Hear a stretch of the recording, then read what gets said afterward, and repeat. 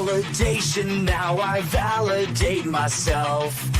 Building inner strength, putting doubt up on the shelf. No more unnecessary drama, no more wasted time. Climbing higher constantly, making my own climb. Standing on higher ground, where excellence is found. My potential knows no bounds. Raising the bar, breaking ground. My network is my net worth. Choose your company wise. Surround yourself with eagles, not with sheep in disguise. Every interaction is a reflection of my brand. Quality over quantity, that's my personal command. Standing on higher ground, where excellence is found. My potential knows no bounds.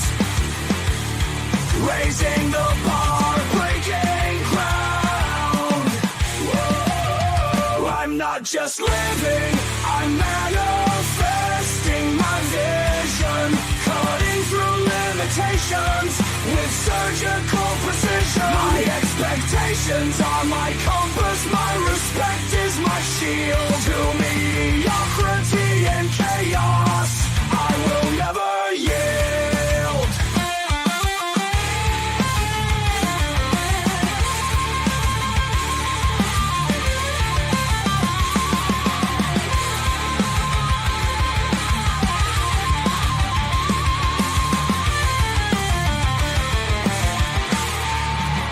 I'm not just living, I'm manifesting my vision. Cutting through limitations with surgical precision. My expectations are my compass, my respect is my shield. To mediocrity and chaos, I will never yield.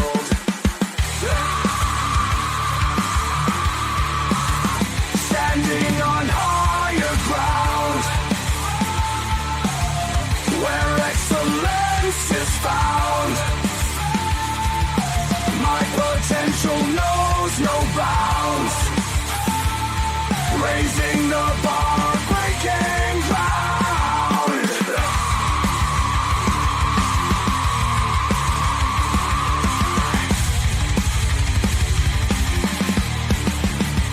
I'm not just living, I'm manifesting my vision.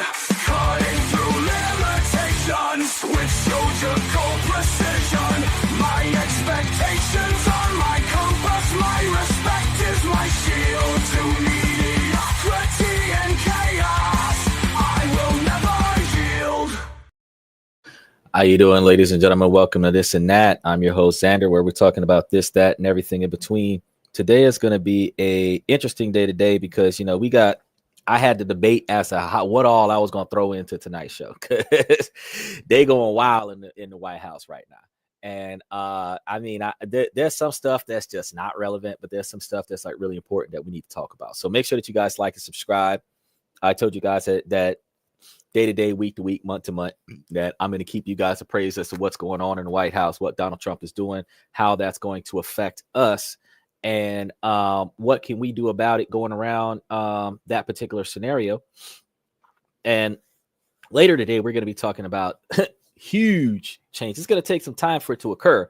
But once it occurs, you better believe we're going to have a whole nother side of reality that we're going to have to face. So stay tuned for that. But make sure that you guys like and subscribe. Make sure that you share this with a friend. Show it to your homies. People that you know that'll like it, people that you know that got something to say about it. If you guys are interested in commenting on the show, make sure that you guys click that link, approve the mic, approve the camera, and you will be able to be brought on in real time where you guys can say what you want to say as long as you keep it reasonably appropriate. In addition to that, you guys have the ability to also leave your comments in the comment section, especially if you're not over the age of 18. We have young adults on the channel that are able to put their 2 cents in, because this is going to affect their future as it affects our present. So I try to educate and enlighten everyone on this show. And this is an open-minded, open forum, seemingly open mic scenario where you guys can pretty much do whatever. Shout out to your family, shout out to your country, whatever you think is best, as long as it's appropriate. So remember, we are live 7 nights a week. We're kind of anchoring ourselves into about 30 minutes after the hour to start our show 7 nights a week.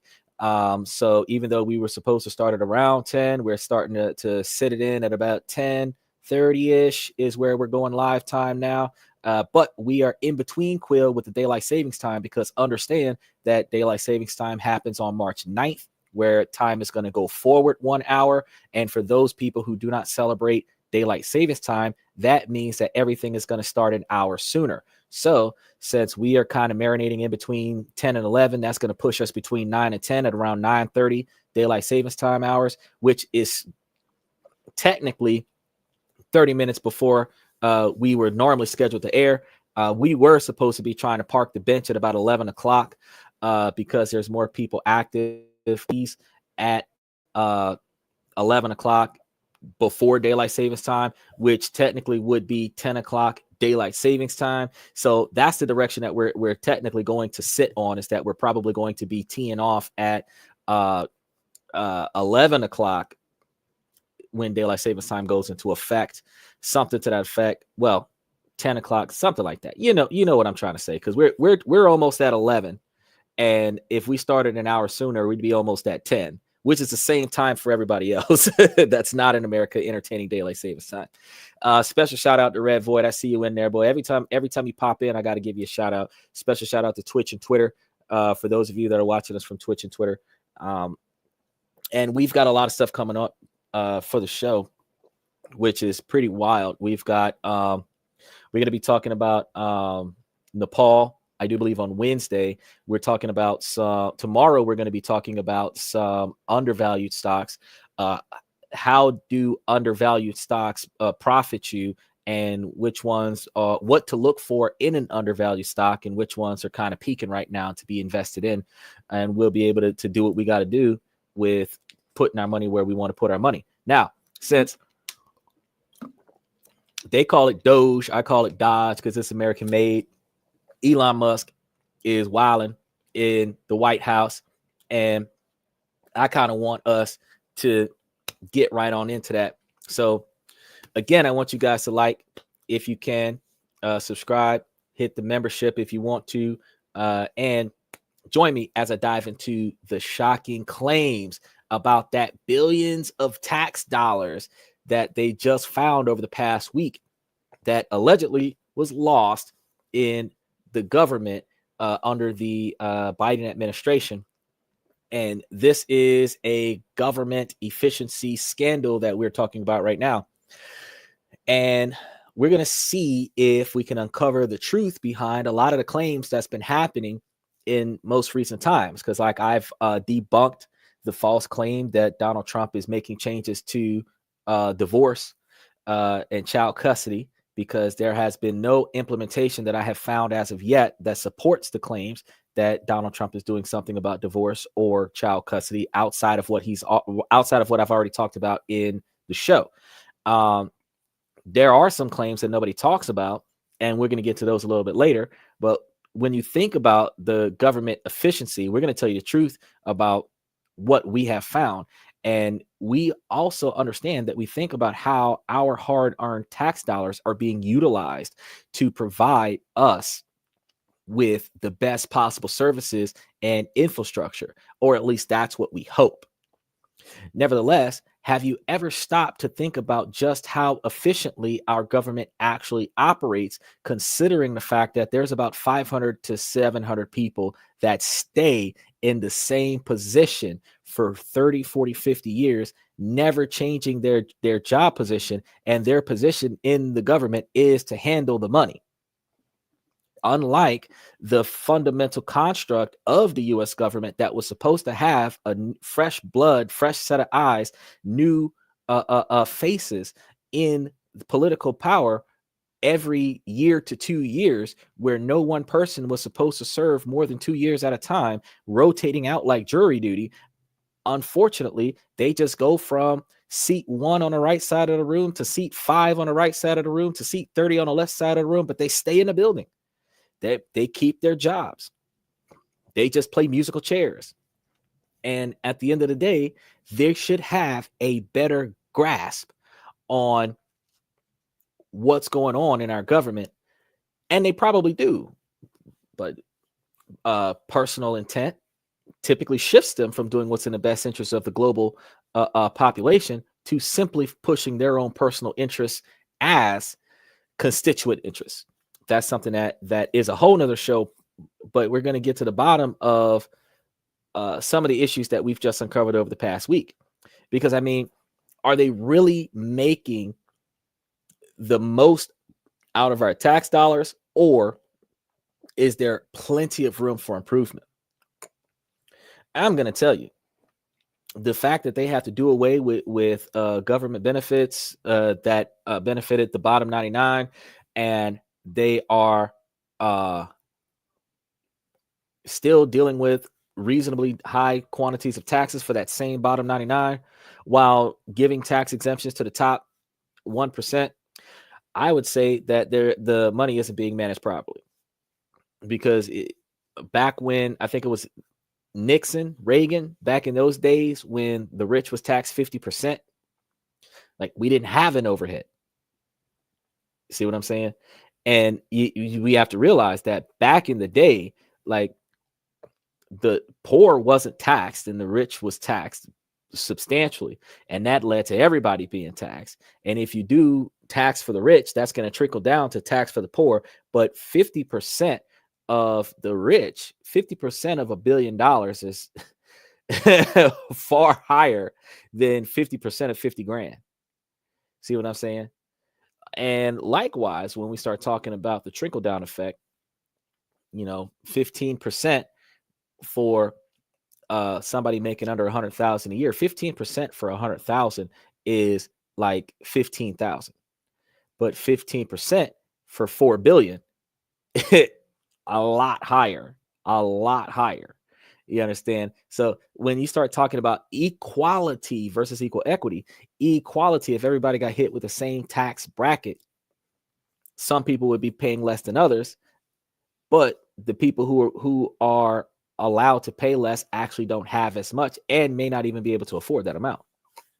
Likewise, we have to understand that if there's a significant quantity of money going in, where is it going? Because they're always saying that they ain't got enough money. Snapshot, special shout out, Snapshot, first time on the show tonight. I have 100K to invest. Okay, Snapshot. Well, if you got 100K to invest, I can tell you there's about 5 REITs that you could put your money in right now. And matter of fact, I think I can find them just off the top of my head, where I could tell you exactly where you could put those 5, that 100K, where you'd be getting about 18 to 20% on your real estate investment trust. And if I remember correctly, it was Daylight Funding, I think it was. Hold on a second. I'm gonna get it for you. What? Because we're talking about something else, but you're talking about investing in REITs. So hold on a second, or actually, you're talking about you have 100 grand to invest. I'm gonna tell you, like, the ones that I was looking at that were worth getting. Because, and the reason why it's worth getting is not because I say so. It's because you can invest. Yes, is it? I heard of Daylight Funding. Okay, yes. So that's the one, Daylight Funding. So you heard of it. But I want to get the actual name from the trust. And the reason why I want to get the actual name for the trust, because if you have STASH, STASH, you can invest. You can go through there to invest in like shares and revenue and stuff like that. And it gives you a ton of things that you can utilize to make your investment portfolio more successful. Hold on a second. Let me see if I can find it real quick. Because I got to go log into the account. Because remember, we were talking about fintech. This is one of those things that, like, coming from fintech, because financial technology apps like Stash give you the ability to run out there and invest without getting your own stockbroker. You're able to look at the stuff that makes sense for you, put your money where your money needs to be, and then you would be able to get in there and get it done. So let's see. Whoops. Got to put in the password. They got to encrypt it. Boom. We're in there. All right. So go to some favorites.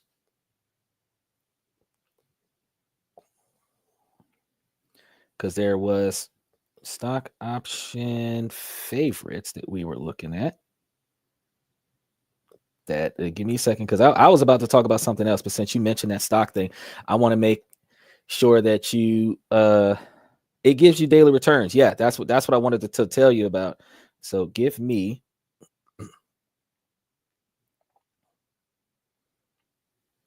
let me see. I think it was 2 something. Yes. 2 Harbor investment, I think is what it was. 2 Harbor investment. That was one of the ones that I had. And 2 Harbors Investment Corp is a real estate investment trust. This is one of the ones that I saw that was phenomenal. They just did a dividend payout January 29th. It's 45 cents a share. It is $13.52 per share to purchase, and it is holding a P/E ratio of 5.58. So if you were he said, I've been thinking of SunTrust mutual funds. If you bank with SunTrust, you should put your money in SunTrust. Put your money where you spend money, because the more you use it, the more money you getting back off of it. But you can always put it somewhere that does a lot more. Again, when you're talking about those returns, 45 cents a share. If you put $3,000 down on 2 Harbors, and it is, let's see if I can find the acronyms for 2 Harbors. I don't see the acronyms on this particular location right now, but 2 Harbors has like I said, the 45 cents a share, where if you was to put $3,000 down, you'd be getting $100 a month. So if you had $100,000 to put down on this particular thing at $13.57 a share, or $13.52 a share, this is just one of the REITs that I was looking at, where you would be able to turn out probably $3,000 or more a month, because this was like $100 a month of payout off of 45 cents a share for the quantities of shares that you could buy with $3,000 at $13 and some change. And if you're getting $100 a month off of $3,000, if you had $100,000 and you put $100,000 down on that, you understand? Where, think about it. If we're multiplying the math based on equivalent ratios, if you're going to get $100 off of 3,000, then off of 30,000, you'd be getting $1,000. And if you multiply that by 3 off of 900,000, you would be getting $3,000 a month. So off of $900,000 or $90,000, sorry, 90,000 out of your 100,000, 90,000 would get you about $3,000 a month payout off of your two Harbors if you went and invested in that. So that is a lot of money. If you're getting you're sitting on $100,000, you put $90,000 towards 2 Harbors. You could put some towards Orchid. Orchid is almost the exact same, but Orchid is cheaper, because Orchid is like $8.77 a share. It put out 12 cents a share, but because you could buy 2 Orchid shares for the same price as 1 2 Harbor share, you're almost at the same rate. You're getting like 24 cents a share for 2 Orchid shares, where you're getting 45 cents a share for 1 2 Harbor share. But 2 Harbors is gauged at potentially doing 15%, 15.1% for the year, where Orchid is gauged to do 18.75% for the year. So you're still looking at, if that 45% was an overstatement and they're going to dial it back down to 12 cents a share, Orchid and 2 Harbors would both be issuing you 12 cents a share for the rest of the year, where you would still be making almost $45 a share on average between both products. And by the end of the year, $100,000, you would have drew back almost $20,000 or more. Well, if they're giving you 3,000 off of 90, you would be definitely getting what 12 times 3 would be 36,000, which is almost 36% interest, right? So that's a lot of money. That's a lot of money. And that's just one that I came across when I'm looking at stocks and investment platforms and stuff to that effect. So, when I tell you guys, like, tomorrow's show, we're supposed to be talking about these types of stocks. And I'm going to try to see if I can get a bigger list of, instead of just like explaining all the ins and outs of all of the stocks and everything about it, I'm just going to go down a list of all of the undervalued stocks in the stock market that I can find that have high dividend displacement. But one of the things, snapshot, that I think that is important to note, that's different between REITs versus other investment opportunities like SunTrust Mutual, you invest in SunTrust, and not always do they pay their investors. You have a lot of stock options that you can invest in, where those stock options will give you dividends on a monthly basis. Some give you dividends on a quarterly basis. Some give you dividends on a semi-annual basis. Some give you dividends annually. But there are some that do not distribute dividends. So you buy the stock, you own the stock, you maintain possession of the stock until you decide to sell the stock. And when you sell the stock, the difference between what you paid for it versus what you got for it is your profit. Until you sell the stock, no matter how much the stock gains value, you technically don't have any money. But if you get a stock that's paying dividends, as long as they hold your money, you are making a profit off of that. That is, in my personal opinion, a more successful investment for the startup or the individual that is trying to get their money quickly. Short-term success over long-term success, where you want to diversify. You want to have stuff that has long-term gains, but you also want to make sure that you have immediate gratification, because if you're in a startup and you have a difficult time adding extra money to your investment portfolio, it makes more sense for you to put your money into something that's going to give you money back by default, so that you don't have to do the buy and sell scenario. If you just put your money up there, let them hold it, and they keep sending you money back, you can reinvest the money that they're sending you to increase your principal until you can afford to cover your standard of living. Then you can take the money you work for every day and go buy other market options.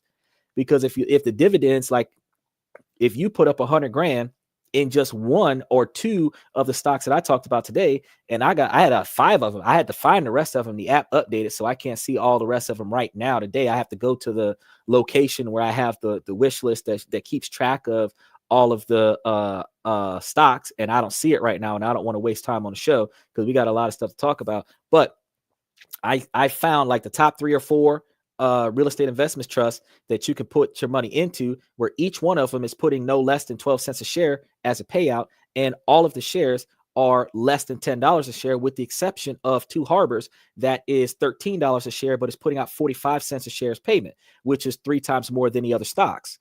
So even though you're paying twice as much, you're getting 3 times more back per share. So you could buy a bunch of those and then go buy the other ones. And as they level out throughout the year, you're going to be making on average 12 cents a share on each one of the stocks, no matter what's going on.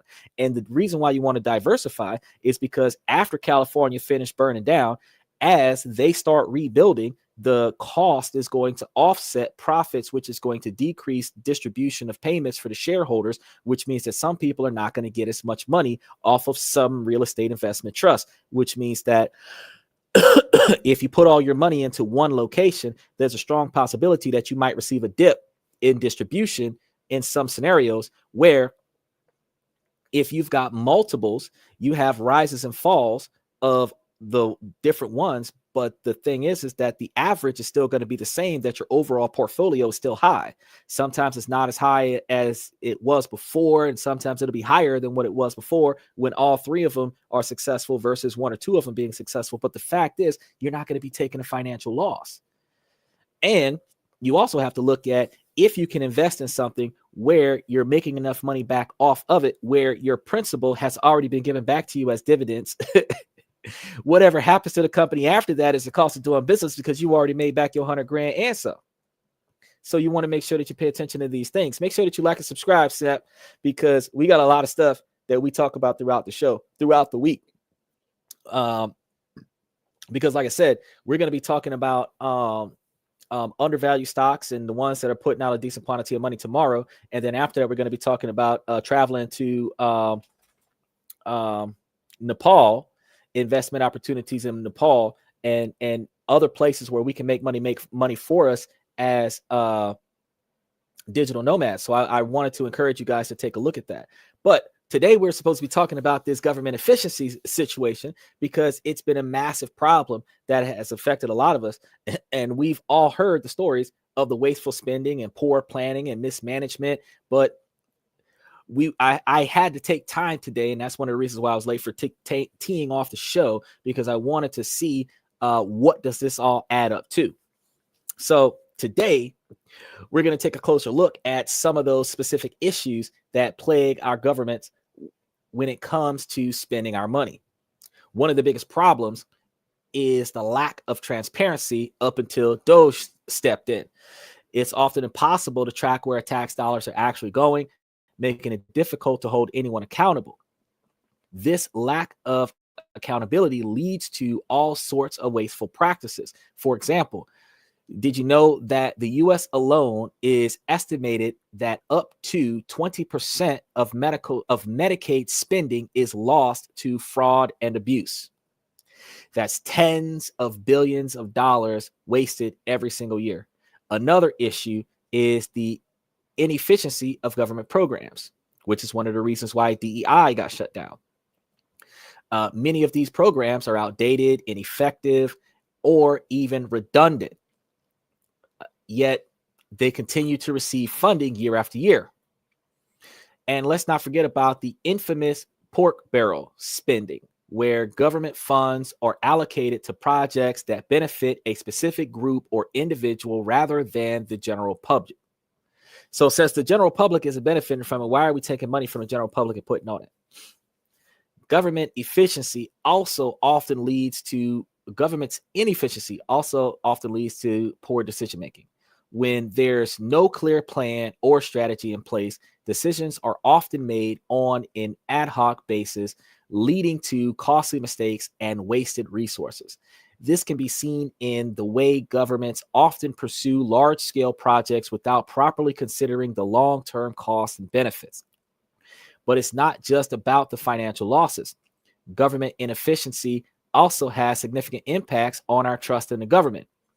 When we see our tax dollars being wasted, it erodes our faith in the system and makes us question the ability of our government to effectively manage our collective resources. Audit reports and investigations have uncovered some staggering examples of mismanagement and inefficiency in our recent report, where this one report shows that it found a single government agency had wasted over 100 million on a failed IT project. They just lost $100 million in a failed IT project. Now, I don't know what kind of IT project that they failed to do, but they lost $100 million. Bro, you know what all I could have done with $100 million? So when Trump started talking about doing that sovereign wealth fund, where he's going to take U.S. money, invest it into something that's going to generate U.S. profits so that the U.S. government has its own money to pay for stuff, I'm sitting here thinking that is a fantastic idea. Take your money and do whatever you want with it, but don't take my money and do whatever you want with it. That makes absolutely no sense. Make sure you guys like and subscribe. In another case, an audit reveals that millions of dollars had been spent on unnecessary office renovations, complete with lavish features like marble countertops and high-end artwork. Well, sometimes the janitor's got to look snazzy.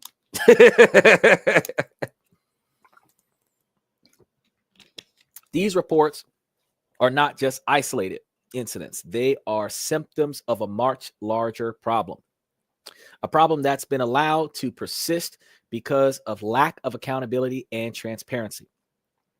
And the cost of this problem is staggering. Billions of tax dollars lost every year, dollars that could be better spent on education, healthcare, and infrastructure.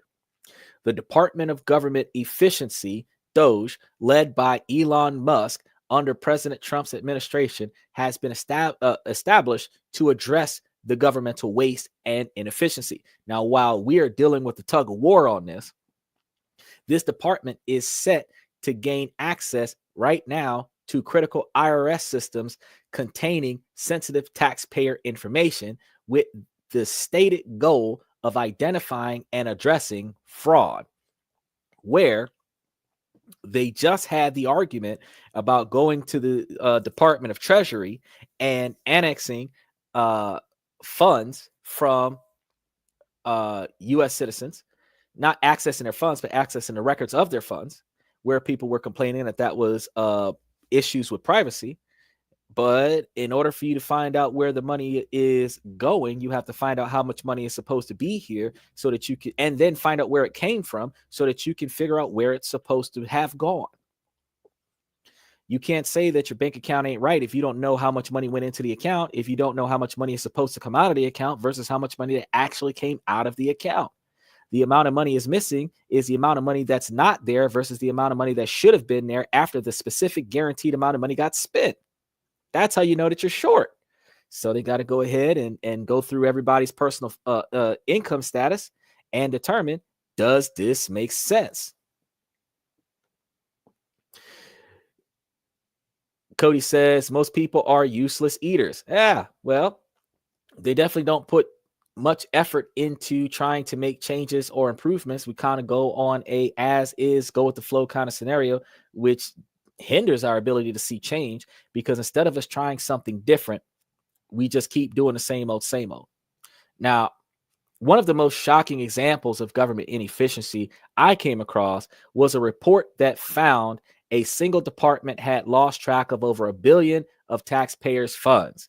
Yes, you heard right. $1 billion. The report revealed that the department had no idea of how the money had been spent or even who had been responsible for overseeing those funds. Now, that is not even the one that we've been talking about over the past week. That's another one. So there's going to be a lot. He said all the carts were full entering Rome and empty leaving Rome. It's a consuming, no production. Yeah, well, if resources come in and they're gone, but nothing was done, then you really have to look at the fact that it's lining pockets that it's not supposed to line. You can pay yourself if you own the company and you subcontract your company to a task. You can pay yourself, and if you make the numbers look right, nobody's going to challenge it, because there's so much stuff going on that if it looks right and the company looks reputable and the money comes up missing, and in some situations some work got done, they're not going to question exactly how much it should have cost to get that work done. So there are some issues there. There are some genuine concerns there. One of the complaints that people had when Joe Biden was in office was that him and his son was using presidential power to do overseas business using a private company belonging to the president and the president's son, because the president was in a room when the president's son was making negotiations with a investor or constituent of the company. Truth is that just like Donald Trump has a bunch of businesses, Donald Trump is also the president. If in the event that one of Trump's companies, like Trump's media company or Elon Musk's space program, is currently being utilized as a subcontractor for government expenditures, who's going to argue with it? Nobody's going to say Elon Musk is not allowed to use his companies to benefit from government contracts, as he is partnering with Donald Trump, making executive decisions about the governmental spending. No one's going to say that any of Donald Trump's companies are excluded or disqualified from subcontracts, because Donald Trump is in office. There's no law, rule, or regulation that says that the president's companies, the companies that the president owns privately, cannot do business with the U.S. government while the president is in office. So who would know? the few thousand of us that's watching the show right now will be looking at the fact that don't even really care most of the time. We got to get up, go to work in the morning. We're watching tonight's podcast because some of us are enlightened by it and some of us are bored. But it's not like we're going to take this knowledge and go anywhere with it. We should, though. We should take the knowledge that I'm giving you and start doing something different with the information that's being provided. Putting some extra effort, talking to some of our electoral branches, writing letters to the president. Try to send him a gray letter. Cody says Benjamin Franklin did. He owned the ink factory, the printing press, and the words being put in it. Wow. That's a lot of ownership. He said, make a Dr. Campbell's soup reborn company. Oh, so do like a throwback of Dr. Campbell's soup. Well, I mean, if it's on the pension, but the federal government reported an estimated $236 billion in improper payments during the 2023 fiscal year.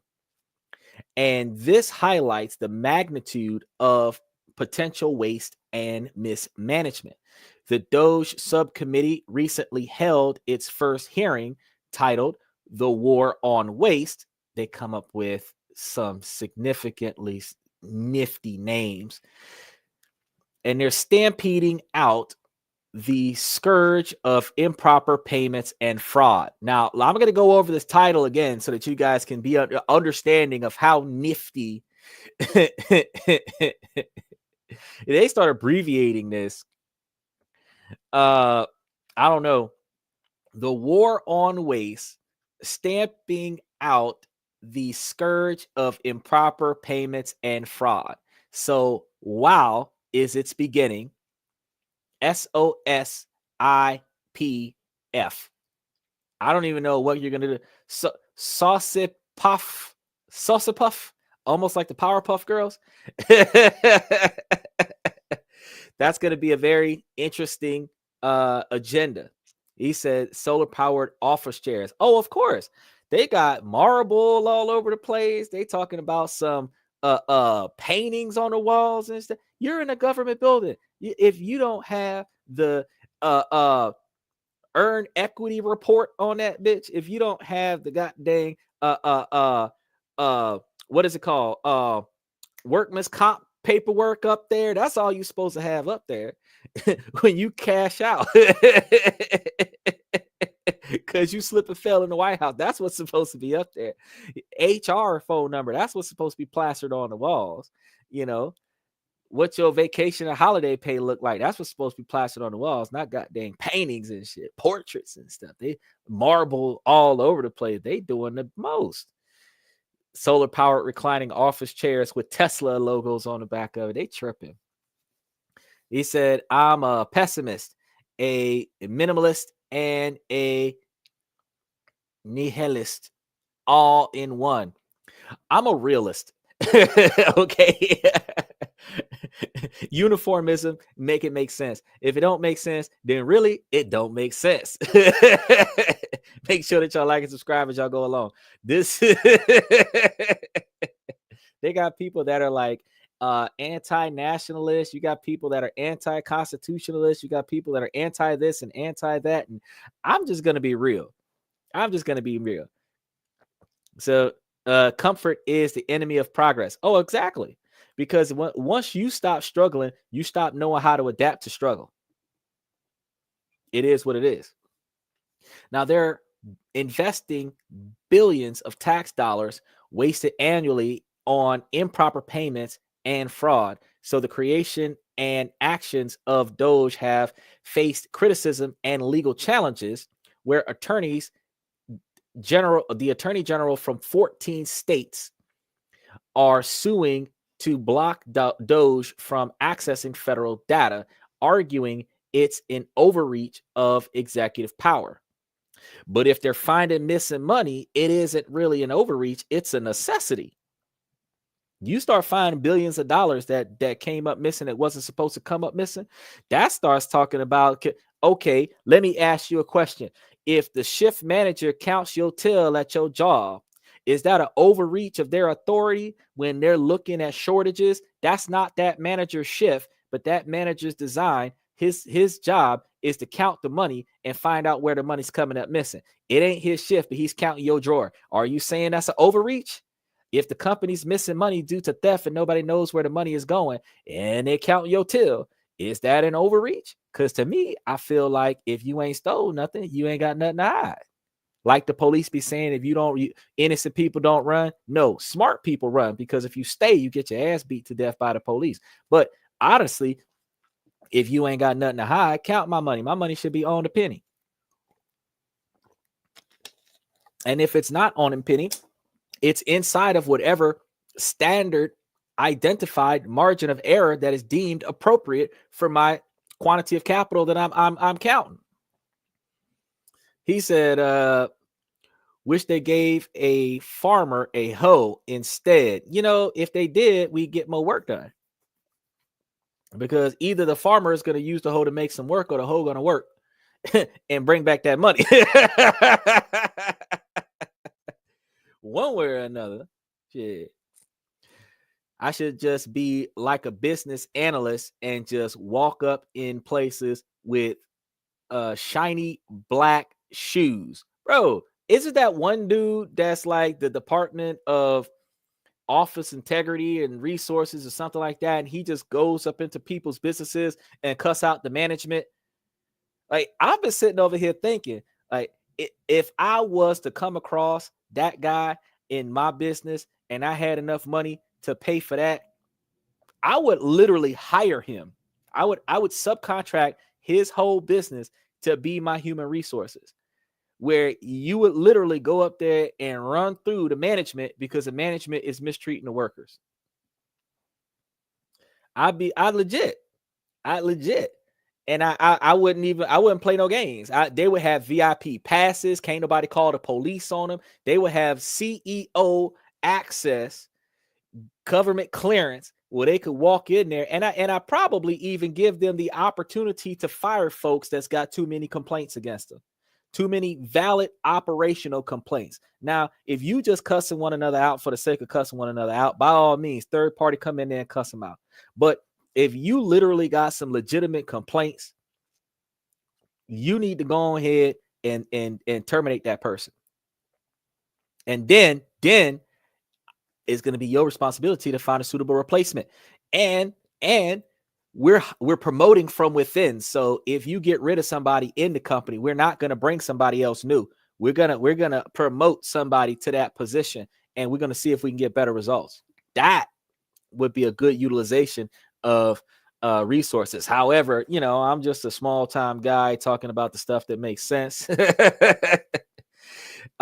Just fire and and yell at people. Yeah, that's a good job. Constructive criticism, constructive termination. It's not just criticism, it's constructive termination. We're telling you that you ain't shit, and that's why we're firing your ass. That's what we're telling. Just keep saying you can lead a horse. You can lead a horse over and over again. All right. So proponents are arguing that Dodge could lead to significant savings. For example, Iowa's government reorganized efforts, which reduced cabinet level department from 37 to 16, reportedly saved $217 million. So what they did was the reduction of cabinet level departments from 37 to 16. So departments 37 through 16, they did reductions on the budget and saved $217 million. Ongoing developments, DOJ accessed the sensitive IRS system, and this is something that's imminent, that they're going to lead further investigations into potential reforms of IRS filings. So this is the last year that y'all doing drops, that y'all gonna get swings all over the U.S. government. Y'all gonna have to start being a little bit more on the up and up, because once he finished he gonna automate that system. Once he finished pushing papers around, your numbers ain't in line, your ass gonna get flagged. And then they're gonna audit you 6 years ago and find out how many times you got over on their ass. And if they don't put you in jail for it, they definitely gonna make you pay that shit back and probably put you in jail for it at the same time.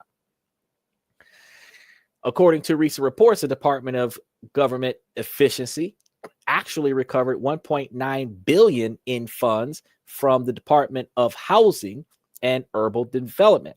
So the Department of Housing and Urban Development lost 1.9 billion in funds. This was misplaced during the Biden administration. Dodge announced on February 16, 2025, that they had located these funds, which was yesterday. And this was originally earmarked for financial services administration, but were no longer needed. So it was supposed to be redirected and no longer needed to be redirected. So it was just dropped. Robbie, special shout out to Robbie. First time tonight. Biden admin equals corruption. You know, all I gotta say is I voted for Hillary that year. I voted for him. I wanted the free healthcare. Yeah, we would have had to wait in line to go to the doctor, but going to the fucking doctor would have been fucking free. You've been going to the doctor every month. You're like, my poop is still the same color as last month. Come check it out. I would have been going I would have had monthly checkups. I would have had, especially if the doctor was a female doctor and she was hot, I'd probably have weekly checkups. Like, hey, doc. She get tired of seeing my ass. It's covered. Government's paying for it. I have my day off would be to go to the doctor's office because I got to go see that doctor. She gonna check everything all down in there. She gonna check everything 2, 3, 4 times. Not with a Q-tip though. That's painful. That's no. But HUD Secretary Scott Turner worked with DOJ to address the issue and de-obligate the funds, making them available for other use by the Treasury. It's worth noting that the discovery came shortly after Turner launched a DOJ task force within HUD to improve financial oversight and accountability.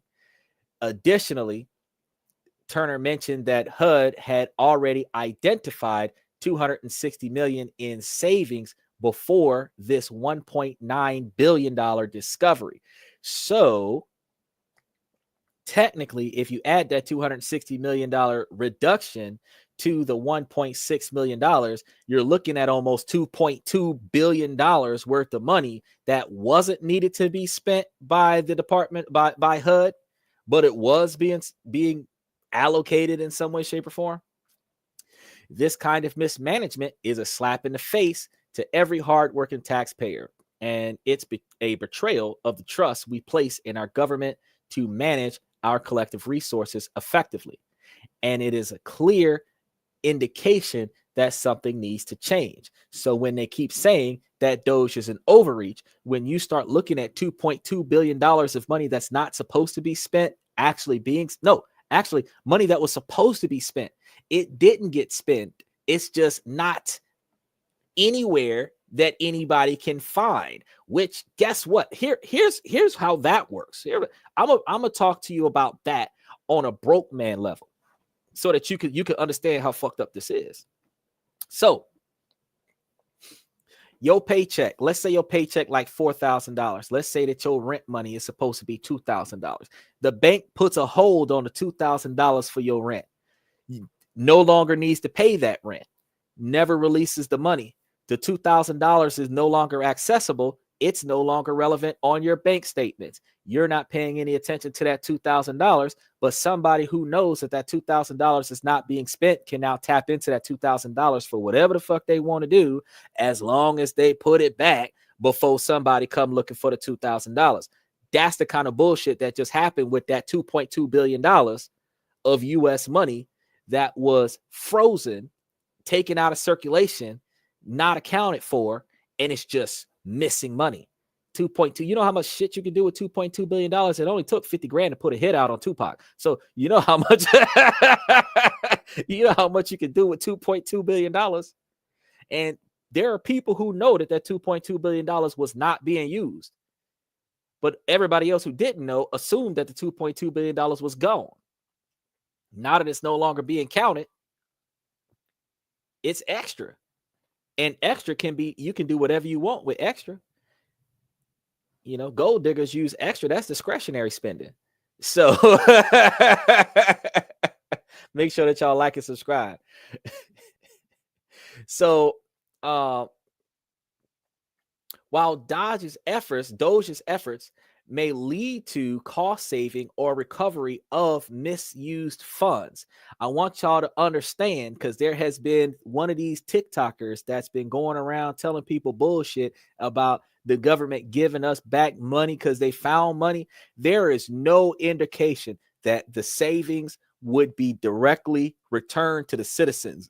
No money found, unearthed, or uncovered will be returned to the U.S. citizens. If taxpayer money was misappropriated after it has been acquisitioned, it will typically be recovered funds, and these funds will allow, and the savings also will be reallocated into the government's operations.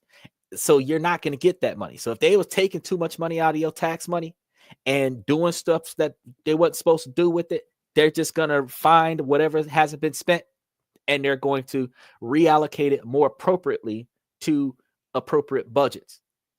So you're not going to see the money. But benefits of the money being reallocated more effectively is that you might have more resources in government funded programs. That's not a guarantee, but that is the expectation. And with this reallocation, you're going to see the government budgets, and you're going to see the usage of those budgets reduce overall government spending. Now, while the efforts to improve government efficiency are ongoing, it's important to note that the process is complex and highly controversial. The full impact of these initiatives remain to be seen because they just started doing it, and the results is not going to any way, shape, or form impact the implications for another 2 years at best, because they're going to spend the rest of the year finding out what the hell happened. Then they're going to spend another year finding proper procedures to do it right going forward. And then they're going to see the results of those new procedures in the third year. So all the stuff that's going on in 2025, you're not going to really be able to feel it like talking about it until 2028, 2029. Then you'll be able to say, oh, not because taxes is going to go down. After Donald Trump enforces the two-tier tax system, that's going to be it. It's not like taxes is going to go down. Inflation is not going to go down. The cost of spending is not going to go down. What's going to happen is that there will either be more governmental programs funded or more funding for the limited government programs that still exist, which means that the quality of service for those government programs will improve, which means that you're not going to spend 2 hours on hold to talk to the IRS because they can afford to pay enough people to answer the fucking phone, which means that you're not going to spend 5 hours in the DMV because they have enough money to pay people to come to work and take everybody in the damn line, which means that you ain't got to wait 6 months to get your passport sent back to you because they got enough people to process your passport paperwork. That's what you're going to see an increase on.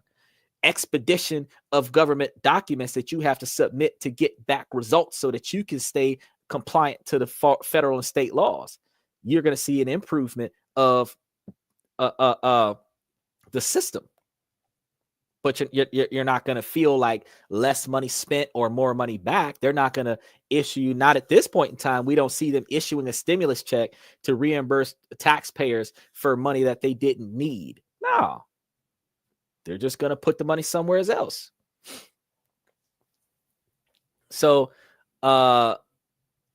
since the full impact of these initiatives remains to be seen, and the balance between efficiency and privacy concerns will likely continue to be a debate We have to take on the next thing that nobody's talking about. But the man said it. He said it. And nobody's concerned about it. So I'm going to talk to you about this right now. Donald Trump issued an executive order to build an Iron Dome for America, a next generation missile defense shield against designed to protect the United States against ballistics, hypersonic, and cruise missiles. The system would involve deploying proliferated space-based interceptors to defeat ballistics missiles during their boost stage, and this concept has roots in Cold War era ideas like Ronald Reagan's Star Wars proposal. I'm going to pause on explaining that shit because I just want to touch base on this real quick as y'all understand, because I got to talk about how much this shit costs because they trying to save money, but they talk about spending money too. There are two issues with making such a proposal. Somebody knows something that the rest of us don't know.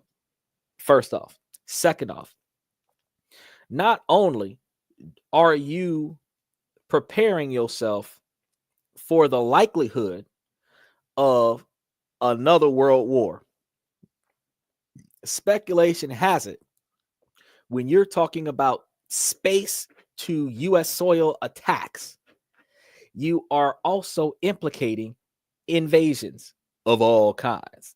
So for you conspiracy theorists that talk about alien invasions, there it is. For those of you that are talking about invasions from North Korea, there it is. For you people talking about just another world war where nukes are going to be flying everywhere, there it is. Him building that kind of dome over the United States, first of all, it's going to be highly expensive. Second of all, if it's an iron dome, there goes the sun. Third of all, immigration, not going to be a problem anymore. Because if you ain't coming through the front door, you're less likely to come up underneath that wall. Because if you've got a dome covering the United States, that type of structure can you imagine? Like, imagine a football stadium, and then imagine that football stadium being the size of the United States. And apparently it's going to have to be like an open ceiling dome until they can reach Star Trek level where there's a force field over the city that deflects the missiles. But if it's an open, how long do you think it would take to open and or close a dome that spans the entire United States? How big of a structure would that have to be? Okay. And again, so much for the sun. Import export is going to be a problem. Military state is going to be a problem because anybody inside the dome that ain't following instructions is going to either be put outside the dome or eliminated inside the dome. Because you ain't got the freedom to roam around like you used to when the dome is concealing everybody on the inside. Now, y'all just got to think about that. But the system aims to integrate various capabilities, including hypersonic and ballistics tracking sensors, which hopefully should prevent us from having another 9/11 that's not regulated by the U.S. government. We're looking at non-kinetic defense mechanisms and terminal phase intercept capabilities. So Trump has stated the Iron Dome. Trump stated the Iron Dome will empower the United States with a second strike capability. It is nothing like that combo move on Mortal Kombat. He's talking about deterring adversaries from attacking. Super Saiyan 2 Trunks. The U.S. Missile Defense Agency has requested proposals from defense companies for space-based sensors and interceptors. Now, Remember, we were sitting over here talking about all this nonsense with U.S. spending and subcontracted non-government agencies, private to public contracts, P2P, PPP, which is private to public partnerships. SpaceX, Elon Musk, is seen as a dominant player in the market for launching the necessary equipment. Just throwing it out there. He put himself in. This is how rich people keep themselves rich, how money make money for them. You need me to help you do a favor. In return, you're going to do business with my company. I don't have to get paid from you to count the budget, as long as you pay all of my companies whenever you need services that my companies provide. That's a pretty hefty handshake. Now, this is a hypothetical. This isn't what actually happened, but this is a hypothetical. But understand, he could be on a payroll as a subcontracted company to count money. He's a billionaire. He doesn't need it. But all of his companies that subcontract with U.S. contracts now have guaranteed funding from the U.S. government in addition to private sales, which increases the value of the stocks of those particular companies. So go find SpaceX and try to throw your money down on it. And he gets the benefit from saving money for the U.S. government. Why? Because the amount of money that Donald Trump is going to spend on building that dome is going to be equivalent to, if not exceeding, the quantity of money that's missing out of the budget. At least you know where the money's going now. It gets reckless because experts note the defending an area as vast as the United States against diverse threats would be astronomically expensive. Probably more expensive than buying TikTok. Okay. Now, previous cost estimates for such a system have ranged from hundreds of billions of dollars to substantially trillions, okay? To substantially large quantities of money. For instance, a literal iron dome covering the continental United States is approximately $206 trillion.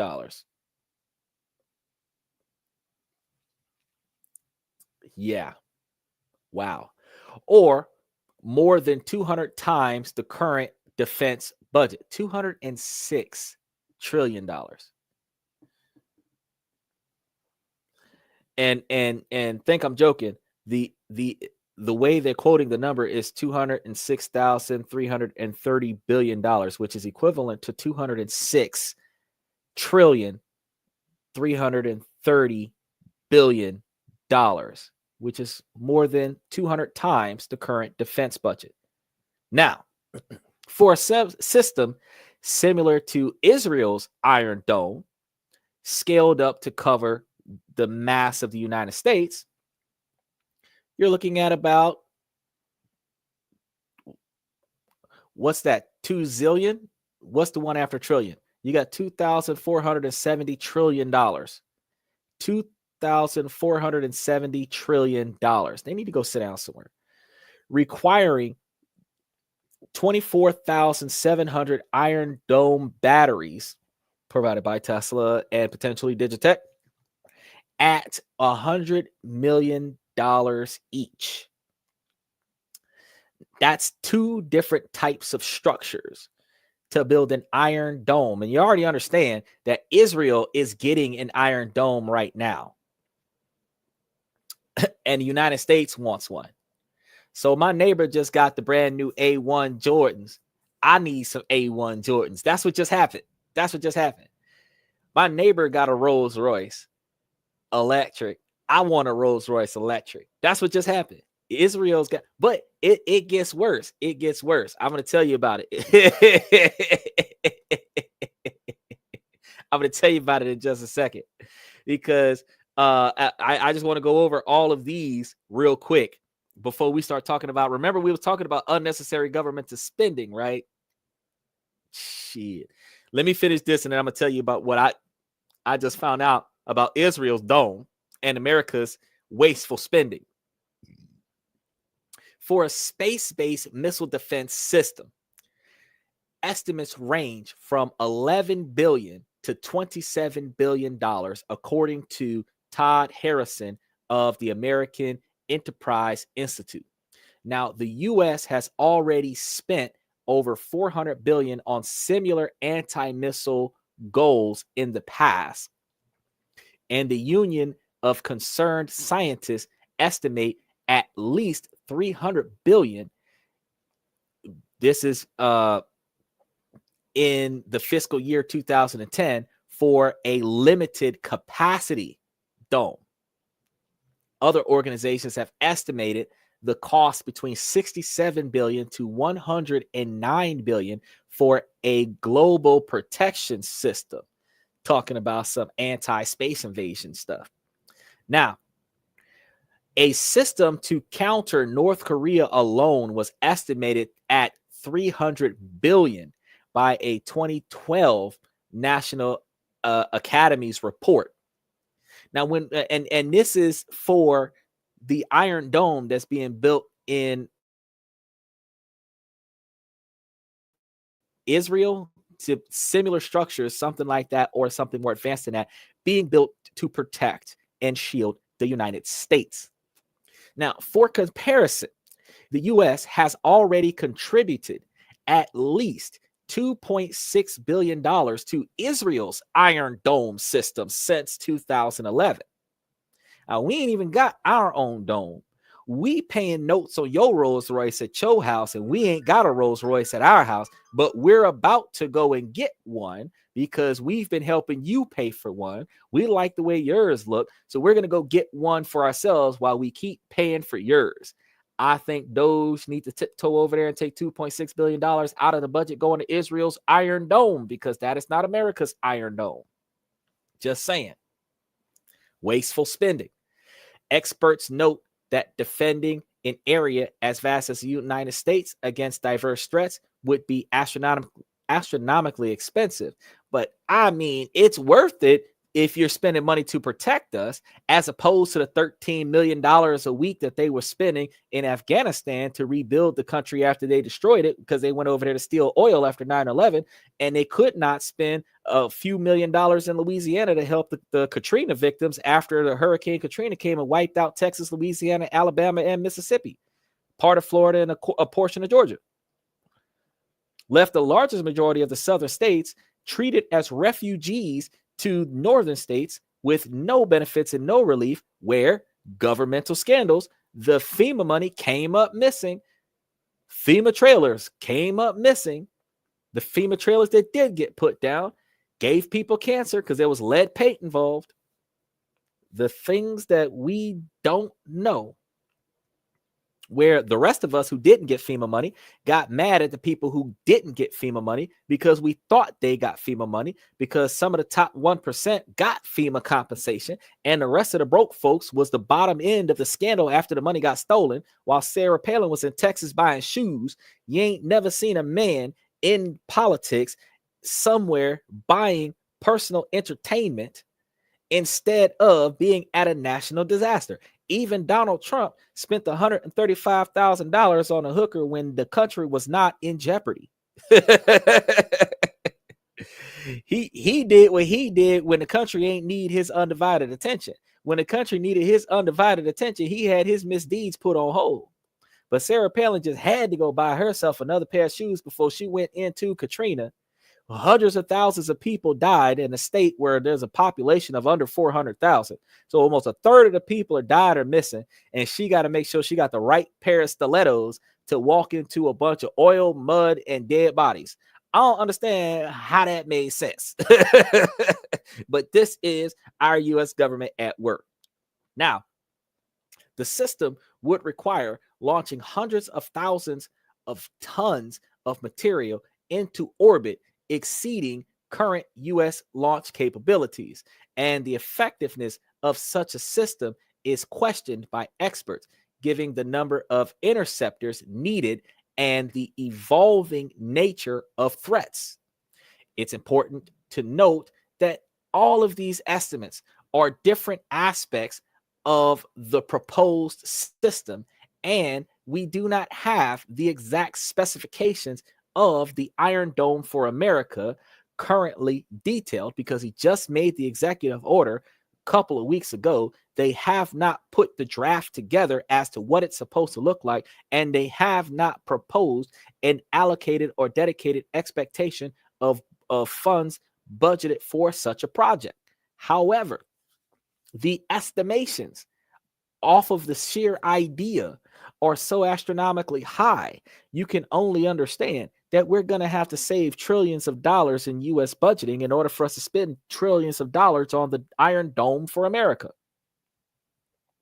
But the actual cost could potentially be much higher when we're considering components and ongoing operational expenses. So today we've seen just a few examples of the staggering losses that occur due to government inefficiencies. Look, hold on now. Eminent of Oats, special shout out. He said, or lower. You think lower? You think it's going to be less? You think it's going to be less? Explain to me how it can be less when anything that is created must be maintained. Hypothetically, the original building of the structure might be less, but you're building a structure that is going to permanently cover the United States, and that structure is going to require annual repair. And any structure covering the United States that is iron, imagine, you know, those buildings that they build from the ground up, 50-story buildings, a steel beam up there for some reason falls, everything below that is dead. Imagine the fact that they have to subsidize that, like not just subsidize that, they have to manage it, maintenance it, take down certain structures that gets weathered and eroded so that it doesn't fall, because nobody can stop it from falling. How many miles into the sky are they going to make this thing? And you know, you got to deal with the cost of not only taking it down but putting it back up. If they're throwing battery packs up there, the battery packs got to be taken down and rotated out every few years. Solar panels got to be taken down and put back up every few years. It's going to be one of those highly dangerous jobs that humans can do, the way they're getting paid almost $250,000 every so many months to go live out on an oil refinery. You might have to live outside the dome to maintenance the dome.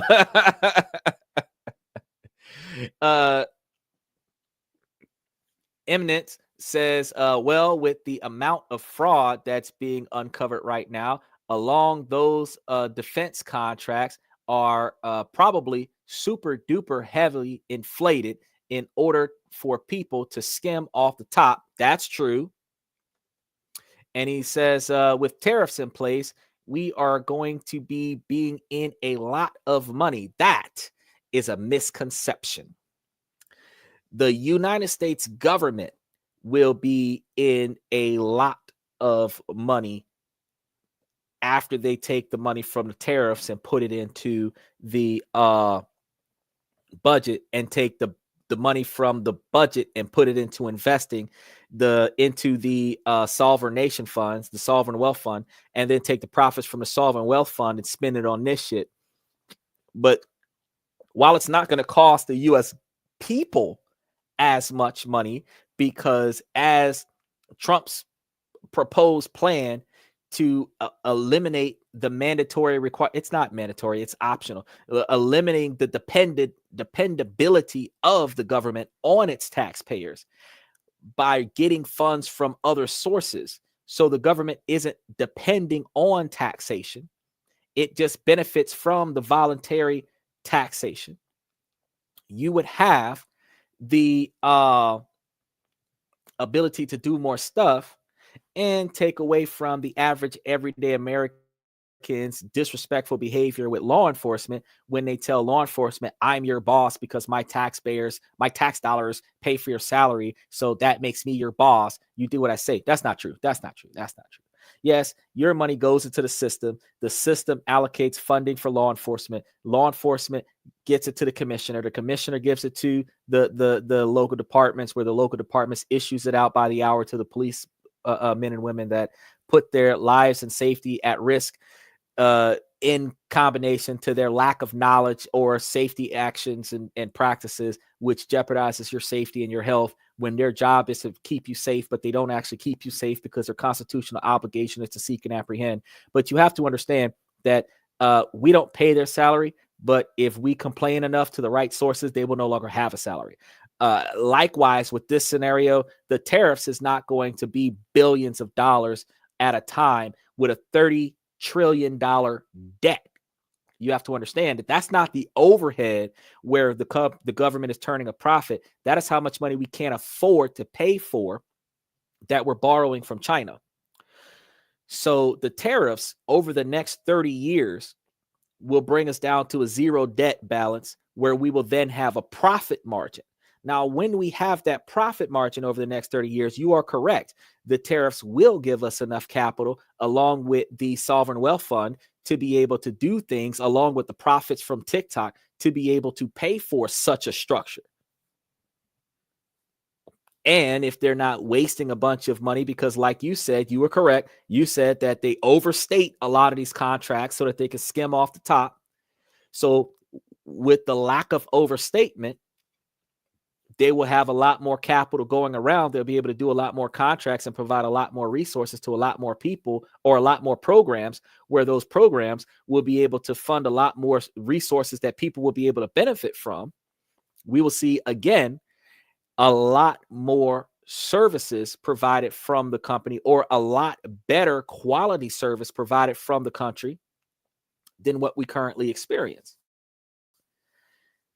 But we're only going to see an improvement of government funds to programs that are funding poverty-stricken areas. Because if you are in a middle class or upper middle class financial status where you don't qualify for government funding, you're not going to experience improved government funding. You're just going to exist, because it's not like they're going to tax you less because they don't need as much money from you. If you're making less than $168,000 a year, you're going to be in the same tax bracket as everybody else that makes less than $160,000 a year when he does a two-tier tax system. If you start making $200,000 a year, you're going to be in the same tax bracket as all those other people that are making $200,000 a year. It is what it is. So you also have to take into consideration the fact that while it's voluntary taxation, and it's a double standard, because while it is voluntary taxation, there are laws for not filing taxes. But hold on a second. He says 8,400 tons of gold are in transit to New York City right now. So if you are on your way to New York City right now, there are probably 3 or 4 trucks that you kind of want to either allow to pass, or tempt fate with like a Gone in 60 Seconds or a Fast and the Furious style scenario, and gold bricks your way into it. Anyway, at today's value, that's around 30 trillion. Then he did a what he said, he did a presser that other day with his head of finance, saying they were about to put America's assets to work. I sense a semi-gold back currency coming back. No, I don't see gold being backed by U.S. government. Okay, so this is the thing. The U.S. owning gold versus U.S. dollar being backed by gold is two different things. The U.S. dollar is backed by faith. Now, gold is an asset that the American people have, the same as oil. They don't have to back the U.S. dollar by gold, implying that, because you got the let's rethink what money really is. Money is basically the compensation of a receipt for a bill that is due. Okay, US dollars is not necessarily as much of a currency as you think it is. It really is just securing a debt. If the US dollar fails, that's what backed by gold means, is that this contract between me and you, if I can't afford to pay for it, then you can get the dollar value in gold to compensate this deal. That's what backed by gold means. Backed by gold does not mean that the US dollar is going to be more valuable now because it's backed by gold.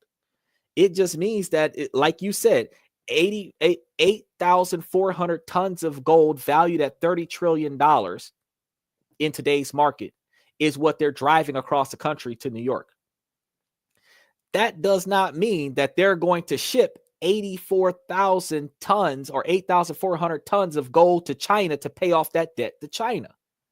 All that means is that they're about to invest that 8,400 tons of gold, $30 trillion of gold, into the sovereign wealth fund, which means they're about to put up $30 trillion or more into the sovereign wealth fund that will be invested into stocks, bonds, cryptocurrency, TikTok, and other entities that should produce trillions of dollars of dividends to its investors. That's where the money is going. It's not going to back by gold. The US dollar, which is backed by shit, nothing, nada, is going to back the other transaction. So your money, your stock option investment is backed by US dollar. Your US dollar is not backed by shit. It's backed by the faith of the Lord. It's written on the bill. Backed by God. Backed by faith. It is not backed by anything. It is paper that when ripped has no value. When torn has no value. Technically, when written on has no value. It is ironically a federal offense for you to deface U.S. currency. So when people be writing their phone numbers on there and drawing mustaches on the president's face and all that other shit, that is defacing U.S. dollars, which is technically a crime. But the money is worthless once it is no longer in its original condition, technically. Now, it is accepted. It is accepted. Wherever you go, it is accepted, except the pennies. The penny is not accepted. You can't bring $80 worth of pennies to a gas station and buy gas. They won't accept the penny. But it's U.S. currency. They're supposed to accept it. But they force you to spend extra money to buy penny rolls so that they can count it easily. But that's not a requirement. If you have $84 in pennies and you counted $84 in pennies and you provide them a bag with $84 in pennies in it, that is $84. Take your time counting it. 8,400 pennies. Take your time counting it to cover the gas I just put in the car. Now, the fact is that them moving all this money across the country, they're not going to back by gold. They're not going to back, because that's a waste of money. Think about this. Think about this. What is your paycheck backed by?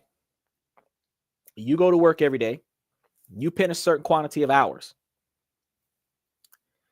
When you borrow money from the dealership for the car that you're driving, your guarantee to pay that loan is backed by your paycheck, your income. You lose your job, you no longer have an income. You're no longer capable of paying for the car. They repossess the car. What is your paycheck backed by? You put in all these hours. What guarantee do you have that you're going to get paid? Your paycheck is backed by faith, bro. Like you trust them to give you money after you put in 2 weeks of work. You trust them on the third week, in the middle of the third week, that they're going to give you money for the past 2 weeks that you worked. There's no guarantee that you're going to get that money. And while you're typing up the response of, well, it's a labor board requirement. If they don't, I can sue, filing claims and legal action and all this other jazz. Let's boil this down. You got to work a full paycheck to be entitled a full paycheck on payday. You don't get paid on payday. Your bills don't get paid the day after payday. It's a banking error on the company's part. The company is not required to pay you interest on the money that they have not paid you yet. They are required to rectify the problem within a reasonable period of time, but you literally can only take legal action against them if they refuse to give you your money. So let's say you're supposed to get paid on Wednesday. You've been working all last month. This is your first paycheck. It's supposed to happen on Wednesday. Friday, the money is still not there. What happens? They're going to check your direct deposit information. They're going to check your application information, make sure that all the stuff is in line. They're going to check to see if you click the box for direct deposit or if you're getting paper checks. If they allegedly mailed you a check by accident, they got to stop payment on a check and reissue you direct deposit, which could take a few business days. They have to allegedly rectify the scenario at some point in time, but the entire time that they owe you money for your hours worked, you still got to come to work. You still got to put in hours. You still haven't got paid for last month, and you're halfway through this month. And then you get your first paycheck, your second paycheck, and probably even your third paycheck at the same time. But from the duration of time that they owed you your check to the day that they gave you your check, what guarantee that you had that you was ever going to get your paycheck? If they never give you a paycheck, you got to quit that job, go find you another job, sue them for the money that they took from you, spend 18 months to 2 years fighting in court to get the money that they owed you, and hopefully include in the resolution of that legal action compensation for the damages caused by the civil action. But for some reason, if you can't afford to go to court, you can't afford a lawyer, you don't have the skill set and the knowledge to represent yourself, you can complain to the labor board and, oh, well, that's too bad. But after that, where the fuck is your money? What is your paycheck backed by? Faith, just like the US dollar. So are they going to change their mind and say, oh, yeah, we're going to back US money by gold? No. What they're going to do is they're going to say, hey, we've got $30 trillion worth of gold bricks in our basement. Give us $30 trillion worth of Bitcoin stock. That's what they're going to say. We got $30 trillion worth of gold in our basement.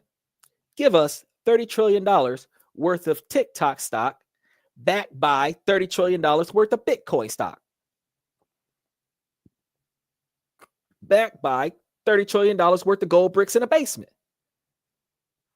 What that got to do with US dollars? Not a motherfucking thing. But if they got $30 trillion worth of capital accessible in gold bricks, why is the US government in debt? $30 trillion. Because as long as you owe me, you'll never be broke. Treasury bonds is the US debt. You buy treasury bonds, as long as we hold on to your money, we will give you that money back, give you interest back on that money. So the stock option for Americans and non-Americans, because that's usually what happens, is, they'll write a receipt, an IOU. That's a treasury bond. It's an IOU that China, I will give you $30 trillion with interest if you give me $30 trillion. That's a treasury bond. And then China will give them $30 trillion. Now, before I give you a fucking dollar, Donald Trump just said, well, China, before you drop off anything on U.S. soil, you got to give us $200,000 per shipment, per shipping container, tariffs. Now, that shit adds up. Guess what ends up happening? The U.S. government ain't got to pay shit because I owe you money, but you owe me money. Take it off my tab. That's it. That's what just happened with the tariffs versus the deficit. Take it off my tab. Now, the number of years that it took, they put the tariffs when Trump first put tariffs in place in his first term in 2017. before the deficit, the debt went down from 30 trillion down to zero. It went up to 300 trillion because of all of the money that the US government had to give out to keep America from going under, from defaulting. But it went all the way up to 300 trillion. And then it went from 300 trillion back down to 30 trillion. So it's at 10% of what it was in 2019. It took 6 years to get there. So to get from $30 trillion down to zero with inflation, it's going to take another 4 or 5 years to get there, including the increase in government spending to build this giant Iron Man, fucking Man of Steel size goddamn dome from freaking Tony Stark and Marvel. They're going to build that shit over the United States. Retractable ceiling.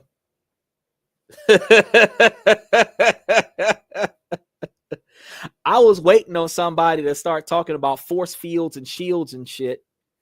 Start building a Stargate in the middle of Dallas. Where you walk through this Stargate, you end up in Mexico. Because the first structure that they build ain't going far. You're not going to have a Stargate in Dallas that's going to take you to Israel. But I mean, it would make sense that one dome is connected to the next dome, because if they're building a iron solid structure, how the fuck is an airplane going to get out of that? Answer me that. You talking about $300 billion, $5 trillion to build a structure to cover the entire United States. Cover it now. It ain't floating in thin air.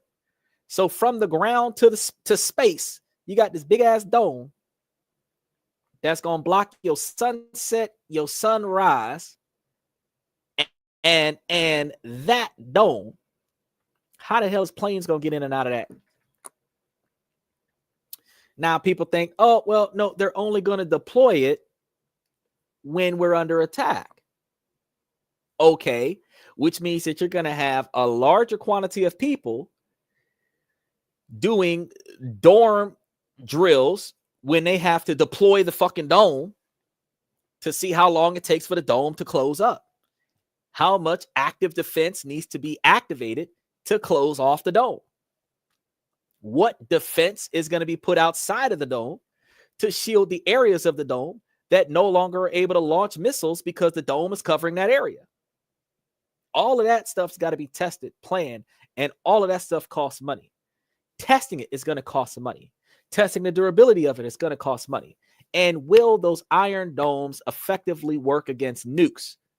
Because if it's only really working against ballistics missiles, cruise missiles, a nuclear warhead, fuck that motherfucker up, right? So you said it ain't going to cost that much.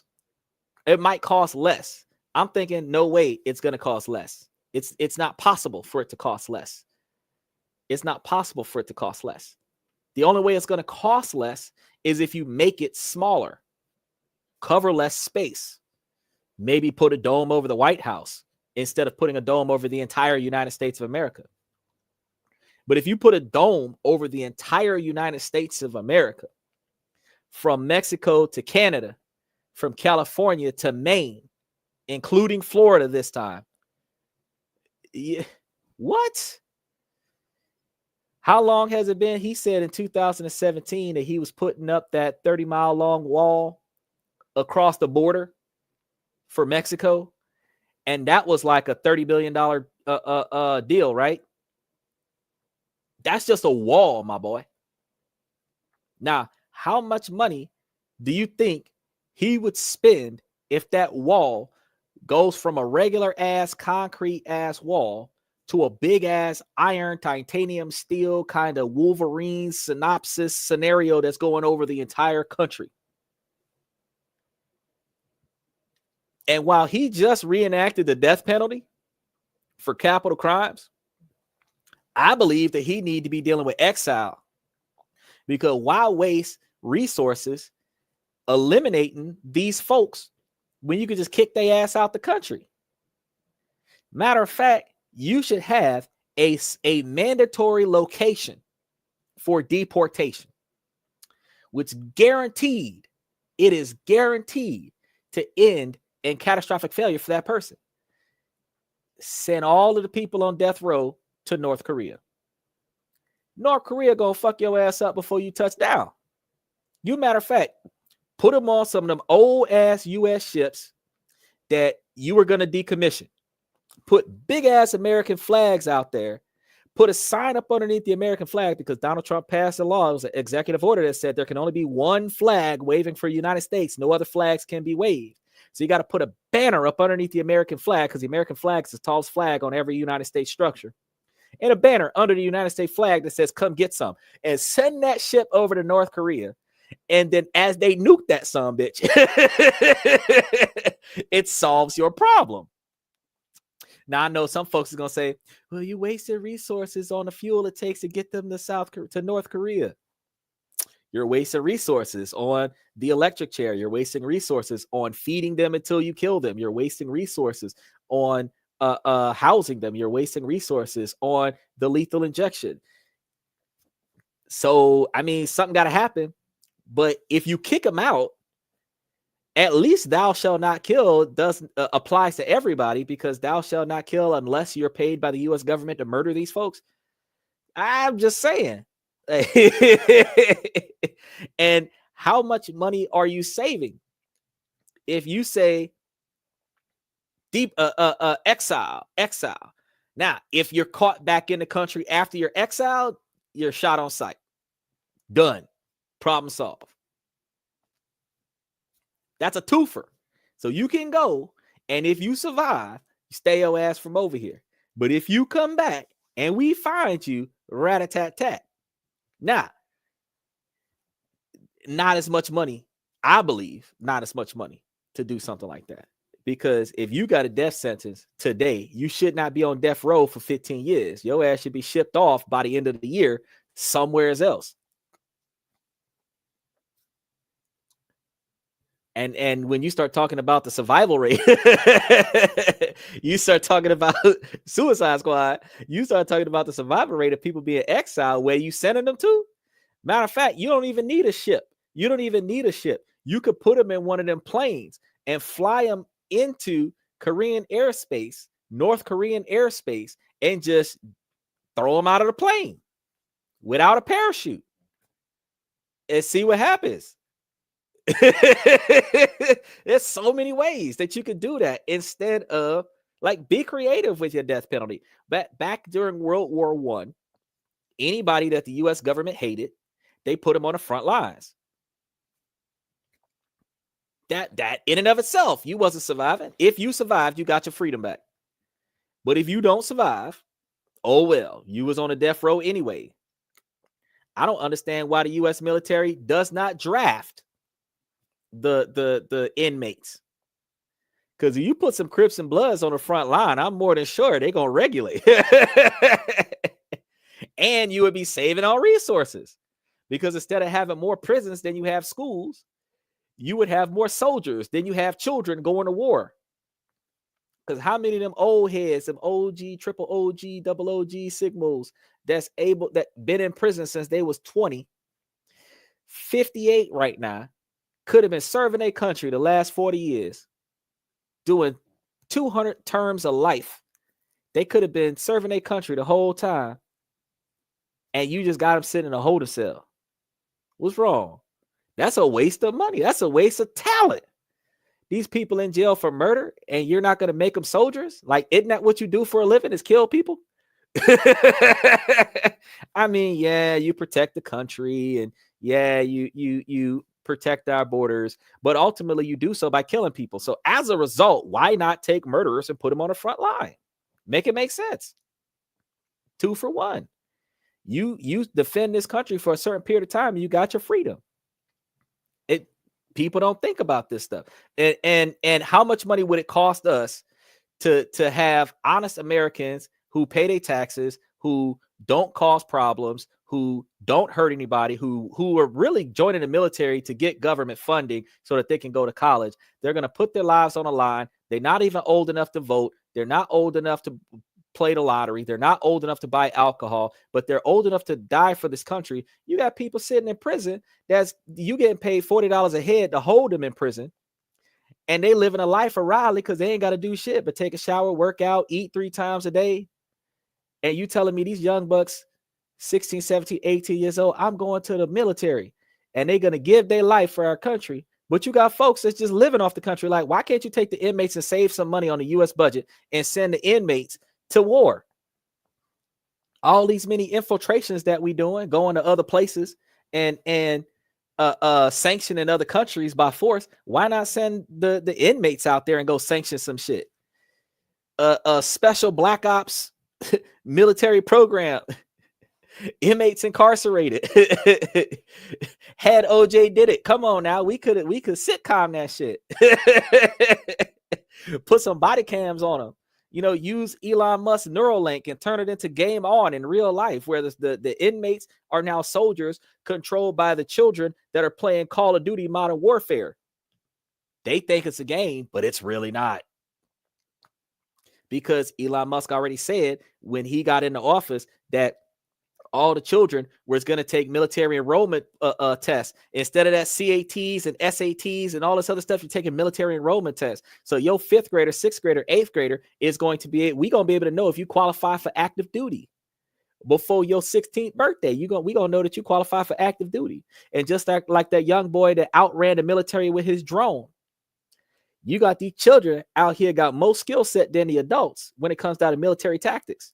And while it's just a game, it is still military simulators. So these children are desensitized by the war games that they play for fun. You take these children and put them on the front lines, and these children is going to be more dangerous than the Marines because they're going to be doing it for fun. Now, the difference is, instead of taking our children and putting them out there on the front line, put the inmates out there on the front line.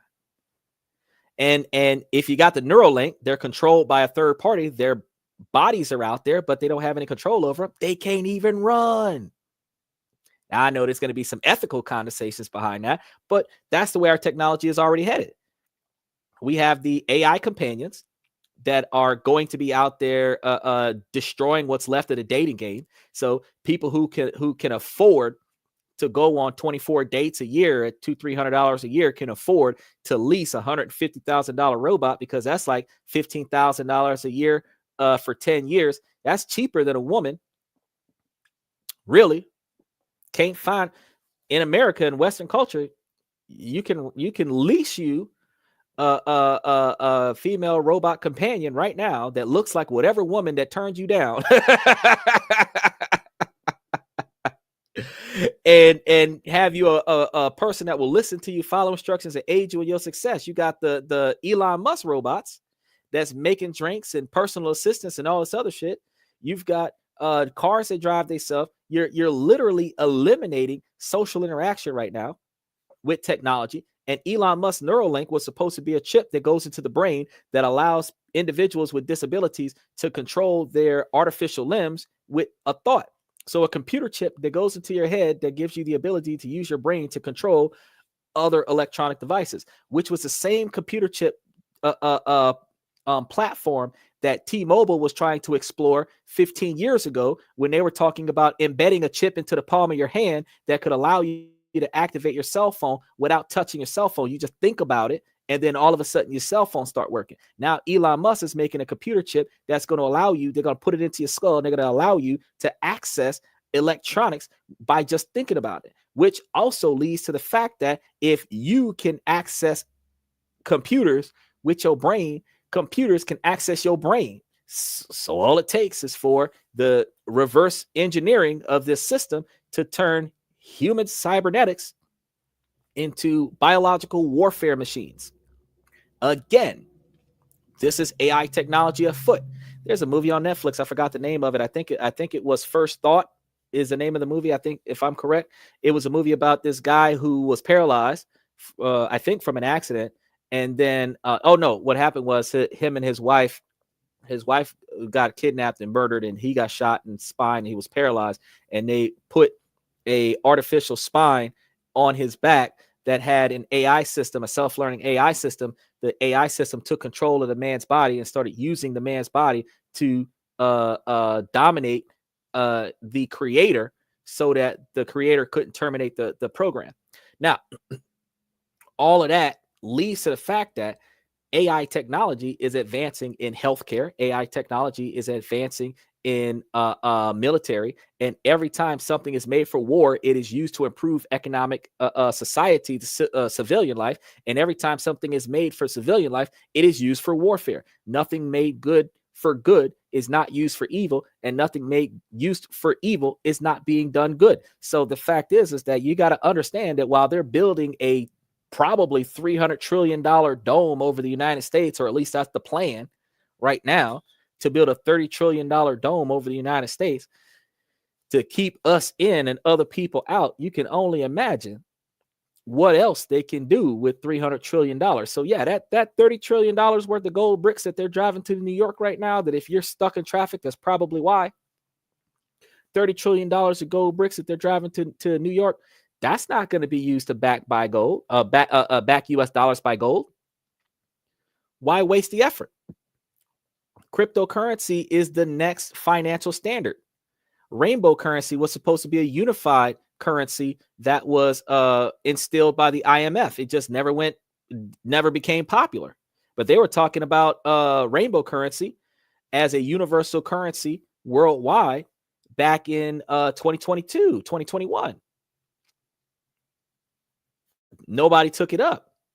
But with all of the countries steering towards cryptocurrencies, cryptocurrency is the next currency. Paper money will phase out because most people are using credit and debit cards anyway. Paper money will phase out. Cryptocurrency will become the new currency. And the value of cryptocurrency you have accessible is going to be based on the quantity of cash value that you put into your crypto account. They were talking about that in 2023 when they were concerned, when all the money had went all the way down, not 23, 2022, when the stock market tanked and Bitcoin went all the way back down to $20,000. They were concerned about whether or not cryptocurrency would lose stock market value and only have a fixed amount where it would be ratioed based on your dollar investment. It still went back up as stock option, and I think it's close to 100,000 right now. I got to double check what crypto looks like because I know that in quarter one it starts going down. It starts going down in quarter one because people start spending their money, and then it plateaus at week 4 of quarter one.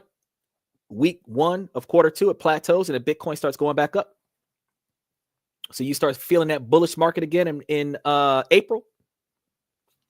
But we're in February right now, so crypto should start going down slowly. Not a lot, probably 70, 80,000 per coin, but it'll go back up. So it might reach 150, 200,000 next year by the end of this year. You know, depends on how many people invest in crypto. It depends on if the U.S. government invests in crypto. So that $30 trillion of money that's being shipped to New York right now, it's a lot of money to be shipped, but they're not going to back U.S. dollars with that. They're going to back cryptocurrency with that. They might back Dogecoin. They might back U.S. Cryptocurrency because there is a U.S. dollar in cryptocurrency up there. They might back that, but they're not going to back the U.S. dollar with that. The U.S. dollar is going to be utilized to back cryptocurrency.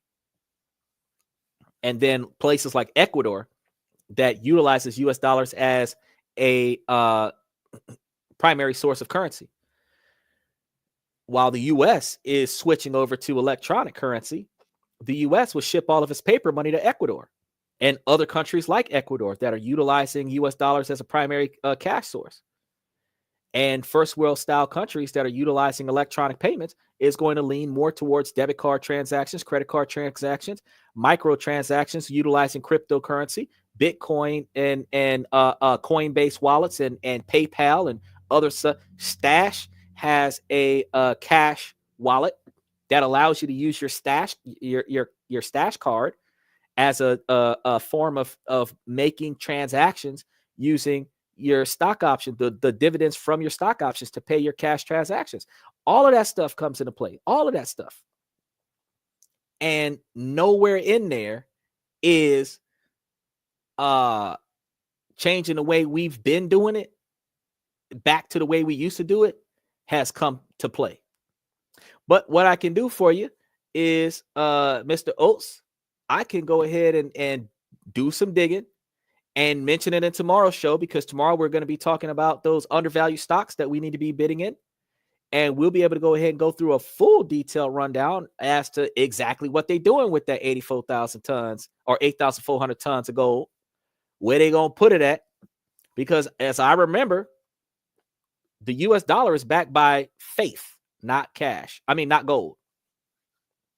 And all of the United States investments opportunities that's going to occur right now, they're going to make America's money work by investing American dollars into dividend distributing assets, instead of just getting the money from the United States people and spending it on the United States people. Because if the money comes in, that's the principal. And if the principal goes out, we're broke. If the money comes in, that's the principal. If we take the principal and invest it and then get the dividends back from that investment, the investment will continue to come. We could take the dividends from the investment and take care of the people with that. But the principal is always there. You put $30 trillion into stock option that's giving you back 20%. That means that you're getting what? 200 billion off of every, or 2 trillion off of every 10 trillion, something to that effect. So you throw up 30 trillion, you should get like 12 trillion or something to that effect back off of the money invested, where you could take that 10, 12 trillion and give it to the people for resources, but you still got the 30 trillion. Likewise, you're still getting 200 billion, 300 billion, a trillion, 2 trillion from the people that you can add to the investment to increase the base level, which means the United States government will go from being $30 trillion in debt to shifting into 30, 50, 100, 300 trillion dollars in profit, where they will be taking the profits from the sovereign wealth fund and paying for government funding. That's where that gold is going. That's where that $30 trillion is going. It's not going to just be put into a non-interest bearing account to back money in case money gets burned and we can't afford to pay China back. No, it's going to be invested so that the country can make profits. Why are the people investing and making profits, and the U.S. government that has to put money into the people isn't investing? The government is its own entity. Yeah, it's supposed to be run by the people, but it's its own entity. Why is the U.S. government not making a profit? So he's going to take $30 trillion and make profits. It's a business deal. Smartest, biggest investment that I've seen in my life. But these are the things that we miss out on because we don't really know what to do. We want to go out and have fun. We pay for our memberships. We pay for our subscriptions so that we can have subliminal entertainment. But we don't put time and effort into investing in ourselves. We don't put time and effort to investing in the things that matter to us. We don't put time and effort into investing into the stuff that we like. And when I say investing, I don't mean buy it. I mean pick up some shares in ownership of it. You like Hellcats? For everybody. Oh, Zong. Hey man, I had this vest for about 13 years now, I think. I bought this vest back in college, long time ago. I don't even remember what store I bought it from. I've got two of them. I've got the purple and gold one that you see me with a lot of the times, but I also have the black and gold one that looks the same. It's equivalent to a bishop's vest. You can probably go and Google something to that magnitude and find something similar. It may not be exactly this one because, like I said, this vest, as nice as it looks, is about 13 years old. But I take care of my stuff. It might be, thank you very much. I appreciate that. The glasses are $805 a piece, where some shows you see me wearing the gold glasses and some shows you see me wearing the black glasses, but their prescription glasses is $805 a piece. Inflation is probably going to be $850 now, but they're $805 a piece for prescription glasses. And these glasses are on my driver's license and my U.S. passport. So take those glasses off is not a thing when police officers and Homeland Security talk to me, because when they look at my photo identification card, the glasses are on the photo. So you're looking for a black man with shades on. That's how they describe it. If I don't get the nickname Shades from Luke Cage, Morpheus or Neo or some shit like that, like back when Matrix was hot, I could tell you these are more expensive than Ray-Bans, than any of the Louis Vuittons and all this other stuff. And the insurance don't even cover these. They give me 20% off. That's the best I get for these. But when I buy something because it's durable. So this, I don't know how much I paid for it, anywhere between $40 and $100 13 years ago. But when you think about how as nice as this looks, buttons still accessible and everything, as nice as this looks 13 years old, I paid less than $10 a year to have this. Now, ladies, think about all the clothes that y'all buy on a weekly, monthly, yearly basis that y'all only wear once, and then it just stay in the closet. Some shit y'all can look in your closet right now, still got the price tag on it. Didn't even take off the price tag. He said, you afford $805 glasses because you handle your money intelligently. Exactly. That's exactly why I'm able to afford glasses like that. And I didn't buy it because it was cool. I didn't buy it because it makes me look cool. I bought it because I have light sensitivity. So my retinas are highly receptive to light. Yes, night vision gives you light sensitivity. So if you can see in the dark, you have trouble seeing in the light. Turn off all the lights in your house. I got people that will patronize me and say, it's dark outside. Bitch, I'm not outside. I'm in a well-lit room. That's why I'm wearing glasses. If we had a blackout and I was doing a show, I wouldn't have the glasses on. But you couldn't see nothing but my teeth if that was the case. In that scenario, I don't need glasses on. But it could be pitch black outside. It is bright in here. Okay. So the logic doesn't match up with some ignorant people that want to patronize me on my glasses. And I love when I go to the club and you got these little shorties that want to run up and try to take these off my face. Oh, let me try them on. No, for three reasons. One, these include astigmatism. So you're going to fuck your vision up putting these on your face. You don't want to look through these glasses unless you actually have astigmatism.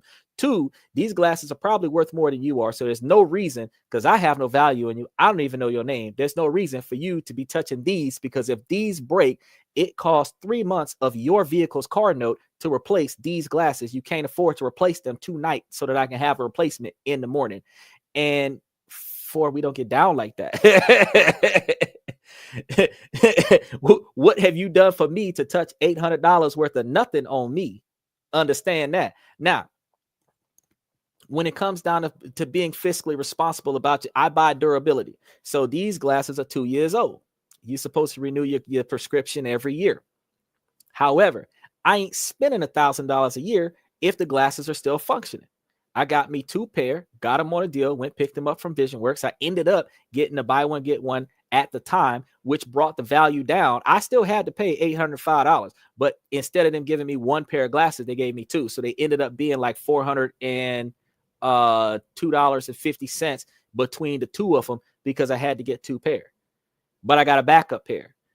So I got the black ones and the gold ones. They messed up on my lens, so they gave me an extra pair of lens for free. It's $399 per lens. That's why I'm telling you, it's $399 per lens. That's why they're so damn expensive. So you're looking at almost $800, over $800 just for the lenses. It's $399 a lens. The frames are free because the lenses are so fucking expensive. So they gave me the lenses because they got the color wrong. So I got a third pair for free. I just got to go spend $100 on some frames. And I got a third pair of glasses that I can wear for the show.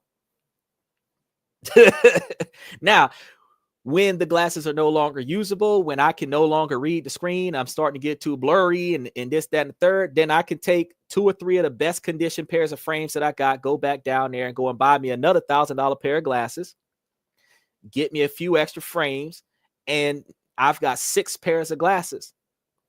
Each one of them is valued at almost $1,000 a piece. But if 1 pair breaks, I got another pair in the car. But this is another reason why we start talking about social interaction in society. 2 things. I'm not out here having nigga moments where I'm going to get into a street fight with somebody where they can break my $1,000 glasses. We're going to try to talk this out rationally.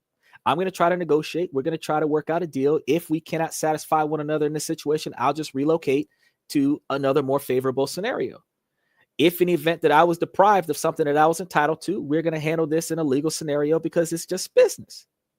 But think about the fact that you're walking up on a stranger, you hit the stranger in the face and break his $1,000 glasses, you're limited to the liability of a $10,000 civil action because you punched a guy in the face. This is the reason why we have to remember that we have to hold ourselves to a higher standard of accountability. We have to make sense about the decisions that we're going to make and understand the collateral damage of bad choices.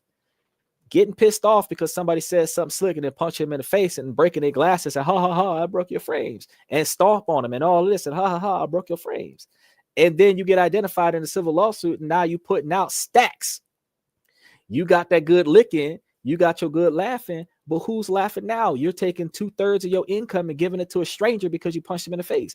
These are the reasons why we got to learn how to act. This is the reason why we have to learn how to spend our money wisely, because I could not afford to pay for my vision if I was wasting money going on dates every other week, trying to impress somebody that I don't know to get them to stay around long enough for me to decide if I like them, because that's really what men are doing when we going out on dates. We're wasting money. We're using discretionary funds, just like the U.S. government under the Biden administration is using discretionary funds, wasting it on shit that we don't need it on instead of spending it on shit that we needed it on because they had extra. So who cares? Let's spend it. Then when we need money, we ain't got no fucking money because we already wasted it. And now everybody mad. But the dudes is doing it. Some of them are doing it so that they can sleep with chicks. And some of them are doing it because they're lonely. But if your ass ain't lonely and your ass ain't horny, you're not spending money on females. You invested money so that you got extra money in your back pocket so that if you need money to buy yourself another pair of glasses, you could just go buy yourself another pair of glasses. Just like if you needed money to fix your car, you could just go fix your car. If you needed money to buy you another car because your car ain't worth it no more, you can afford to go and buy you another car. But when you start thinking about buying cars, people keep running out buying brand new cars. It makes no sense to buy you a brand new car unless it's a limited edition, custom something or other that you need to have for work. Like them bounty hunters that got that $500,000 police vehicle because it's bulletproof or bullet resistant, and they running up on people that's shooting at them. That's what you get that vehicle for. That's what you get that. You don't, unless you're making 3 to 10 times more money than the cost of the vehicle, you don't go buy the vehicle. And we're not sitting over here talking about, oh, when my annual salary is $60,000 a year, so I can go and buy me a $20,000 car. No, I got $20,000 in the bank right now, so I can go and buy me a $20,000 car. Where you're not actually going and buying you a $20,000 car, if you go to the dealership and finance that bitch, you renting a $30,000 car.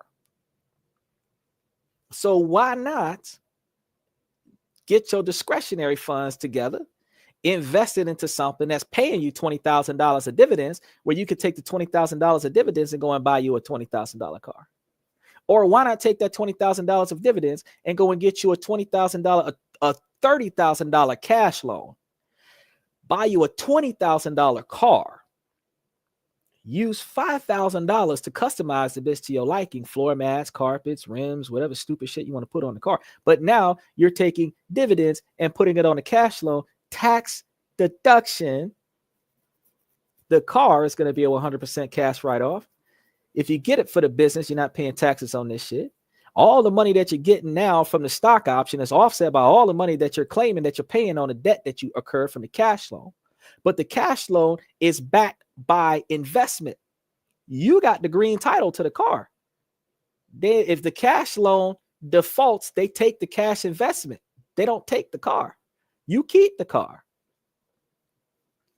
If you utilize that same management, just like when we were talking about how Trump is going to invest the U.S. capital into stocks so that you can use the dividends to pay for the overhead of the U.S. government. If you took your cash investments and save money in stocks and reinvested the dividends in stocks, and then use the stocks to go and buy you a cash loan to go and buy you a house, and then the house is green title in your name, in your possession, until you put it into the trust. And then the mortgage, the loan, because it's a cash loan, there's no mortgage on the house. You get a mortgage on a house if you want to pay off the cash loan.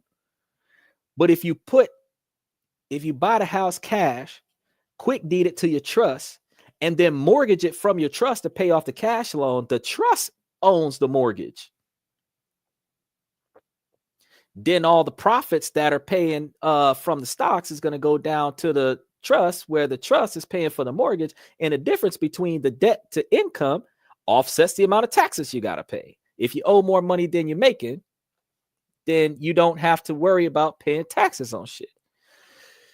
Drosky, special shout out to Drosky, first time tonight. And special shout out to Zhang Wei 3.0 for his first appearance tonight, where Drosky says, just buy VTI and chill. You can put your money anywhere where your money is increasing in value, but places like VTI have to be giving you regular distributions of payment in order for you not to have to sell it in order to get back capital. That's the only issue with a lot of non-dividend paying stocks. You can go and buy stocks and hold them over 20 years, and the value of those stocks are significant.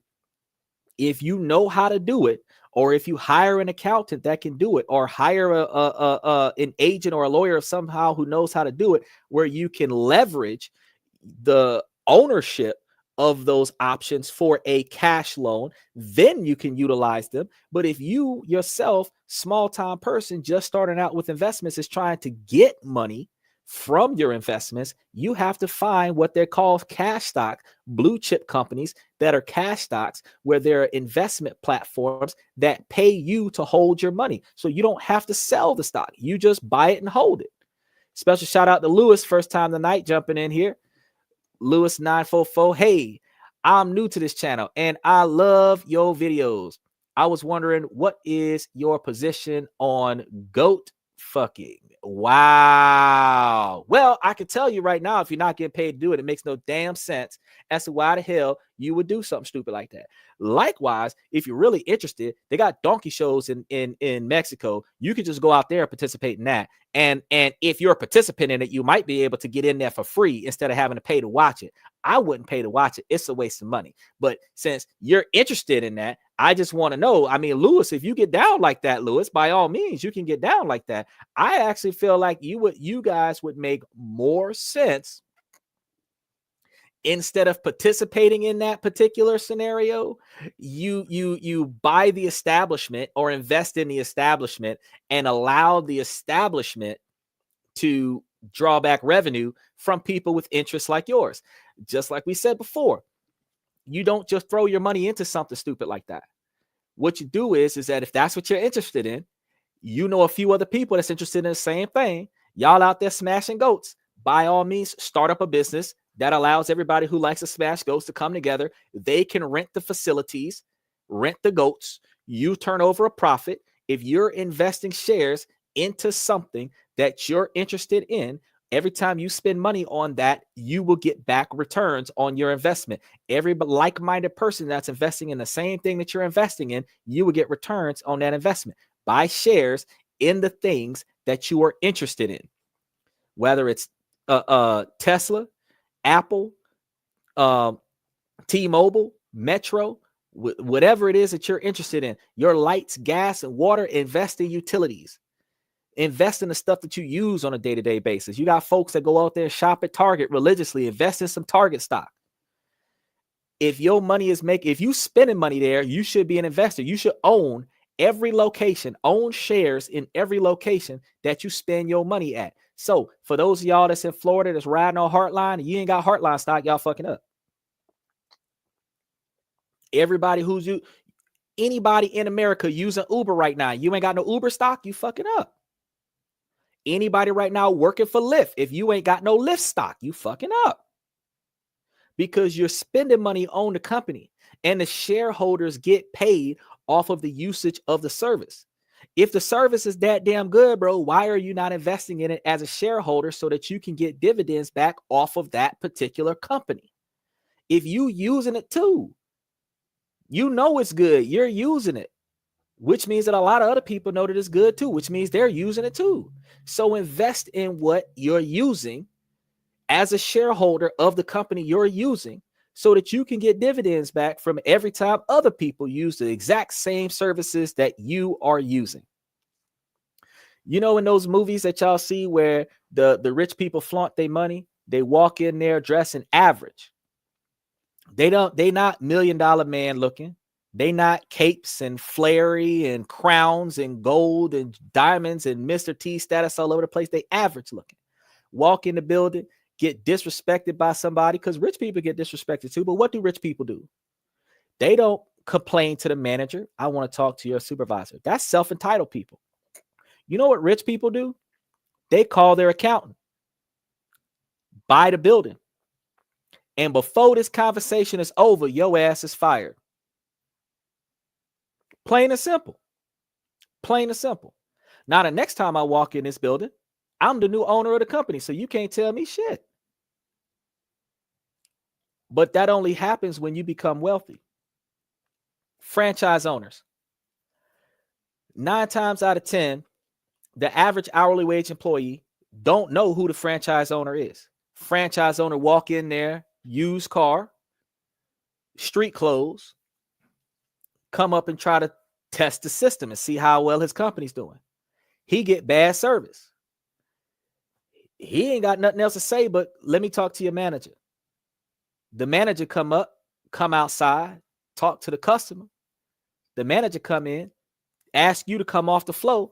You come off the floor, find out this man writes your paycheck. Now your ass is fired.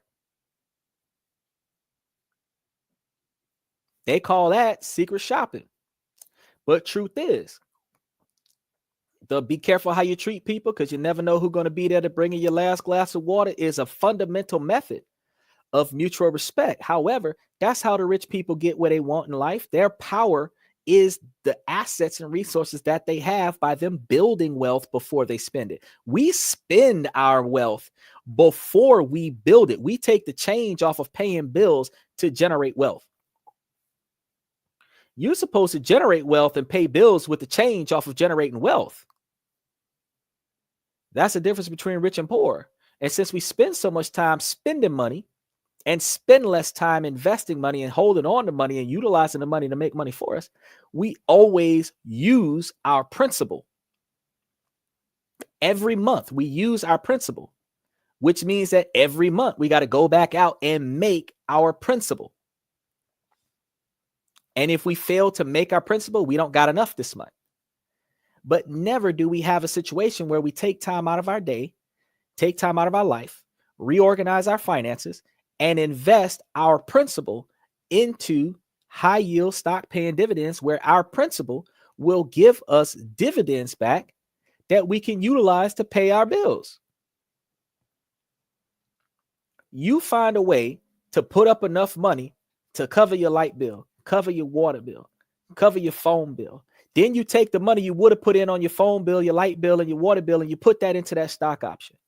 Then you take the dividends back from that stock option, start covering your car insurance. Then you take the money from your car insurance and put it on that stock option. Now you're putting 2/3 of your bills on your stock option. You're taking the dividends from your stock option and you're paying your bills. Eventually, you're going to have more principal there, putting out more dividends there than what you have bills there, which means you could do one of two things. Put your whole check on your principal interest for the investment, where you can live off of the dividends, or 2, you could quit your job. I would keep working right now and keep investing my principal into higher dividend yields and keep getting back larger returns, and then take the money I don't need and reinvest back in there outside of discretionary spending that I can utilize to maintain a reasonable standard of living. But I would eventually have myself in a scenario where the goal in life is to have 30% of debt, 30% of bills in comparison to the quantity of money that I am bringing in. That's the goal, 30%. If you living off 30% of the money you making, you got a $60,000 lifestyle, that is 60% of $100,000. You got a $60,000 lifestyle, you're going to need to make $200,000 to be at 30%. You got a $50,000 lifestyle, you're going to need to be at $150,000 in order to have a 30%. So those females that's looking for a $100,000 a year man, your ass is going to have to give me your $50,000 so that we can live at 30% of our standard of living so that we can invest that $150,000 and get that 30% back so that we can utilize that 30% to cover our standard of living and take the change and do whatever the fuck you want to do with it, because we got the same amount of money coming in every month till the stock market crash. We have to remember to make money for us. We have to stop selling ourselves short where our presence by the hour is how we make our money. The same way Donald Trump is about to take a bunch of money and put it somewhere where the money is going to make money even when everybody else is asleep. The rest of us got to start doing the same thing. So another spike that you're going to see spikes in the market now. And wherever the U.S. government is putting their money, that's where the fuck you need to be putting your money. Wherever Donald Trump and Elon Musk is putting their money, that's where you need to put your money. Because if these things are that profitable that billionaires are about to put large quantities of money on it, then that means that something is about to change with the market. And if you not there before it happens, the value of those stocks are going to be so fucking expensive. You're going to be looking at $400 and $500 shares that you can't afford to pay for until they split.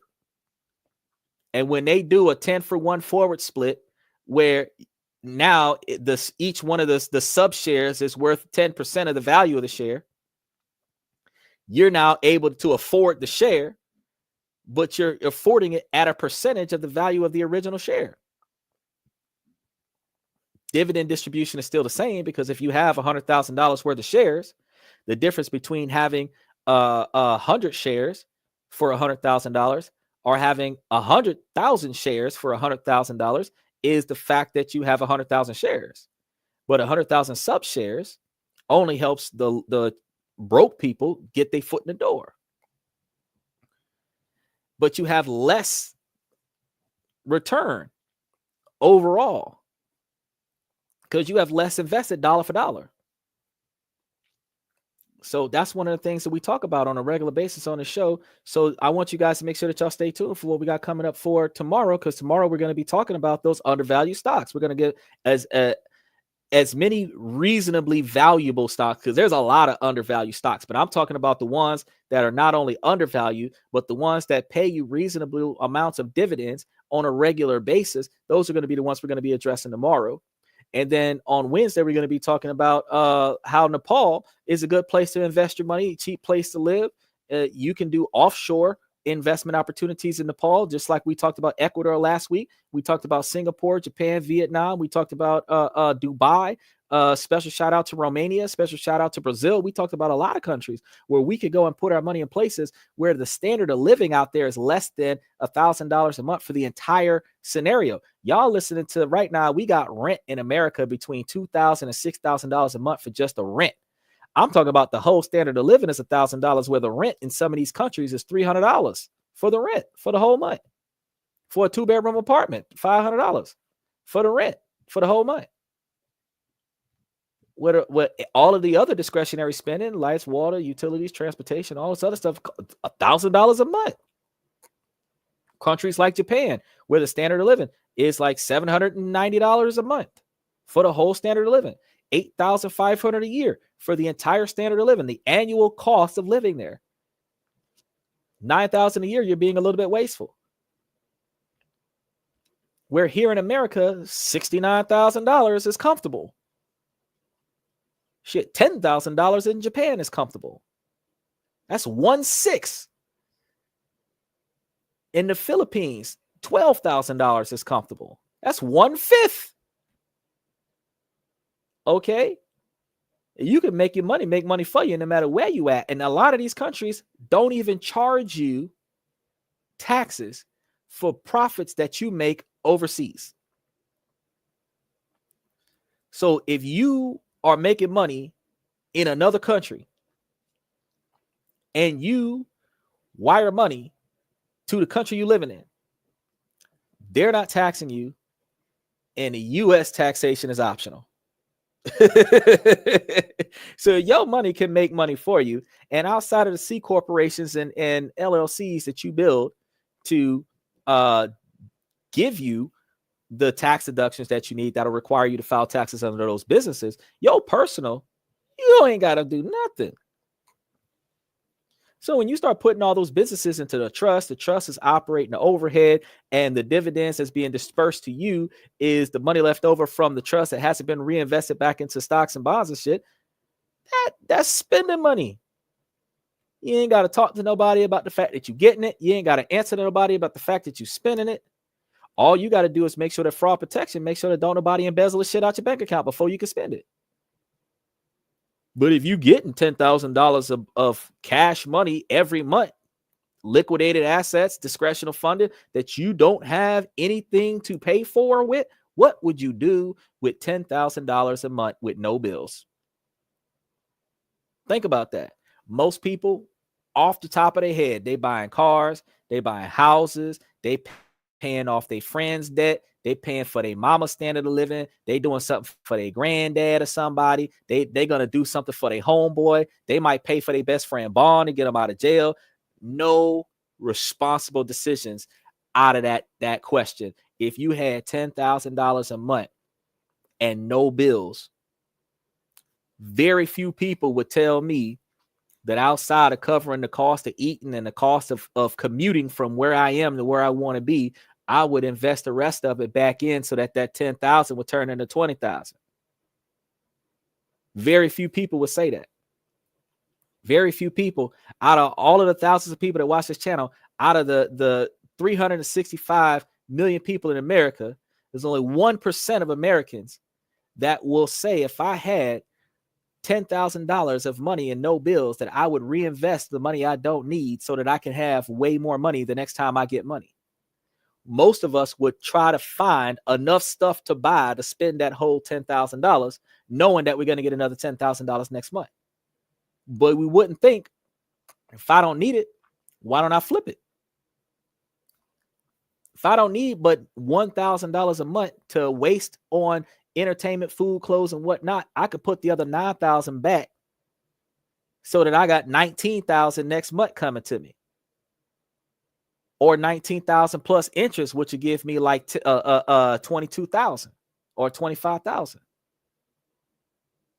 You know what I'm saying? We don't think about stuff like that, but that's the reason why the poor stay poor, and it's gonna hurt now, because as those tariffs are costing us more money, because the cost of products is going to start going up, especially if you're getting it from overseas, especially if you're getting it from Canada or Mexico. The cost of products is going to go up. The cost of materials is going to go up, which is going to have the cost of American-made products go up, because the business is going to offset the overhead onto the customer. The cost of wages is going to have the cost of products going up, which means that the value of your dollar, the reach of your dollar, is not going to be nearly as far as it was before. That's how inflation hurts us. So yeah, Donald Trump is not going to charge you taxes on your overtime money. Not necessarily the case. But the fact is that in his two-tier finance system, it don't matter how much money you make. But if you got $0 taxation on your overtime hours, your time and a half hours, that just puts more discretionary money in your pocket to spend more money. But if inflation is about to kick you in the ass, your milk is about to be $10 a gallon. Gas is going to be $12 a gallon. Your pack of cigarettes is going to be $20 a pack. So yeah, discretionary funds increase, time and a half increase. You work time and a half so much that you're not making $18 an hour. You're making $38 an hour, but a pack of cigarettes costs an hour worth of work.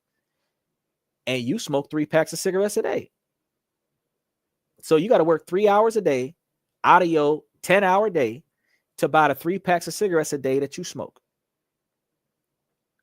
That is how inflation is about to kick us in our ass with this wasteful discretionary spending.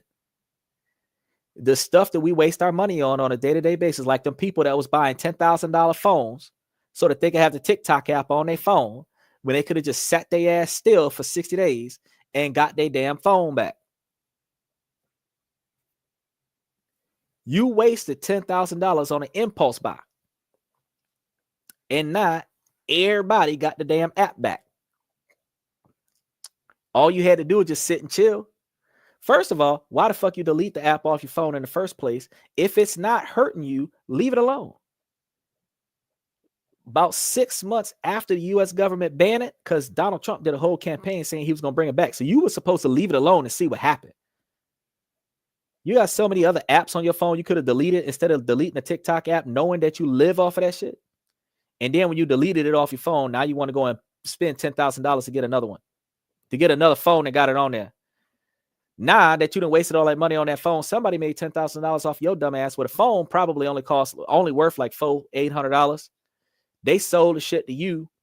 Probably G-Unit sold it to you, reported it lost, got a replacement phone off the insurance, paid $250 on the deductible, got the exact same phone back, and got $10,000 off your ass. They ain't even have to walk down to the store and go buy a new one. They just sold theirs. And they would have been out of phone. If they did that with their primary phone, they would have been out of phone for what? 48 hours. The time it took for the person to buy it, confirm that it worked, before you reported it lost or stolen, and then got another one on a free ski. What happened to the phone after they buy it? It's up to them. But you sell it as is, they take it and use it. Then you shut that motherfucker down. That's 10 stacks in your pocket. But what you could have did with that 10 stacks, we just finished talking about investing in some of them REITs, where you could have been making a few $1,000s a month off of them REITs, off that 10 stacks until TikTok came back, and still had your phone and still downloaded the app. Your account is still there. It's just that you couldn't access it unless you had a VPN that said that you was in Hong Kong. So I would have, instead of spending $10,000 on buying another phone, I would have been the jackass that would have said, let me spend $100 on a VPN and say that my current location is Hong Kong so that I can get on the app. Wouldn't that have made more sense? Instead of deleting it in the first place and then paying somebody 10 stacks for a replacement phone that got the app on there. This is the stupidity that we have in our Western culture that we end up putting into our politics. And that's the reason why we have a whole bunch of rich people counting the money of the rich people to make sure that the money is right. I don't understand why we don't make the same choices that the billionaires make when we sit here and we talk on the show Thursday through Sunday about how the relationships ain't right because the women don't want the men to tell them nothing, but the women want the men to do all the stuff, but the women don't want to cooperate with the men. And rich men, millionaire, billionaire men are paying men to tell them what to do. In order for you to have security, to have somebody protect and provide for you, you have to follow instructions. You have to do as you are told. In order for you to be safe, your free will have to be sacrificed, because as long as you are willing, as long as you have the freedom to do whatever you want, you don't have protection. Your Second Amendment right to defend yourself kind of surrenders your right to be protected by law enforcement. But your right to protect yourself prevents you from dealing with law enforcement that makes bad choices and causes you to get killed in your kitchen with a pot of water. Favorite book? I don't have a favorite book. I actually have an investor book that one of my let me see if it's over here. This book here, you can see it right there. How to Retire on Dividends. Brett Owens, he was on the show once before. If y'all was doing stuff like this, and this is a $10 book with a $14 ebook where you could be listening on ways to invest to save money on a book like this. And I tell you what, you make more money off of it than what you paid to get the book. But you learn ways to invest if you don't already know, because bottom 99%, we don't have our parents and our grandparents and our great grandparents telling us how to make and save money. We don't have our moms and dads telling us how to invest and stuff. They used to be home economics. They used to teach you how to write checkbooks, and our parents used to teach us how to write checkbooks. Home ec used to teach us how to cook and clean and take care of the house. And our parents used to teach us how to go to the bank and open up bank accounts and write checkbooks. That shit stopped in the 90s. Nowadays, if you don't get your own bank account when you grown, your mama and daddy and them will get you a bank account. Some of them, but that's the middle class that'll do that. But they're not going to teach you how to use it. They put some money in it, and if you ain't got no money, you can't make that transaction. A lot of the young folks in the lower class environments got Cash App. Mama Cash App me some money. Daddy Cash App me some money. And they just send the kids money. They don't teach the kids how to invest the money so that the money is making money for them, so that they ain't got to keep asking their mom and daddy for money. But mom and daddy don't know that if they continuously giving these kids money, instead of giving it to them, make them work for it. Instead of the kids talking back to you about what they're not going to do around the house, nah, man, you want some money, I'm going to have to charge you by the hour to get some shit done, charge you by the day, charge you by the job to get some shit done. You do what I need you done around the house. I make sure that you got enough money to cover the shit that you're trying to get. And that is a payment for a worker, which is a tax deduction on the family LLC that is your damn family, where you taking care of your kids, giving them an allowance under $13,000 a year, where they don't have to pay taxes on the money they're getting from you. They're a dependent of you, but they're an employee of the family business, where they are a tax deduction outside of the tax credit that you get for having them as a dependent. There's all kind of other ways that you can show these kids how to be responsible.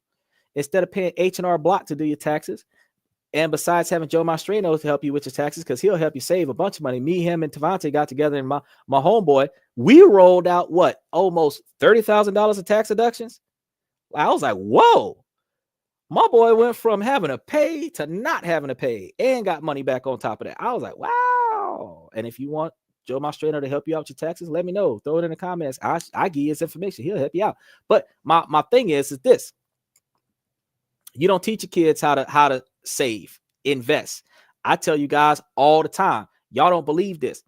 Anybody that's going to college right now, look at what your student loans look like. Between 4%, 7% interest. At the top of the show, somebody just talked to me about $100,000 worth of investment money. And I was telling them about different REITs that you can invest in right now that'll be paying you almost 20% interest. So you can borrow against your student education and you don't need that loan money. A lot of people who don't need the money try not to borrow the money because they don't want to have to pay it back. But if you borrow money from a fixed rate 4 to 7% interest owed on the debt and invest that money into a 15 to 20% dividend payment on the investment, you will be getting more money back than what you owe on the loan. And the difference is the profit.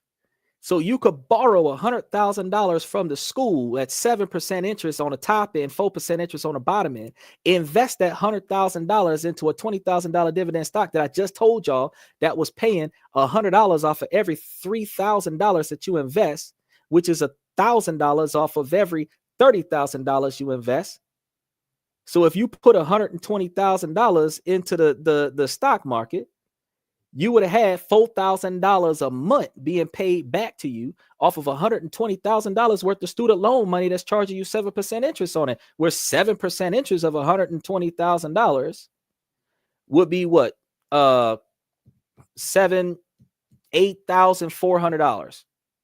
So they would be charging you $8,400 a year, and you would be pocketing $4,000 a month. Okay. Make them payments. You get your dividend, you pay the note, you keep the change.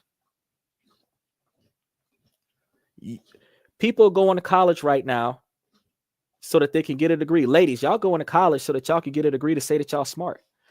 Y'all need to be career students. Go to college and invest your college money into assets and dividend paying assets that'll put money in your pocket. So when you get out of college, that your investments is paying for your student loans. You ain't paying for your student loans. Y'all want to say that y'all successful in y'all careers and that's what make y'all valuable. That's what make y'all valuable to other women. That's what make y'all valuable to men. But the fact is that if you're self-sustainable, whether you're smart or not, don't mean nothing. If you're self-sustainable, man, you don't need a man's resources. Which means now, instead of you looking for $100,000 a year man, you can find a $20,000 a year man. As long as he treats you right, as long as he got good character, you don't need his money. You want his time, effort, and presence. And now you can treat that man the way these gold diggers want men to treat women with no reciprocation. You will find you a better quality man if you did that. So instead of saying, oh, I'm valuable because I'm cute, I'm smart, and I've got a good career choice. You could say I'm valuable because I will put 75% investment on the stock that is you, which will allow you 10 to 20 years to turn that into success. And if you fail, I get 50% of your assets. That makes more sense. That's a contract marriage. We did a show about that 3 months ago. But if you invest 75% into me, we ain't failing. We ain't failing. But as a primary shareholder, you got more decision-making power, wouldn't you?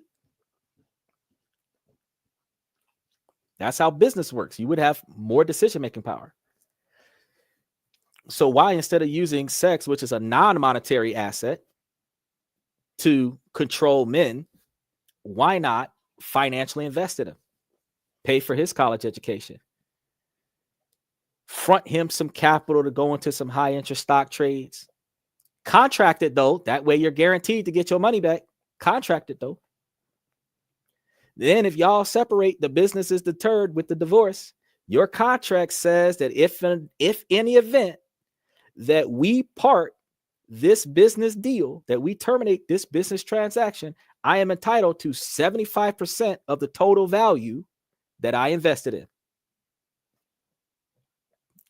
Now, that would make divorce fair.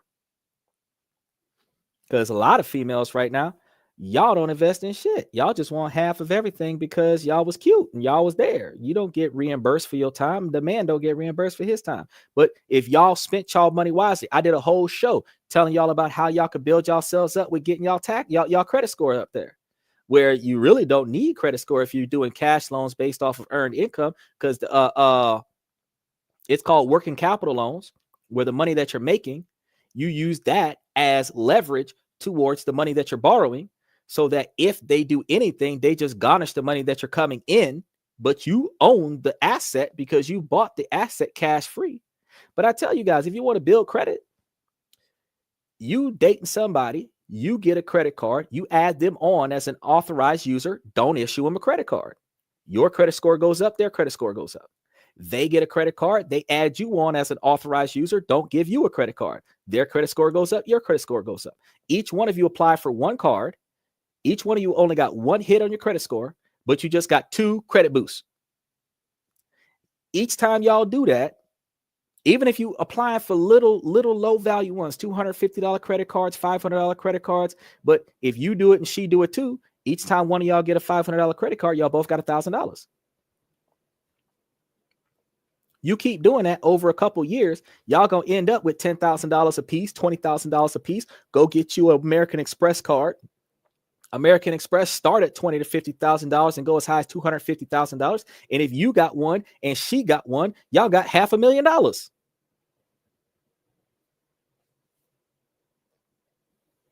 That's $500,000 worth of credit. Now, y'all credit versus your debt. Amount of money owed versus available credit. That's where your credit score is, which means you would actually have a better credit score. Now, think about this. Since half of your credit score is tied to him, half of your credit score is tied to her. Y'all not trying to split up. Y'all not trying to split up because we invested in each other. So we're going to work this situation out because I don't want to lose half of my line of credit by getting rid of you. That's why the rich stay together. That's why Donald Trump can spend $135,000 on a hooker and his wife is still married to him. He is not divorced. She spent $135 on a hooker in 2017 and he's still married to that woman because he's a billionaire. It will cost her more money to divorce him than to just let it go. But see, broke-minded women let a man cheat on her with another woman. She out the door, packing up all her clothes and stuff. What are you talking? What are you listening to? Because I'm talking about business, finance, investment, social engagement, social interactions, first person accountability, making it make sense, adding it up, the difference between stupid mistakes versus reasonable and logical investment opportunities. What are you listening to? Because if you're not listening to me, source on your. Okay, so Mike, special shout out to Mike for not having the knowledge that God gave a Betsy Bug when he come in here. He wants the source. The source. Well, Mike, I got to tell you something. If you really want the source, you're going to really have to do some research and go through the last 300 episodes of this podcast where I have given you the sources. I've given you the statistics. I have given you I am restating information that I've already provided on this podcast. I do a new podcast, a different show every day of the week, talking about something different with 3 core aspects. You're getting knowledge, you're getting finance information, and you're getting social interaction information, where you're dealing with your self-improvement, the improvement of your interaction with your network, and how your network interacts with you, how you interact with your society, how your society interacts with you, non-negotiable expectations for behavior, investments in business and finance. Now you're going to call me on bullshit. And then, oh, I love this part. I love this part. This is when you know that it's a troll, because he says fake news is what I'm getting. Well, that's just because you fake. Fake news comes from somebody who didn't do the research. I just spent my whole day. We just spent the last 2 hours and 40 minutes. We were talking about the U.S. government investing in stocks and everything. We were sitting over here talking about how they're going to be going through the budget with the IRS, where they found that $2 billion that was in HUD missing, where we was talking about the $1 million on the other side. I've been talking about a lot of stuff today, and you're going to tell me, oh, it's all fake news. It's not fake news, sir. This ain't The Onion. This is This and That, where we talk about this, that, and everything in between. It's based on facts. He said, provide me the source. If you want the source, go back and look at the shows where I quoted the stuff at. He said, well, I just got here. I'm glad that you just got here. But if you were a smart man and you just got here, you would do what all the other people do on this show. And you would go and you would ask the Google lady. That's what you would do. You would go and ask the Google lady.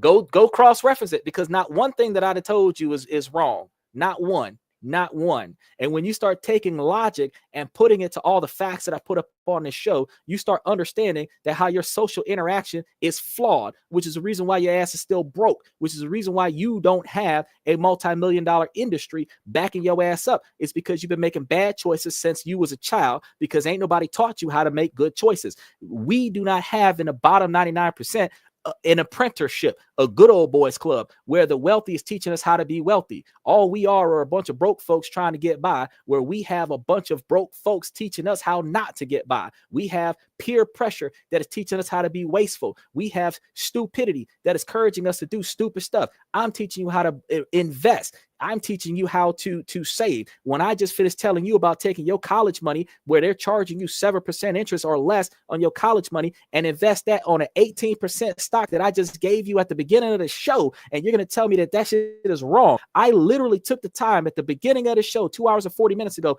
and looked up the name of the stock that was paying you 45 cents a share right now at $13.52 for the share. It's paying you 45 cents dividends a share as of January 29th of 2025, that you would be making $100 a month on that stock with $3,000 invested in that stock. Go borrow $300,000 from your college and put it into that damn stock, where you're getting, come on now, $30,000 a month, with 45 cents a share coming back to you, and you're telling me that's bullshit. You're telling me that's bullshit. Okay. Special shout out to Games by the Thousands. First jump in on the show. So he says, I don't say that was that was fax news. I didn't say that was fax news. No, it's not fax news. It is definitely facts. It is not fake news. You're trying to tell me that, oh, everything I'm telling you is fake. It's not fake. There's nothing about it that's fake. He says, well, I'm broke because of the Jews. You not broke because of the Jews. You broke because your ass don't know how to save money. You waste your money on stupid ass bullshit that you don't need to spend your money on. You say we both broke. We're not both broke. You broke. I'm sitting over here telling you guys about how I financially invested in the shit that I'm wearing today, where I've invested in these things in a strategic fashion where it'll have longevity. And you're sitting over here. I appreciate you admitting the fact that you broke. We're not both broke, though. I'm making money make money for me. That's why I'm on a podcast telling you how to make money for you. This isn't a podcast that's sitting over here complaining about how the world sucks.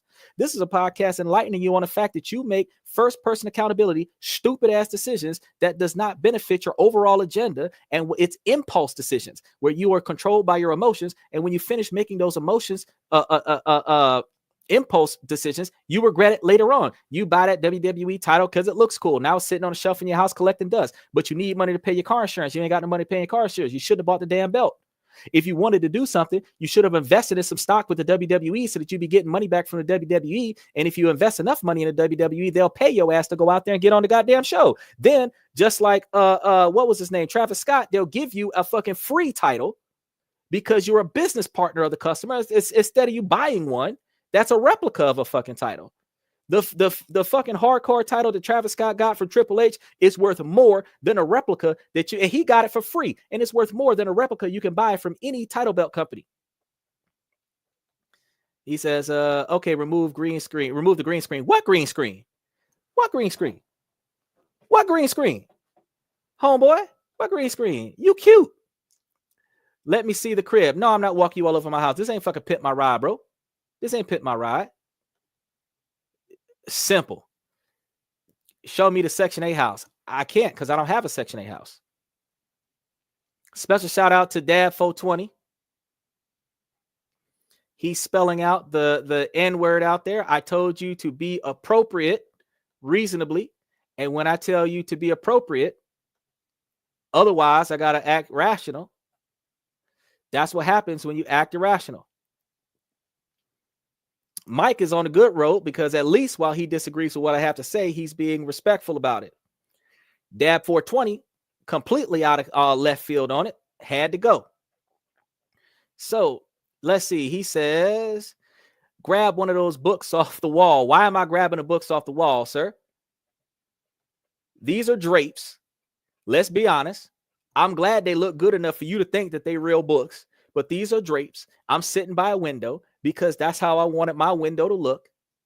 It actually puts a very interesting swing to the background. But whatever you're thinking about right now, Mike, I don't understand your logic. It's not Pimp My Ride. Exactly. It's not Pimp My Ride. It's not MTV Cribs either. Nah, we're not doing that. What's the subject matter? All right, Josh.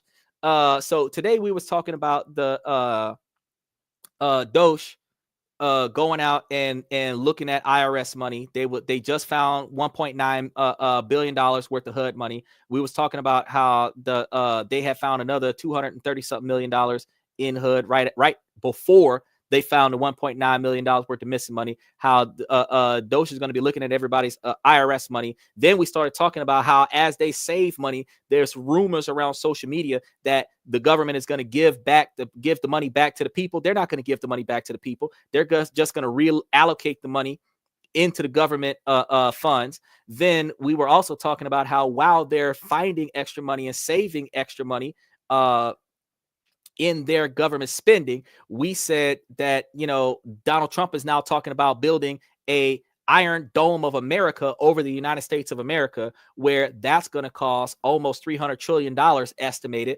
where the money that they're going to save is going to be paying for that particular creation.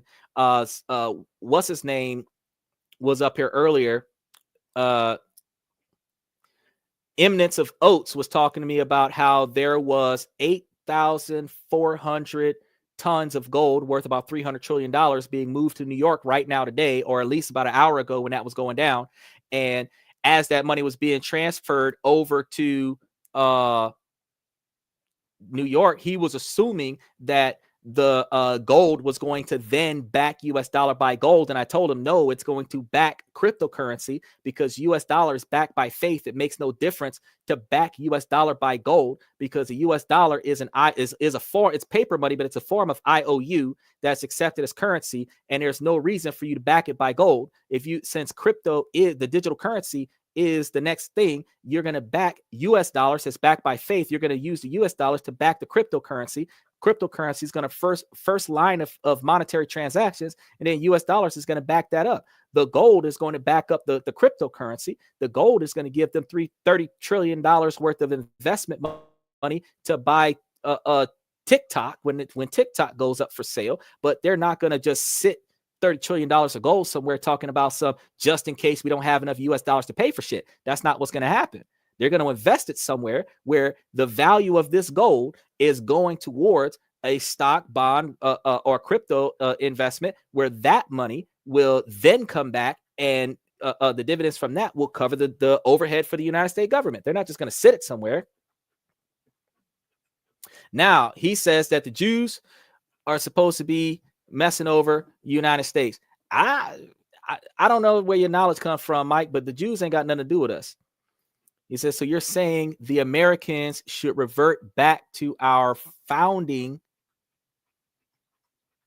funding, and not trust the government at all? Nah, I'm not saying that.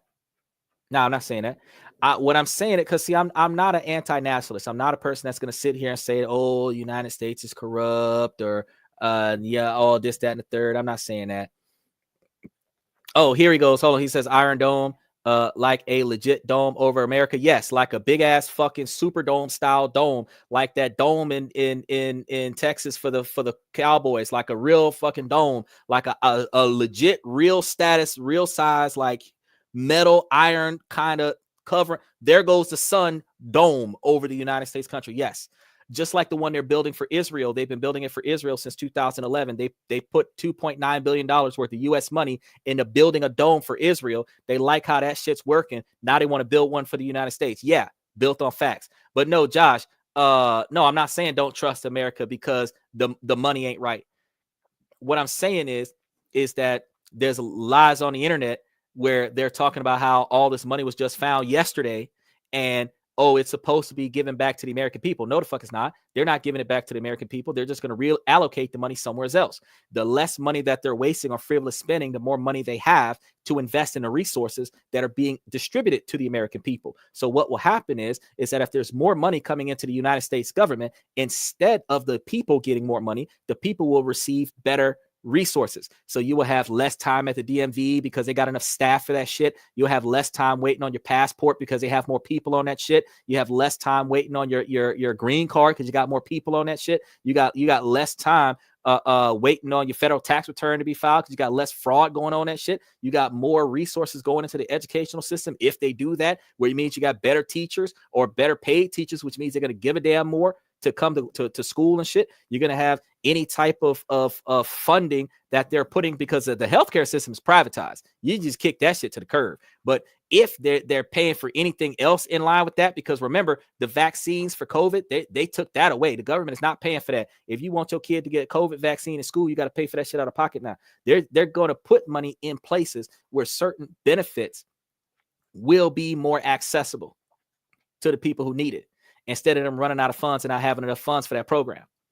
But they're not going to give it back to the people.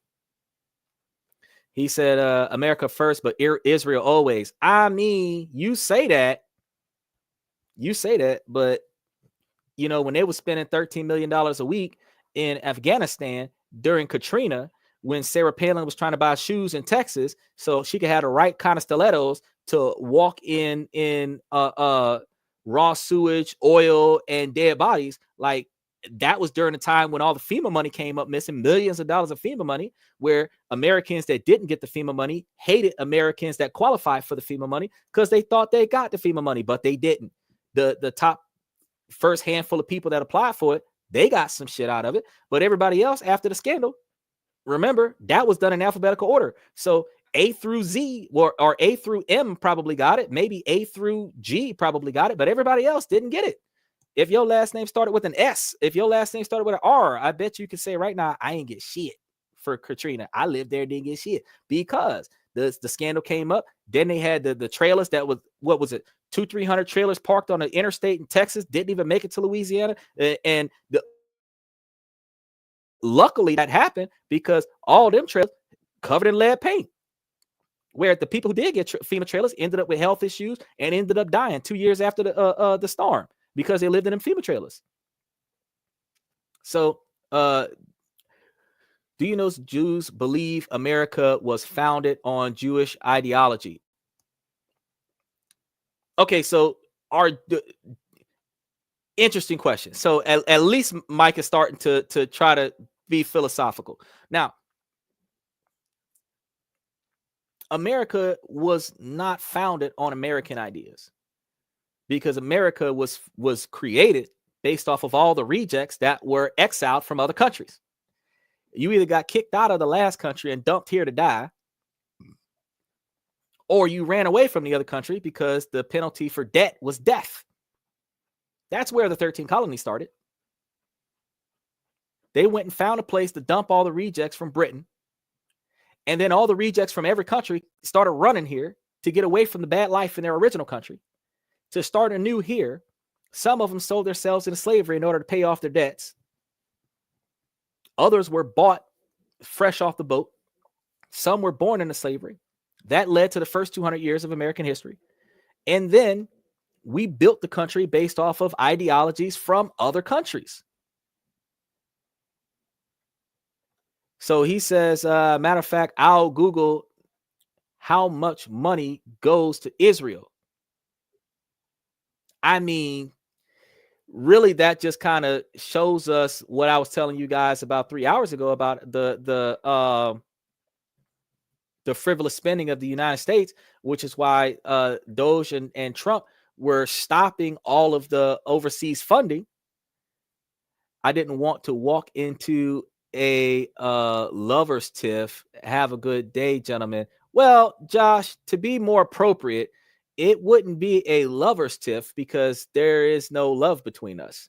He doesn't know me from Adam. He joined the show probably 3 minutes before you did, and he was just talking out the side of his neck before he even knew what the show was about. And he wants me to waste my time trying to pull up facts to satisfy his interest so that he could try to discredit the facts that I'm putting on the show by not saying anything of value. But truth be told, like I said before, I do a show every night, 7 nights a week, 365 days a year, 366 on a leap year. The sun doesn't rise without this podcast happening every single day. Okay. And I do research before every single show. So even though we're supposed to start at around 10 o'clock, we usually start about 10:30, 10:45, get going, because I have to comprise all of the sources, all of the resources that I got, and then present to you guys in a linear fashion all of the facts that I have gotten. Then after I gather all of those facts, I am able to present those facts to you guys on a regular basis. And then I piece the information together from previous shows that I've done. So when you ask me to cite something for you to satisfy the ignorance in the channel, I tell you, look, I got my sources from the same place you're going to get your sources. So if you ask the Google lady if what I'm telling you is true, then you will see that everything I'm telling you is true. Because I got it from the same place you're going to go get it to try to discredit me, which is why you can't discredit me, because I only talk facts on this show. I just make it make sense. When I find it, I'm not just going to sit here and bitch about, oh, there's a problem in this world. No, let's analyze the problem. How does that problem affect the average everyday American? And then what can we do to navigate ourselves around a problem? That's what I do on this show. I'm not just going to sit here and try to play the victim and complain about how life sucks. No, I'm going to tell you that if you think your life sucks, you need to find better ways to address that in ways where your life no longer sucks.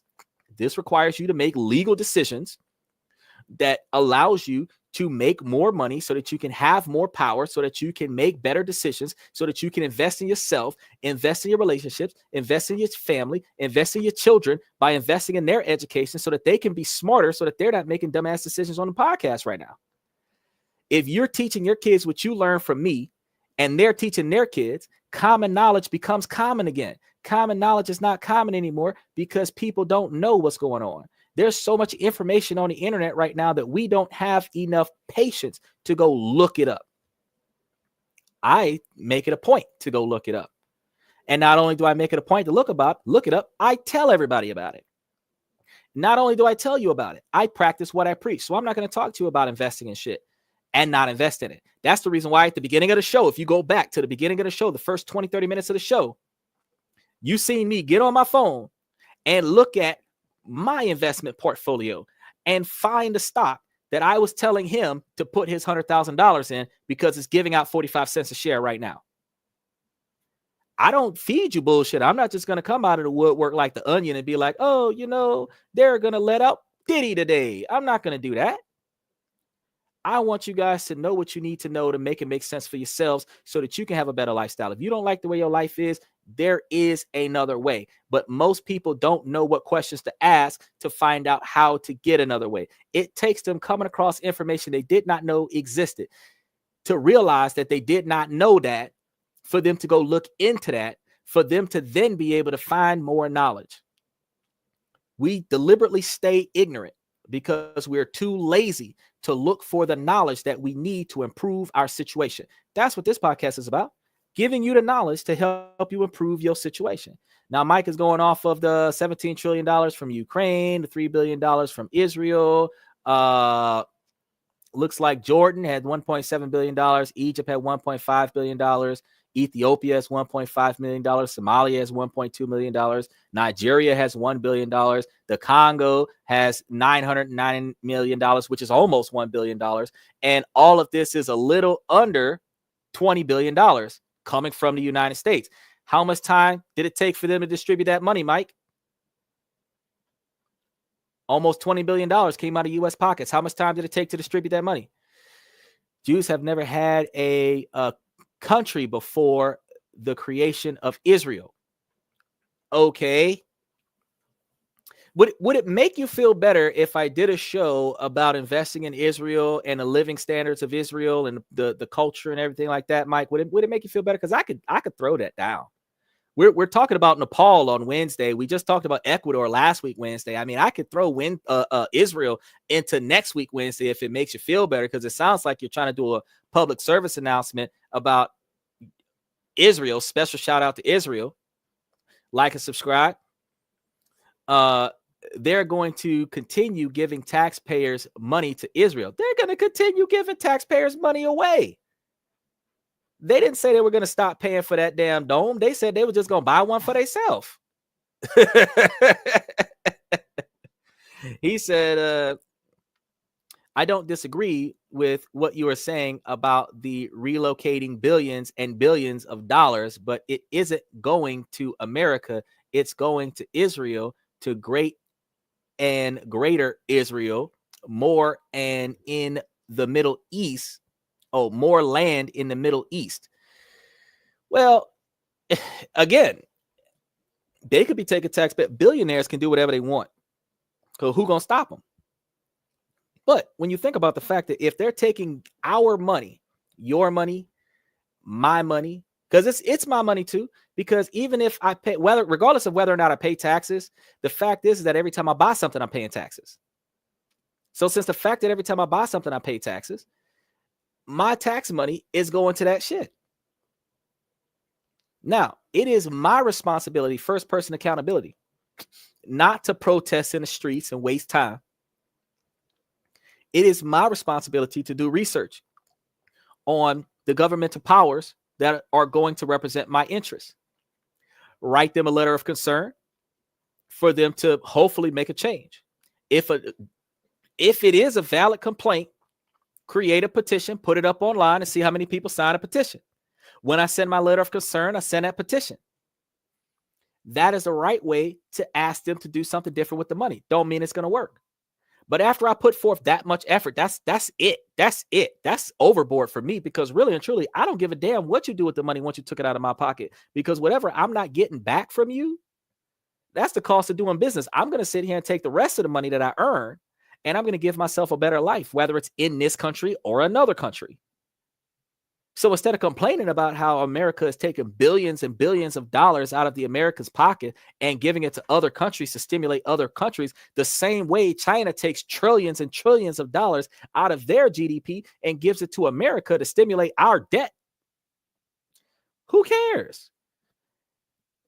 The average individual watching the podcast right now still broke as fuck. Do we care what the trillions of dollars happen? The money that changes hands somewhere else? Ain't nobody dropping a stack of cash in front of us. Who cares? It is important to talk about, though. It is important to talk about.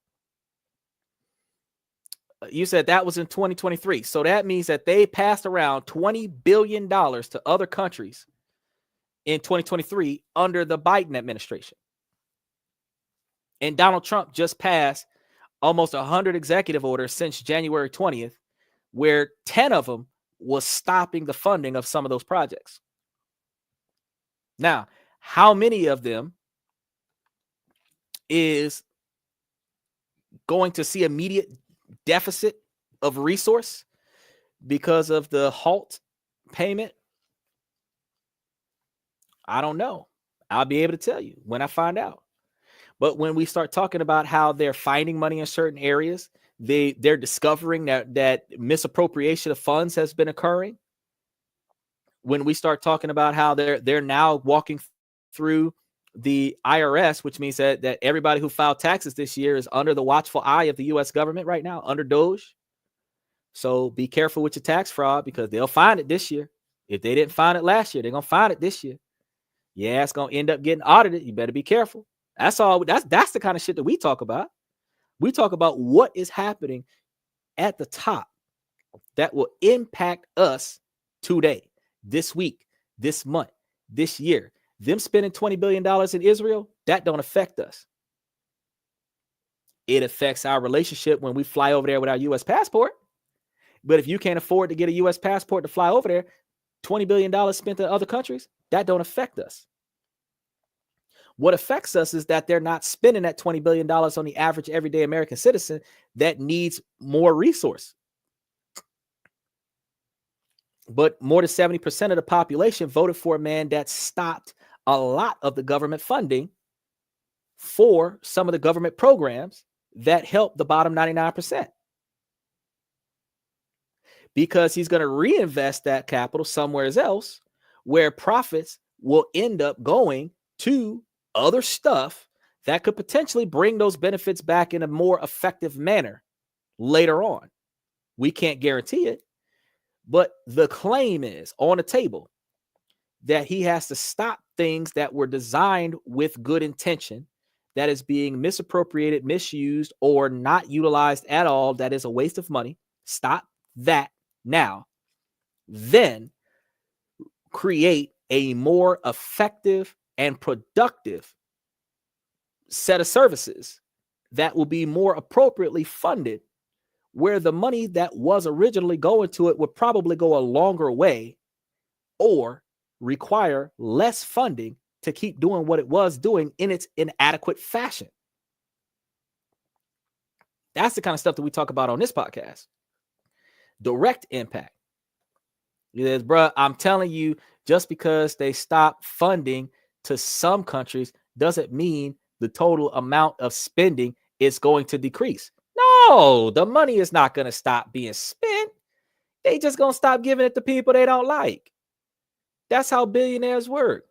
There are certain people. Bring bullying back. Here we go. Special shout out to John. He starts to show off with the troll. I appreciate that. They're not going to stop spending money.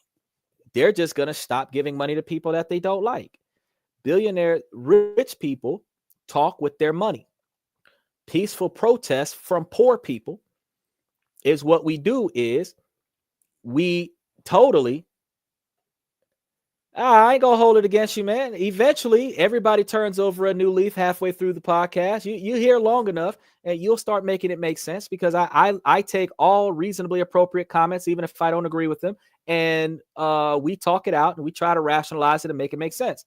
A few minutes of you talking to me while I'm talking to you rationally, logically, and respectfully, and eventually your attitudes change. And you start talking to me with logic and reason, because once we start discussing things from a logical and reasonable perspective, we have very few spaces to disagree.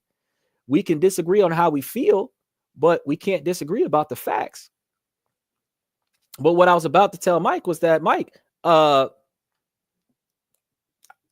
poor people will protest a Target by nobody shopping at Target because we broke. Rich people will protest Target by buying Target and firing everybody at Target that made Target have a bad reputation. They talk with their money. The fact is that the billions of dollars that the U.S. is sending to certain countries, regardless of what's happening with the changeover of the country, that billions of dollars is going to give the American government the right to control that country. That country is not just getting free money. In order for that country's overhead to continue to be subsidized by the U.S. government, they have to follow the instructions of the authority of the U.S. government. That's why I say I don't care about the money going over there. Not because, it's a conspiracy. No, you pay the cost to be the boss.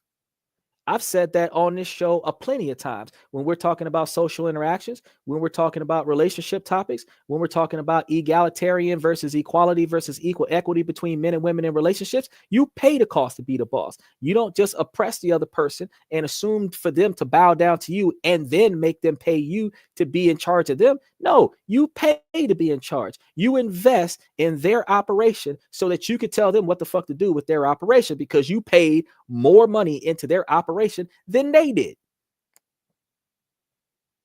That's what I was talking about.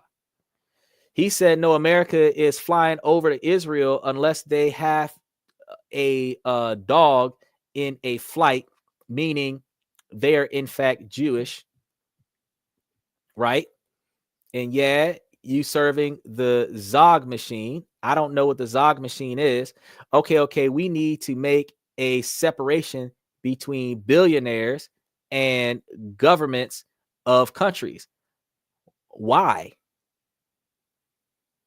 Why? When you're doing transactions on a mass global scale outside of the political portion of government, the monetary distribution of wealth between billionaires and the US government's GDP that's in the billions and trillions is 5 or 6 billionaires can take the government GDP and go and buy out another country if they wanted to.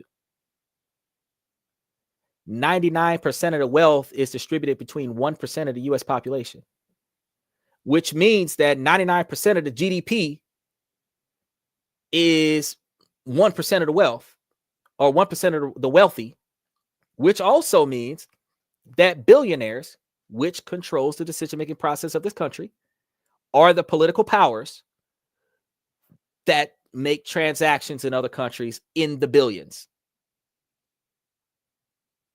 So why separate governmental spending into billions and trillions from billionaire spending into billions and trillions? The concept is still the same. The only difference is that a billionaire can unilaterally make that decision, make a phone call, and his accountant makes it happen, whereas the government requires 50 to 100 people to pass the information around, to pass that sticky note around before that same transaction occurs. He says billionaires, sure, but countries aren't people. They are a representation of the nation. No, sir. No, sir. No. The government is an ideology, just like a C corporation, just like an LLC. It is an entity that is legally separate from the individuals that run it. So in legal action, you are suing the entity that is the US government. But it is run by billionaires. Decisions that are being made by billionaires, where money is being pushed around by the billions. Just because Elon Musk is not Tesla doesn't mean that Elon Musk is not Tesla. Elon Musk is not Twitter X, but Elon only makes social media comments on Twitter X. So wouldn't that make Twitter Elon's personal social media platform? It's a public platform, but wouldn't that make it his personal social media platform? If you ever want to know what Elon's got to say to the public directly outside of a press conference, you're only going to get that from his Twitter platform. You're not going to get an Elon post on TikTok. You're not going to get an Elon post on YouTube. You're going to get an Elon post on Twitter that somebody's going to see, snap, and then put on Twitter or YouTube. He's not the company, but if you own that bitch, that's you. He says, oh yes, they are just getting free money. They're not just getting free money. They have to submit for that free money. They have to submit for that free money. The US government isn't just giving away money to another country where they have no control over that country. The US government gives money to other countries for control over that country. It is Cold War tactics, sir. Instead of sending 1,000 troops over there to kill off the political powers, You pay off all their debts. Now they owe you. That's Cold War tactics, bro. You name me one thing Israel has done for the U.S. Israel ain't got to do shit for the U.S. outside of whatever resources that Israel has that U.S. is benefiting from, that Israel is not going to argue with the U.S. about the U.S. acquisitioning and taking to United States, and they're utilizing amongst the United States people. And you ask me, what do I fucking mean? Why? Well, that's what I'm telling you. I'm going to ask you why. Then why don't they do it? Is it possible there are government laws and regulations that stop them? No, there are not laws and regulations that stop them, because if there were laws and regulations that stop them, then Donald Trump would have been in prison for prostitution. Donald Trump would have been in prison for all of the scandals that he did that are considered treasonous against the government. He's not. They decided in June that after he got proven guilty in the court of law, that they were not going to follow through with that shit, because whatever the fuck he was about to do was going to completely overturn all the negative stuff that they accused him of. So the 34 federal level offenses that he did, he walked on that shit. He walked on all of it after being proven guilty. Now, Puff Daddy did 30 plus 1 years for like 10 federal charges. Donald Trump had 34 fucking charges, and he walked on all of them. Not only did they let it go, they messed up the information on the case, overturned the case, dismissed the case, and dismissed it with prejudice, so can't nobody follow through with it on his next term. He didn't even have to get immunity to himself on the shit. It just disappeared.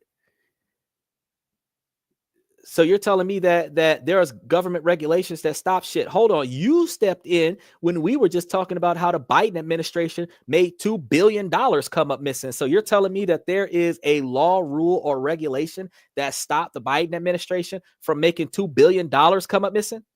And that's not the only time. There was $1 million. Another time we talked about today, there was a few $100,000 and a few other programs under the Biden administration that was misallocating funds. And this is a normal procedure in presidential candidacy, that there is a misappropriation of funds.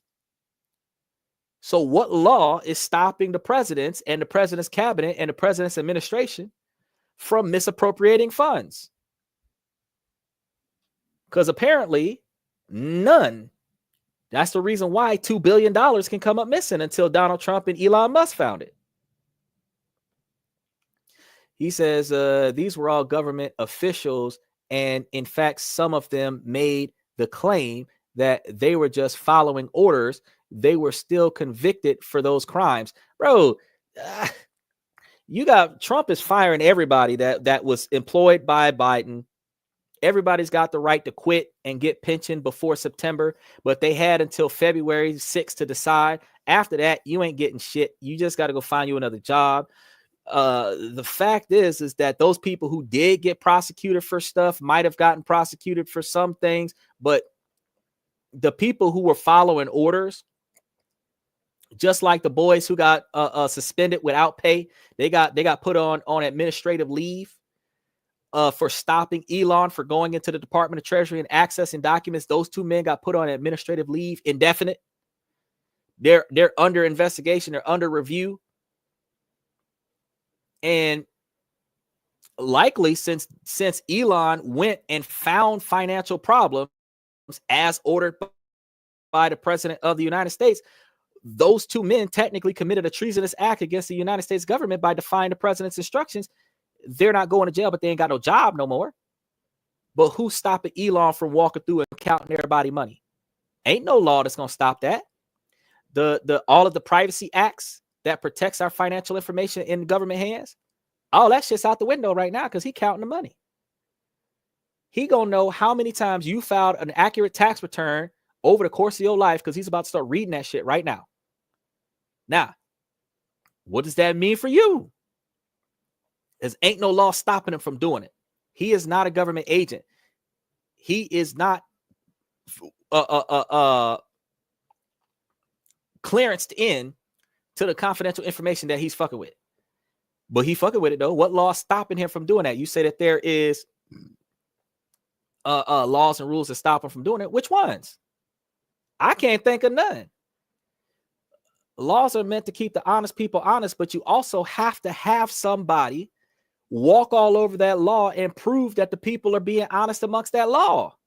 Especially when you have a privacy law that says you can't look into this, but I got to look into this to make sure you're not getting fucked over. So what law is going to stop you from being fucked over if I can't violate the privacy law to find out if you're being fucked over? Answer me that. Now, if I got to violate your constitutional right to privacy so that I can make sure that somebody else ain't fucking you over, then you got to surrender your right to privacy so that I can make sure that you're not being fucked over, which also means that you ain't got the right to privacy, my dog, in order for me to make sure that you're not being fucked over. So what rights do you really have? You have the right to mind your own business. You have the right to make your own money. You have the right to go to a different country if you don't like this one, but you don't have any rights outside of that. You got the right to bitch about the shit that don't go right, but that's it. But after you finish bitching, you got to change. That's what you got to do. You got to make change.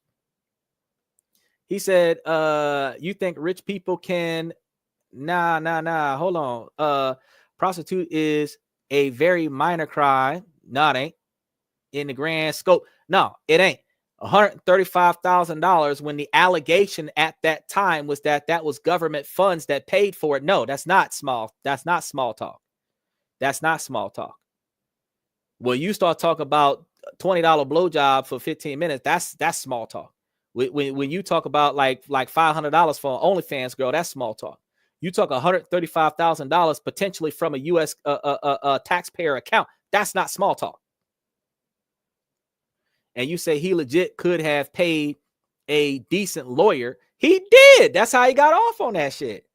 And he would have gotten community service. He didn't even get community service. And you know why he didn't get community service? Because he's a fucking billionaire. He, as the former president of the United States, is for the remainder of his life got a team of CIA agents protecting his every breath, which means he goes where they tell him to go, when they tell him to go there. They know where he's planning on going before he leaves to get there, which also meant that they did not have to put him on probation. They did not have to give him a parole officer because they have 5 to 20 men round the clock watching this man's every move in the country. There is no need to contain him because he's being carted around by the U.S. government. He didn't need community service, but if he was going to do community service, Doge is his community service. Look, y'all mad at me because I spent $135,000 on this one chick, but I guarantee you this. Look, if you let me go, I will find $2 trillion of missing U.S. money and make up for it. Just give me 30 days. Give me 45 days. I will find you $500 billion to make up for the $135,000 I spent. Just give me 30 days. And what happened? They found it. They found $2 billion in less than 60 days. They found a $500 million the first week. If that's not community service, I don't know what is. If you stole from me, but you found me $2 trillion, I ain't mad at your ass no more. Stealing is wrong. You're supposed to go to jail for it, but poor people steal and can't redeem themselves. So they redeem themselves by community service. They redeem themselves by time served in jail because you're paying back to the system $40 a head when you're sitting in jail. But a billionaire, nah, I'm gonna make you some money if you don't put me in jail. It's not your reps. I don't know why you are talking about Secret Service when he got shot in the head on national television. Sure, what? Okay, they winged his ear, which a lot of people are saying it was planned. Because how the fuck you missed that shot, I don't know. But, and why daddy ain't go to jail for it? Because he took his daddy gun out the house, knowing that this is what's going down. That ain't the first time he got shot at.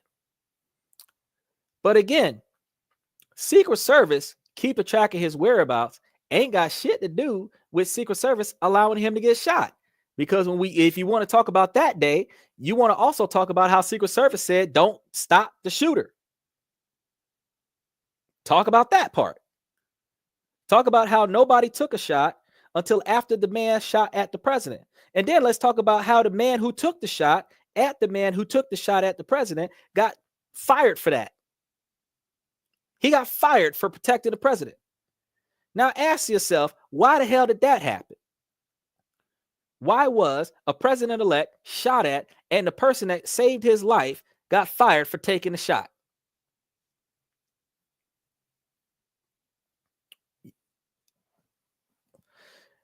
Fact is, the United States government ain't got to be perfect about watching shit, because when the 10 towers got blown up so that they could go to Afghanistan and steal all that oil, we wasn't saying that Homeland Security was perfect and that, oh, it could see a fly on your crack of your ass from a million miles away.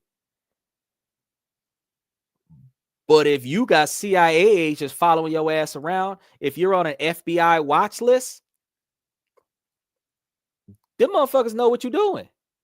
Just because they don't talk to you on a day-to-day basis, just because a phone call might come out and get your ass out of jail quick, just because they might not pull you over from time to time when you're going a little bit too fast, don't change the fact that they're not watching your ass. I did not say that Donald Trump had the best protection in the world. I said that Donald Trump didn't need to have community service and probation because he was being watched. So they knew where he was. If you and I get put on probation, you and I get put on community service, we got to report to the probation officer. We got to check in because ain't nobody watching us. Ain't nobody following us around. So we got to pay somebody to watch us. And they not really watching us. We just turning in and saying, we're here. I'm still in the neighborhood. I ain't left and went nowhere yet. But with all the people that jump bail and skip parole, they ain't really watching that well. But every CIA agent on the clock right now know exactly where Donald Trump is. Just telling you. And some of the ones off the clock know where he was earlier today. He said, thinking that money is going back to the system is crazy to me. Well, the money is okay, so there's two ways that it handles. Either the money goes back into the system and be redistributed somewhere else. It's called reallocating funds. Or the money is going to go into somebody's pocket. But when you think about billionaires looking at a few $1 billion, ain't really giving a shit about that because they already got that, when they can take that and flip it somewhere else. Because look at what the ulterior motive is. Remember when I told you that you, instead of doing stupid decisions that negatively impact the overall objective, you got to make wise decisions that positively impact the overall objective. Instead of taking $2 billion and lining your pockets with it, we found hidden money. Let's line our pockets with that. He said he's going to start a sovereign wealth fund where he can take all of this money that nobody knew existed and invest it where there is extra money coming back to the U.S. government. Now, how does that benefit him? Well, all it takes is for Donald Trump to pay Donald Trump back for any money that he borrows from himself, the way he did with his first campaign at 500% interest. He making more money than he need for the rest of his life. The man is in his late 70s right now, bro. He's only got like 10 years left. If he got enough life in him to do one more term, which, by the way, they're doing 3 terms now going forward. If he got enough life in him to do one more term, he ain't trying to steal $2 billion from the United States government. He trying to invest and make money for him so that he can make it a constitutional requirement to pay presidents more money. Doesn't that make more sense? It makes more sense to put more money in the pocket of the bank account that's going to put more money in your pocket on a regular basis instead of just stealing a little bit of money. For the difference between you taking money out the register and putting it in your pocket versus you increasing sales where they will give you a residual bonus on a regular basis for increasing sales is you can only steal from them until they catch you. You can raise their value so that they could pay you more money on a regular basis forever.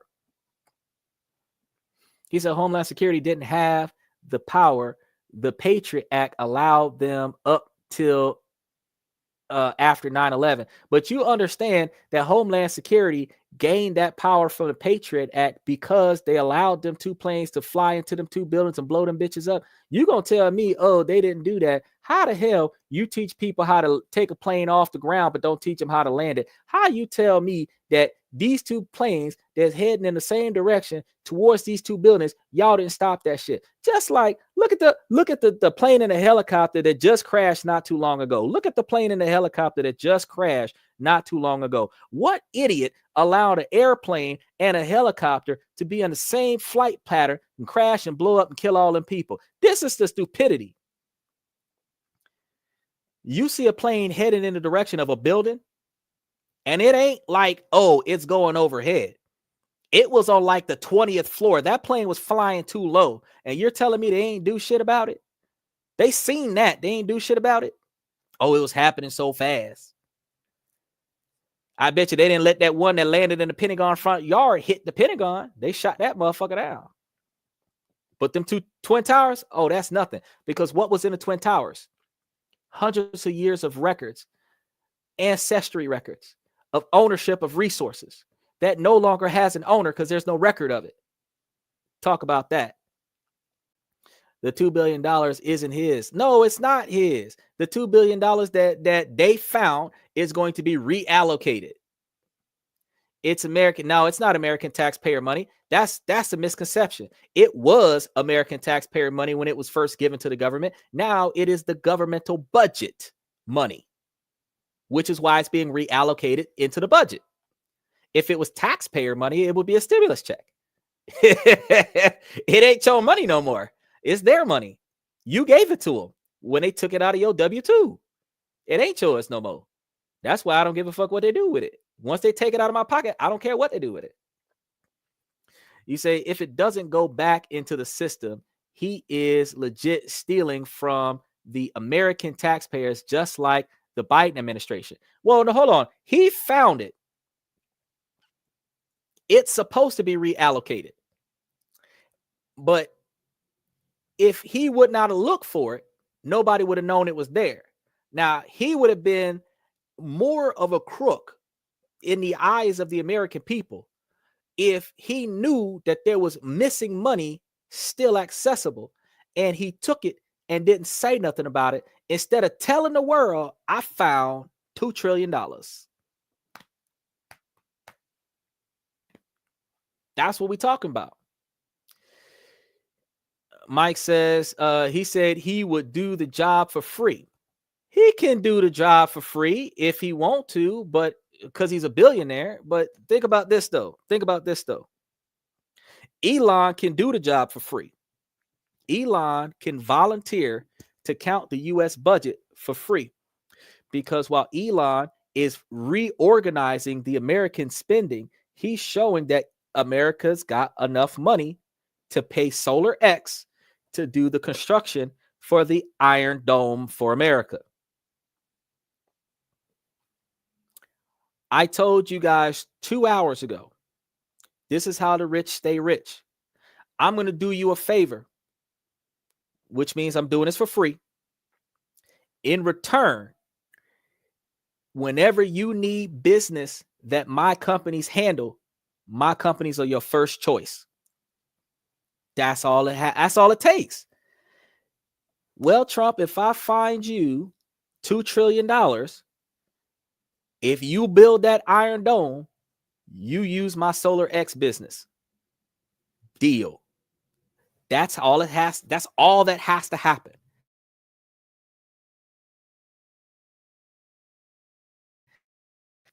Trump is going to build a dome. Elon is going to make billions off of it. So did he get paid on the back end for the work?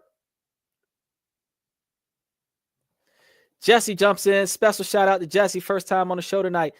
But answer me, Mike, did he get paid for the work? If I volunteer to do something for you for nothing, in exchange that you would do business with my companies down the line, I free you up enough money for you to contract my company. Did I get paid or not? Now he's going to ask me a ridiculous question. See, you came late in the show. You asked me, do I know what the Iron Dome is? Yes, I do know what the Iron Dome is. I just talked about $300 trillion worth of Iron Dome money when I talked to you about the $2.9 billion worth of Iron Dome money they're paying to Israel, which is how you got on the Israel topic, and how you're talking about the $20 billion of money 2023 that they were giving to other countries. Yes, I know what the Iron Dome is about. The Iron Dome is supposed to be a space defense system. I explained to you about that. The first hour and 20 minutes of the show was talking about that dome after we finished talking about Elon Musk saving everybody money. Yeah, I know exactly about that dome. He says, once you mentioned the one in Israel, I understood what you are referring. Oh, okay. Now that you're catching up. It's not an actual Iron Dome. It's a anti-missile system. Okay, so first of all, the anti-missile system is going to be embedded into the Iron Dome. The Iron Dome is supposed to be an actual Iron Dome, which I thought was insane, but it doesn't necessarily have to be an Iron Dome that permanently covers the United States. It could actually be an Iron Dome defense system that actually starts covering the country when the country is under attack, just like an open roof stadium. But again, when he's claimed that he wanted an Iron Dome of America, there is no actual structural design of the Iron Dome. Everybody's just speculating. There is multiple types of structures related to this, and yes, there is one that actually exists in Israel. And he says, no, it's a ground-to-air missile. Ground-to-air missiles are included in that. So is about $10 million worth of solar panels. $10 million worth of batteries from SolarX. It shoots rockets out of the sky. No, that's part of it. That is part of the hardware. That's part of the hardware. Now you're right. And you say, oh, well, the YouTube, the Iron Dome. You can YouTube the Iron Dome. I've already done the research on the Iron Dome. And while they don't have a structural pattern for the Iron Dome, everybody can speculate what it's supposed to look versus what it will actually look like, because he just signed an executive order to create the Iron Dome. So they do not even have specifics on what the Iron Dome is supposed to look like. So there could be a hypothetical naming Iron Dome, which is for missiles from Wisconsin blowing everything out of the sky, or a legitimate Iron Dome. When you jumped in, when we were talking about earlier today, how that $300 trillion could be, it could cost more than that. And you tell me something, it could cost less. And I'm telling you, no, there's no way that you've got maintenance of an Iron Dome covering the country, that the steel iron rods and the metal plating and the solar panels and all of this other technology that's going to be involved in this, that's not going to need to be serviced, because solar panels are serviced every 3 to 5 years. The beams are serviced every so often, every few dozen years, and anything that's going to be getting erosion and oxidation from exposure to the atmosphere is going to have to be replaced, so that the fucking iron beams ain't falling on folk. He says, show me where the Iron Dome is. Show me where the Iron Dome is, because you jumped into a business and finance podcast trying to argue with me semantics about insignificant stuff that has nothing to do with the average day-to-day person's financial success, so that you could try to derail the show in a fashion to make it seem like I don't know what I'm talking about. You show me an Iron Dome. Matter of fact, I got you one better, buddy. I got you one better. This just for you. I do this on a regular basis. You really believe that you know what you're talking about. You got plenty of time. Here, click the link, approve the mic, approve the camera, come on to the show real time. Show me an Iron Dome where you could tell me how I am wrong about the Iron Dome, because they don't have an Iron Dome. They haven't built an Iron Dome. They don't have the blueprints for an Iron Dome. We just finished speculating on the quantity of capital it takes to create an Iron Dome. They don't even have an idea of what the Iron Dome is going to look like. So you're going to tell me that it's not a Iron Dome, it's a missile system. It is actually a anti-space attack situation, which leads me to understand that there's a hypothetical probability that there is some lasers in space that can do some damage, or some missiles in space that can do some damage to space to land attack. When I was telling you guys about Nixon's Star Wars initiative, we talked about this earlier in the show, and I was explicit and clear about the fact that the dome has not been built. They don't have a specific blueprint or ideology of what it's supposed to look like, but we can speculate anything from a bunch of land-to-air missiles to an actual dome covering the entire country. But when Donald Trump wanted a planetary dome, not a planetary dome, Donald Trump wanted a dome that covered the entire region of the United States. I expressed to you that the dome that was supposed to be covering the entire U.S. from lower side of California, north side of Washington, including Florida this time, because Florida is the armpit of America, including Florida this time, all the way up to Maine, from west coast to east coast, it's supposed to be covered by a dome. That's what we were talking about today on the show.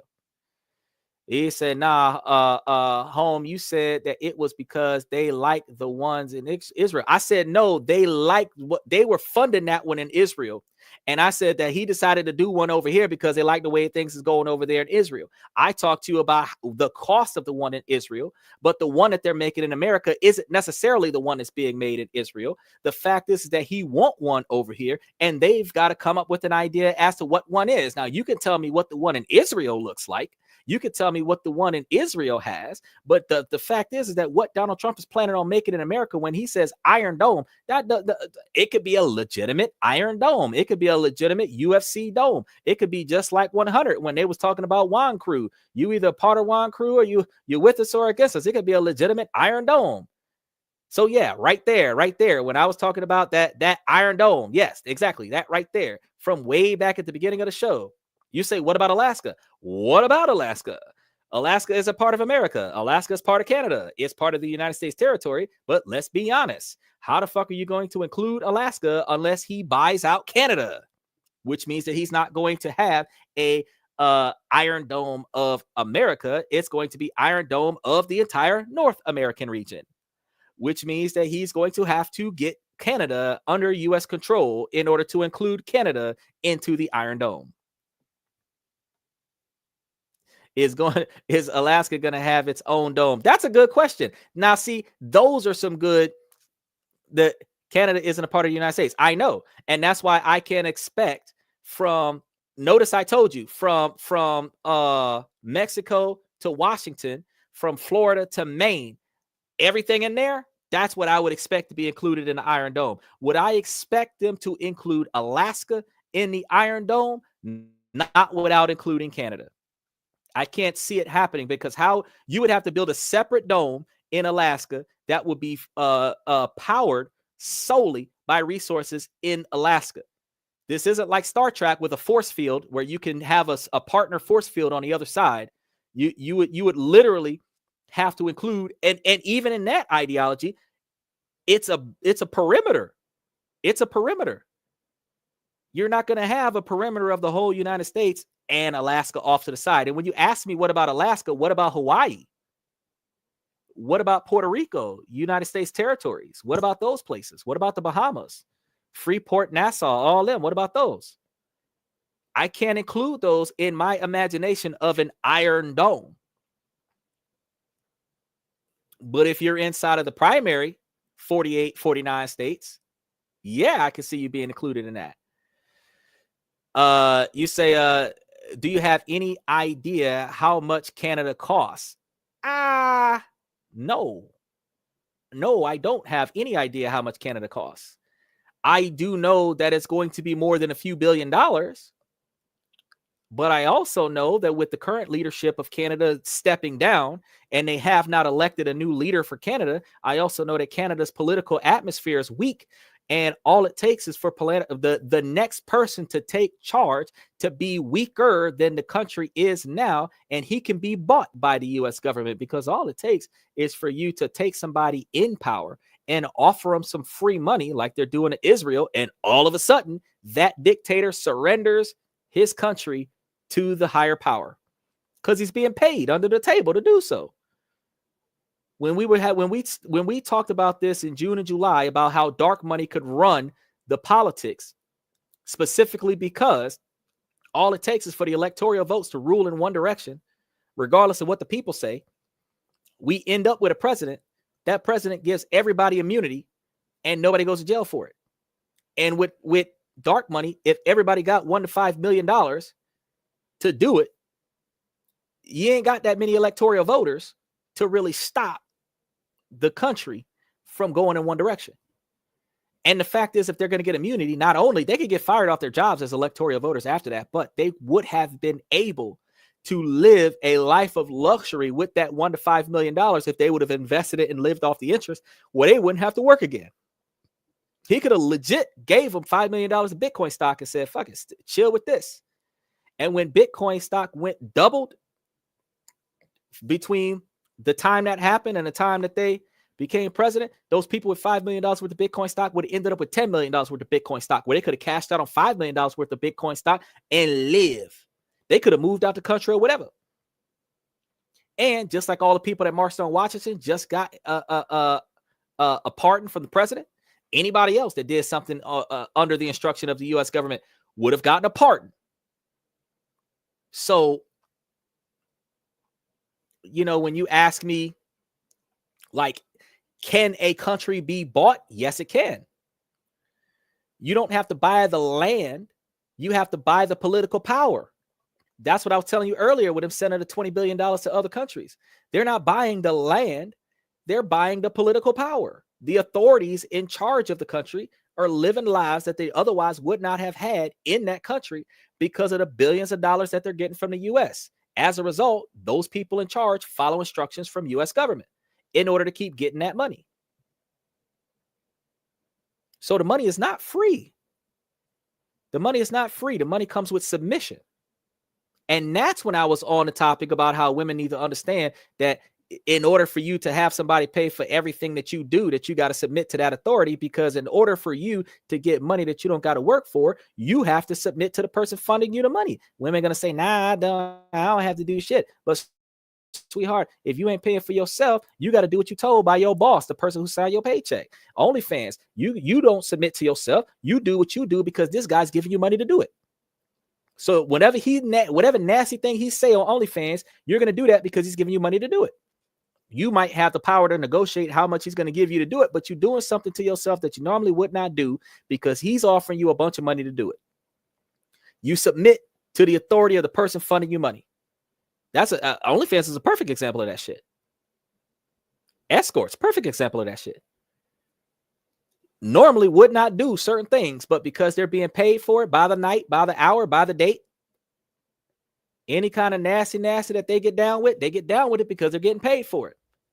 As long as they can name their price, where they're satisfied with the amount of money that they're getting for the degrading actions that they're about to perform, they do whatever they're told by the person that's paying them. That's because you submit to the person that's paying you. And governmental powers is the same way.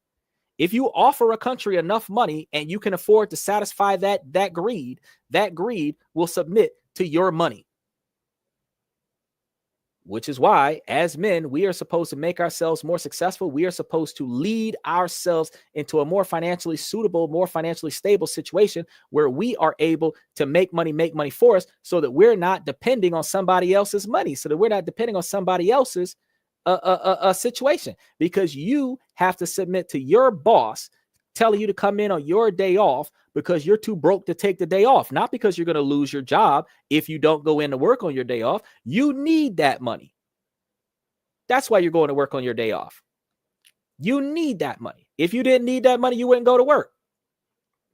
That's why I think it would be the Israel version of the Iron Dome. I don't think it's going to be the Israel version of the Iron Dome. It's trillions. I know it's trillions. I believe that they're going to take the Israel version of the Iron Dome and they're going to do a lot more creative shit with it, because one thing that America got that Israel don't got is fucking Elon Musk. And next to Elon Musk is Joe Bezos, who's got Digitech. and next to them is Boston Dynamics. So, but them three son bitches right there, I don't believe that we're gonna have the simple ass bullshit that's over there in Israel. I think that when America builds something, that America is gonna build something that's gonna put Israel to shame for two reasons: because we're supposed to be the best, we're supposed to be the greatest, and we're supposed to be able to outdo whatever everybody else got. So if Israel has a $3 trillion setup, we should have a $30 trillion setup that can blow their shit up and still be able to defend against Korea at the same time. If we're preparing for another world war, if Israel can defend itself, America should be able to offend 12 countries and defend itself in order to still be considered the greatest political power in the world. He said, I think that's true when it comes to a woman's pursuit of wealth. Well, it's true with anybody's pursuit of wealth, not just women, because men can devalue and degrade themselves for a buck too. Look at that guy on TikTok that puts on three-piece suits like this and crawls across the ground for views.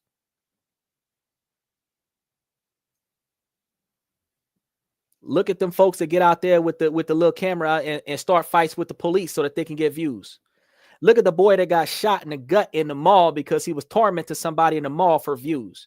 People do stupid shit to get money because they didn't just do it for the views. They did it for the views so that the views will pay them money, because some channels pay them 2 cents a view. Some channels pay them 2 cents for 1,000 views. And places like TikTok pay you 4 cents for 100,000 views. So in order for you to make $20, you got to have 10 million views. So you got to make an ass out of yourself for 500 million views so that you can make $100 so that you can go out there and make an ass out of yourself again tomorrow and capitalize on that shit. People degrade and devalue themselves for a fucking dollar. And that's why this podcast is saying, hey, bro, you ain't got to go out there and make yourself look like a fucking idiot to make money. You can literally listen to what I'm talking about. Other people got knowledge that can come to the show and share their knowledge too. And we could talk about places where we can invest in shit.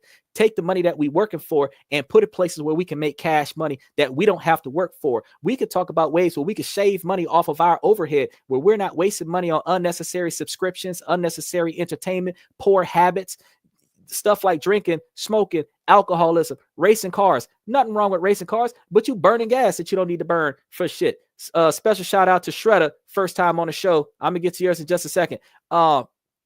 We talk about ways where, like I told y'all about investing in college so that you can make money off of college. When I'm talking about how I told y'all before, you got kids at public school, fuck paying for private school. You could take the money that donate money to your public school, get a receipt. Take that receipt, claim it on your taxes, because public school is a non-profit entity. It does not get a profit. It spends the money from the U.S. government, and when it runs out of money, it goes broke. So all the money you're giving to your local public school, you can write that off on your taxes, so you ain't got to pay as much taxes if you're giving the money to your local school. And because you're funding the local school, your child is going to get treated better by that school.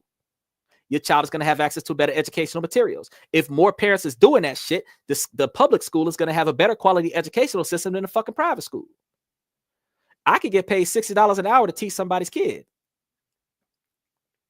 That's 10 kids for $600. But if you was to give the school $6,000, your kid would stop getting his ass whooped in school. And it's a tax write-off. So it's not like you're spending the money, because they're going to take it out of your check anyway. They're just going to give it back to you because you gave it to the school. People mad because the Department of Education got dismantled. Fuck the Department of Education. Trillions of dollars, and you still got age-old textbooks. The kids ain't learning shit. You got to pay for a tutor because the public school ain't doing nothing.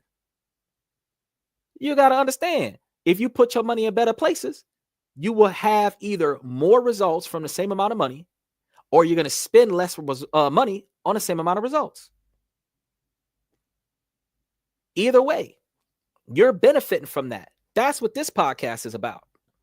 Now, Shredder said, my boyfriend broke up with me today. Said labias are too long. What do I do? You need to keep your labias to yourself and go find you another man that is not going to talk to you about your labias. That's what you need to do. Fact is, why is you spreading your legs for that? That's your who? Your boyfriend? How long you was dating with your boyfriend? Shredder, how long was you dating your boyfriend? You thought I wasn't gonna talk about that on the show. You sitting over here cracking up laughing. You wasn't expecting me to respond to that comment. No, if it's a reasonably appropriate, I'd have talked about some stuff on the show. But how long you dating this man for this man to 2 years? 2 years. Now he gonna sup Gary. I ain't forget about you, Mike. I ain't forget about you, Mike. I gotta touch her, and then I gotta deal with you. So you date this dude for 2 years, and you're telling me that you didn't notice that he had issues about, I guess, shallow, superficial looks. What did you like about this dude? Because you sitting over here, she said, I don't know what to do. Well, if he don't like you, leave him. Same thing I tell men, first person accountability. You're not supposed to stay with these people. But Mike said, then at the end of the day, I respect what you have to say, brother. Hey, bro, I always respect what you got to say. I don't have to agree with a lot of the things that you say in order for me to rationalize what you say and make it make sense. I will talk to you till the sun come up if I ain't got nothing to do after this. And I don't have nothing to do after this for another like 12 hours. So I can literally be here for another 6 having conversations with y'all. Because if I would have had another, Gary said, what's up, Cat Williams? What's going on, Gary? Gary G, first time on the show tonight. But truth is that, you know, if it didn't make sense, I would definitely tell you that it doesn't make sense. Now, if you make it make sense for me, I'll rationalize that shit. But everything that I tell you, I take facts, I take current events, facts from those current events, rationalize it with logical, rational perspective. Take that same concept, because uniformity dictates that in every situation, that should be the result. Or if that shouldn't happen, in every situation, that shouldn't happen. So when I tell you, well, logic dictates that if it's fucked up in this situation, it's fucked up in that situation. The difference between governmental power spending billions of dollars versus billionaires spending billions of dollars is the same shit. The same way that a government can buy out a weak-willed individual in another country and control that person like a puppet, so that governmental power is a puppet for the U.S. government, is the same way that a man can control a woman, or a woman can control a man, because women control men with sex and men control women with money. If a man is thirsty enough for sex, he will surrender all of his authority as a man to that woman. And if a woman is thirsty enough for money, she will surrender all of her dignity, integrity, and her body to that man for money. That is what we do. They say everybody has its price. It just depends on how much you have to pay. And if we understand that, I'm not up here talking about governmental conspiracies. I'm not up here talking about how the man is keeping us down. I'm not up here talking about how shit sucks and, oh, I wish that things would change. I'm telling you that doors is opening, windows is opening, roofs is coming off of shit. And we can find ways right now, while the country is up in arms and upside down and all distraught, to capitalize and make us some legal money that we do not have to work hard. By the time this man get out of office, we will not be struggling if we put our effort, time, and money into learning what's going on, learning what changes are made. I'm gonna tell you right now, go invest in some plastic straws. Simple shit now. Since he just banned paper straws, go invest in plastic. Plastic is about to boom. You're going to make you some money off of that shit, at least in the short term, if not in the long term. This is the shit that I tell you guys about, and I'm not telling you nothing wrong. I tell you right now, American people, W2 people, you can donate up to 100% of your income to a 501c3 publicly funded entity. You can donate 100% of your money to a nonprofit governmental entity and get tax deduction dollar for dollar for it. If you're going to pay $10,000 to the U.S. government, pay $10,000 to your child's education. I'm not telling you, oh, go give it to cancer research. I'm not telling you to go and give that money over to feeding kids in Africa 25 cents a day or some shit like that. I'm telling you, donate your money directly where you're going to see fucking results. You need your kid to be fucking smarter. You donate to your kids' elementary school, then you donate to your kids' middle school, then you donate to your kids' high school. You got more than one kid. You was a good ass donor when your first kid was in that school. Now money's coming back again. That means that's a second generation child. They're going to treat that second child better than the first child because they keep getting money from you. The third child, you're a legacy. You're going to be idolized by all the teachers, because each teacher that got a raise because your mama and daddy's paying for their fucking salary, they are not going to treat you like shit. That don't mean that your ass going to learn nothing. You're going to learn if you apply yourself. First person accountability. So that's what we talk about on this show. Shredder said, I like you, man. I appreciate you. I appreciate you too. He said, how you getting trolled by someone named Shredder? Baby, Mike, I get trolled by a lot of people, but halfway through the show, halfway through the conversations that we have, after I done said some shit that makes sense to them, they come to understand that they came to the wrong show with the bullshit. You came to a show that will give you the knowledge that you need, give you information that you could take away with. I will show you some stuff that you can learn from, and then you could. When we hear 7 days a week, I'm not here preaching the gospel on the exact same topic every single fucking day. The same old boring ass shit that they was talking about last week. I'm not like the Whatever podcast or the Red Pill podcast where they do the same thing every week, which is sit there and ask women questions to make themselves talk stupid so that they can look stupid on social media and then make a bunch of shorts out of it. You're not learning nothing over there, except that the people that they brought up onto that show ain't got goddamn sense. That's all you're able to understand. But what do you learn from that type of podcast? You learn how to continue arguing with one another, continue to bicker with one another. You learn how to continue devaluing one another. But then you come to this podcast, where this podcast tells you that if you want equality, you got to understand what equality is. Equality means that a 20-foot fence I have the same accessibility at 5'6" to look over that 20-foot fence as a 6-foot man has to look over that same 20-foot fence. That is equality. But equal equity means is that me and the 6-foot guy is both standing at 20 feet, 22 feet to see over the goddamn. That's equal equity. And if I'm going to put it in a scale that makes you understand it better, a 6-foot wall, I'm 5'6", and you're 6'4". Equality means that we both have the same chance to look over that wall. That's equality. But at 5'6", I'm not likely to see over that wall unless I jump or stand on a box or something. Equal equity means that I can see over the wall the same way the 6-foot person can see over the wall. And in order for me at 5'6" to see over the wall, I would need an 8-inch lift to see over the wall like the 6'4" guy, which means I'm going to get an 8-inch handicap to be at the same equal equity as the 6'4" guy. That is equality. That's what people think equality is, but that is equal equity. Equality means that at 6'4", my 5'6" got the same ability to walk up to that gate. I can't see shit, but he can see everything. That's equality. Because we are not going to receive favoritism based on difference. Equal equity means that the person who has less accessibility to seeing over the fence has the same ability to see over the fence, even if I got to give them a lift. That is equal equity. I talk about uniformity because uniformity has nothing to do with ethics. It has nothing to do with morals. It has nothing to do with equality. It talks about uniformity. Whoever's in this situation, whatever their responsibility is, that's the responsibility of that role. You take one gender out, put another gender in, take one race out, put another race in, take one financial class out, put another financial class in, role's still the same. You want that role, you have to take the responsibilities of that role. That's uniformity. Uniformity also works where the outcome of a situation doesn't change because of the person. If it's bad, it's bad. It doesn't matter who's involved. If it's bad, it's bad. It's bad if you do it. It's bad if I do it. It's bad if it happens to you. It's bad if it happens to me. That's uniformity. Uniformity skews morals and ethics because, I mean, you could slap a man in the face on morals, on principle. But if you say that somebody step on your J's, you're going to slap the shit out of them. It don't matter if they're a toddler or 5'8", Brock Lesnar, Bobby Lashley, 6'12", something or other. If they step on your J's, you're supposed to slap the shit out of them. Even if that means you're going to get your ass whooped.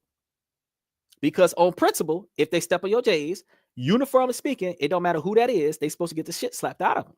Now, if you're only going to slap the shit out of people that you know you can beat up, that is arbitrary and subjective, where you are only bullying people that cannot defend themselves.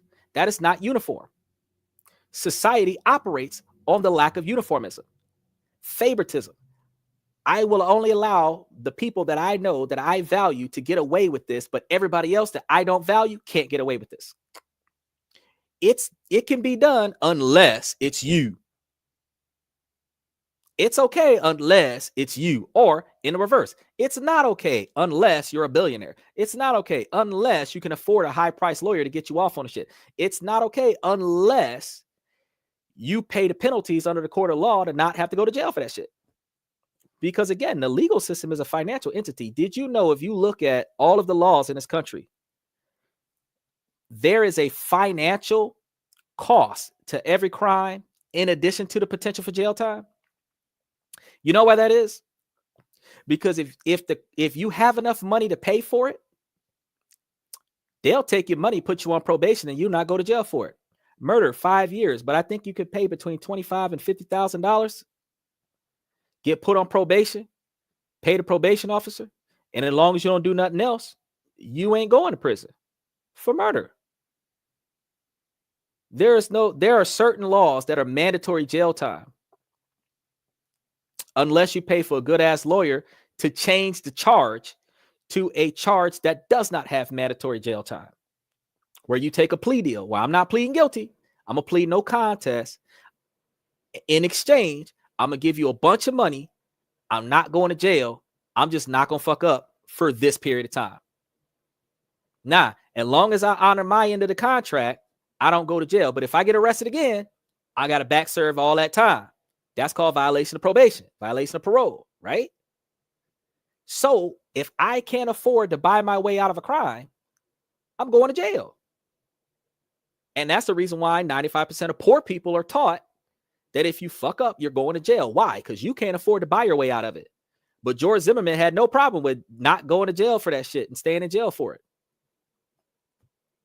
Some things that you can do, if you can afford it, you ain't going down for it. Why? Because it is not uniform that actions have definite consequence. Actions have subjective consequence. That, under the watchful eye of human error, is subjectively administered in the form of favoritism. Take child custody law right now. Special shout out to Jesse, first time tonight. Take child custody right now. Men, 70% of y'all on the channel tonight, men, fellas. Majority of custody cases close in favor of the woman. Not because they're better at taking care of the kids. Now, in this country, equality required us to put so many female judges into the court system. Now we have female judges, we have female lawyers, we have female caseworkers. So as a father, you're the only man in the room. And you are supposed to convince a bunch of women to agree with you. How many men are successful with that? That are not rich. How many of the average men in the bottom 99% are successful with that?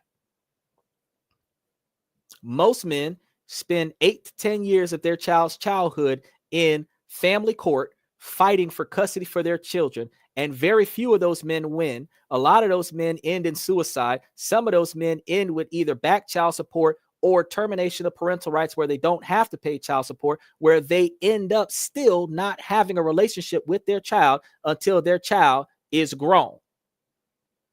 Because it is a decision-making process solely based on personal preference of the judge. So if the judge would have been a man, you probably would have had more favoritism. But by the judge not being a man, you have to fight for your constitutional right for equal treatment in a biased system. Jesse says, can you tell me a joke, buddy? Life's so serious and shitty at times. I need a good laugh before bed. Well, I'm not a comedian. But if you want to hear something funny, people said Joe Biden did a good job.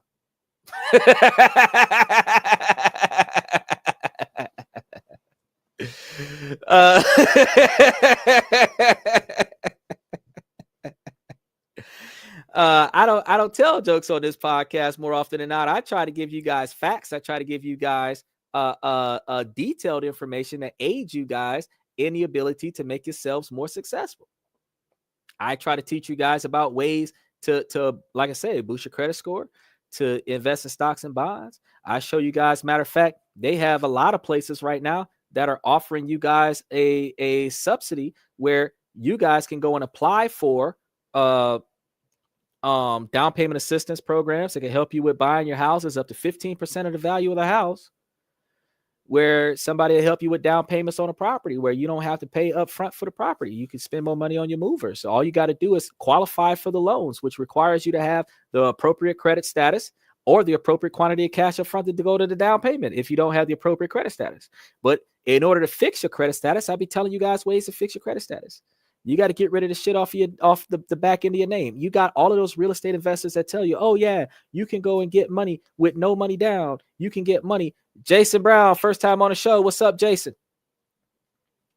They say, oh, you can get money. All you need is a good payment history. Now, a good payment history means that you had to have been recording good payment for the 3 major credit agencies for the past 2 years or longer, where you still have more money than you have debt, but you haven't been missing any payments over the past 24 to 36 months. Then you can go to somebody and say, hey, I ain't got good credit, but I got good payment history. Lend me some money. But if you got missed payments over the past 6 months, ain't nobody lending you shit on top of bad credit. You coming out of bankruptcy, you got charge-offs, you're not paying back small loans. You start asking for big loans, they're gonna tell you, hell nah. If you can't pay for the small shit, how the fuck you gonna be able to afford to pay for the big shit? How can Camilla run the country if she couldn't run her campaign? She was in debt before the campaign trail ended. So how was she going to fix the government's budget crisis if she couldn't control her own budget crisis? This is the kind of shit that we talk about. So in order for you to make it make sense for yourself, you have to fix your credit. You have to get rid of all the negative stuff off your credit reports, because that's what they're going to look for, because they're not going to take your word for it. Then you're going to show them proof of income, which means you got to have more income. I see them comments. I'm going to get on them. And then after you finish improving the income, you're going to put the income status that you can prove with the credit status that you can prove. And then they're going to tell you that based on this, we'll give you a certain quantity of money if you accept the interest rates and the payment amount. That's it. Now, if you can rationalize it where you're making more money than you're spending while you're picking up that purchase, do it. But a lot of people, broke-minded, are going to put every dollar into this situation, and now you can barely get by. Real estate agents right now, brokers right now are starting to say, well, if you have more than 43% of your bills to your monthly check, they ain't even going to finance you shit. Which also means that your standard of living is supposed to be somewhere closer to 30% of the amount of money you bring in every month. Your month-to-month living expenses should be 30% of the amount of money that you're bringing in right now. And if it's not, you're doing something wrong. You're going to have to stop paying for some shit. Turn some stuff off. Jason said, hi, I stumbled. Have a question. Okay. Is Myers Industries, MYE, a good stock for plastic investment? Is Myers Industry even a plastic industry stock? That's a good question to ask, because I know I have a lot of trolls that come in and ask me a lot of stuff. So I have not checked that stock yet, but I can tell you right this second what you got. Myers, MYERS.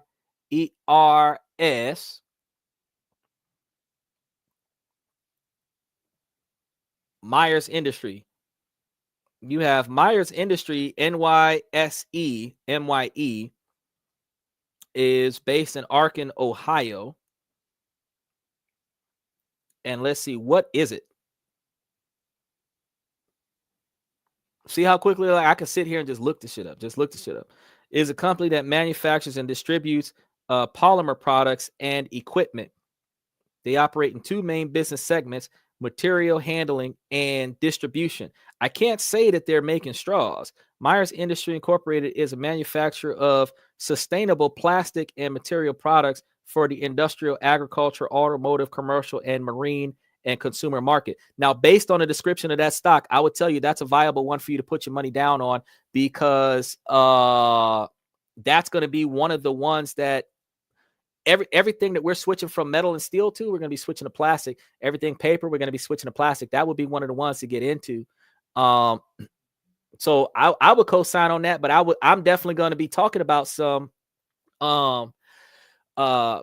undervalued stocks on tomorrow night's show. So definitely I will take this information and I will do some more research on this particular stock and give you some more stock information on Myers Industries, and also try to find a few other plastic stocks that are related to that, so that if this one isn't good enough, that I can find some that might have a higher dividend distribution or a higher percentage yield, because we're going to be looking at the profit over investment to see exactly which ones are good, because a low P&E, profit over investment, a low value is an undervalued stock, where a high P&E, so a low value P&E is like $5, a high P&E is like $138. So we're going to be looking at stuff like that, where we can determine which ones are good and which ones are not good, because I have found 6 real estate investment trusts last week that I was looking at this weekend. And what happens is that the numbers look right with the percentage increases for the value of the stock, but the dividend distribution didn't look right. And when you're looking at the profit over investment, they have different profits over investments. High profit over investment means they're going to be investing for the long-term profits, where you're going to start seeing higher dividends on the back end, allegedly. The lower profit over investment, where they're going to be having a lower expectation of investing in inflation, in expansion, which means that they're going to have a larger distribution back to the shareholders. So when you're looking at that P&E, you're able to see, oh, well, they ain't really doing shit with this one. So if I throw a bunch of money into it, they're going to give me a bunch of money back. Versus one that's aiming for the long haul, you might put a bunch of money into it, but you're not going to get much money back.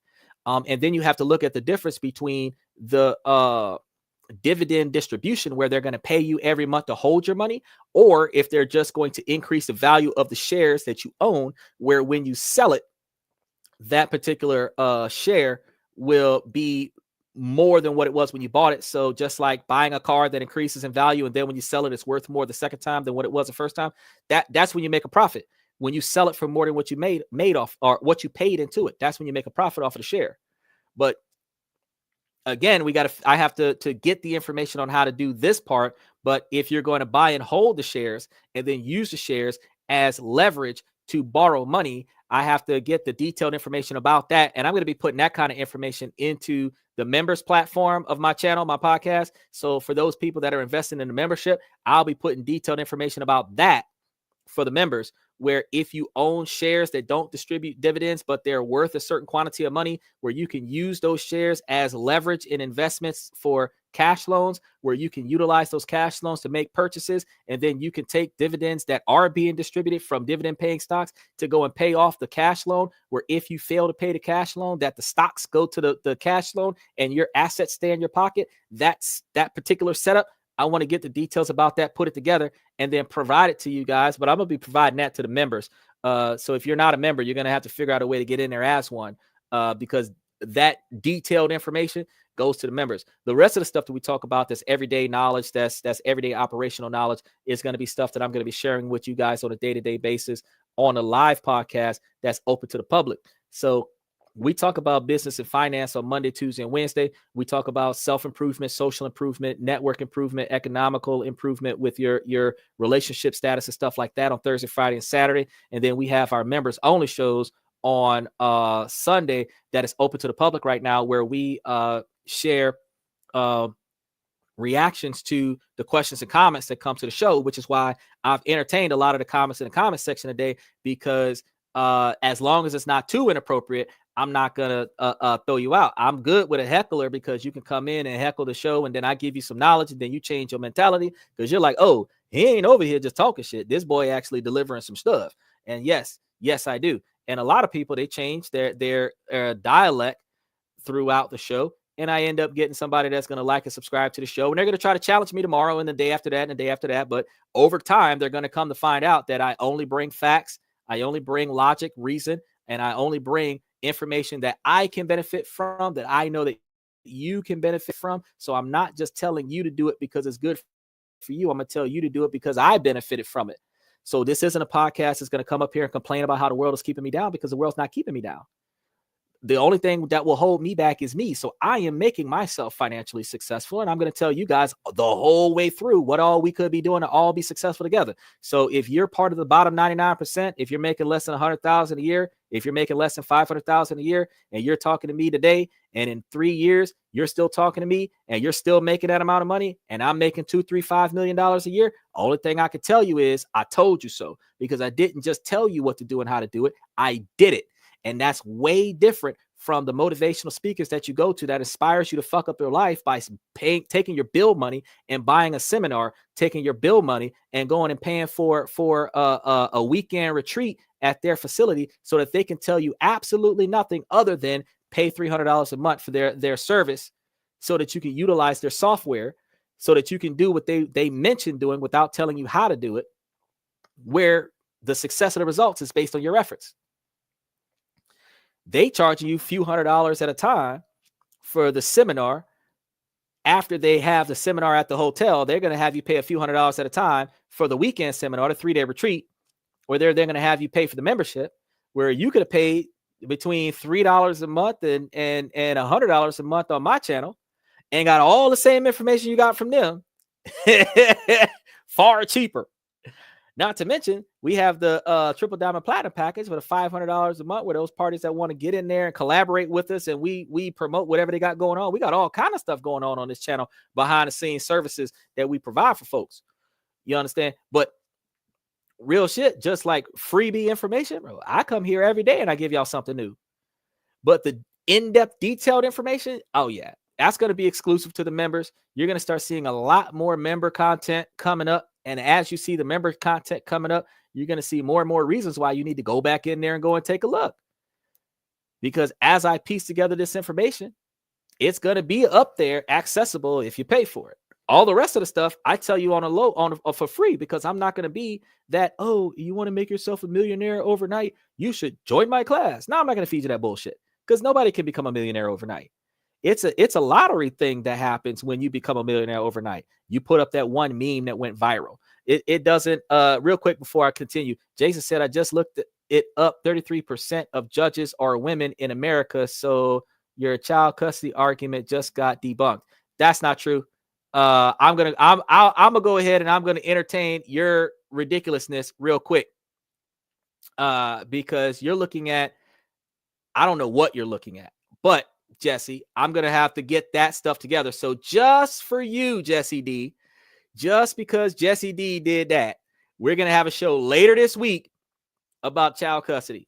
There's going to be a whole show about child custody. And I'm going to be able to give you all of the statistics related to child custody, because you have dependency cases, you have termination of parental right cases, you have juvenile dependency cases, you have the higher level juvenile courts. So there's like four different sectors of juvenile between like birth and like everybody under the age of 18. So there's a lot of different tiers to that shit. Just like the person that came up here and told me that the NAACP isn't primarily run by white people. I told him, I'm like, bro, there's more non-minority people in the AACP than there are minorities in the AACP.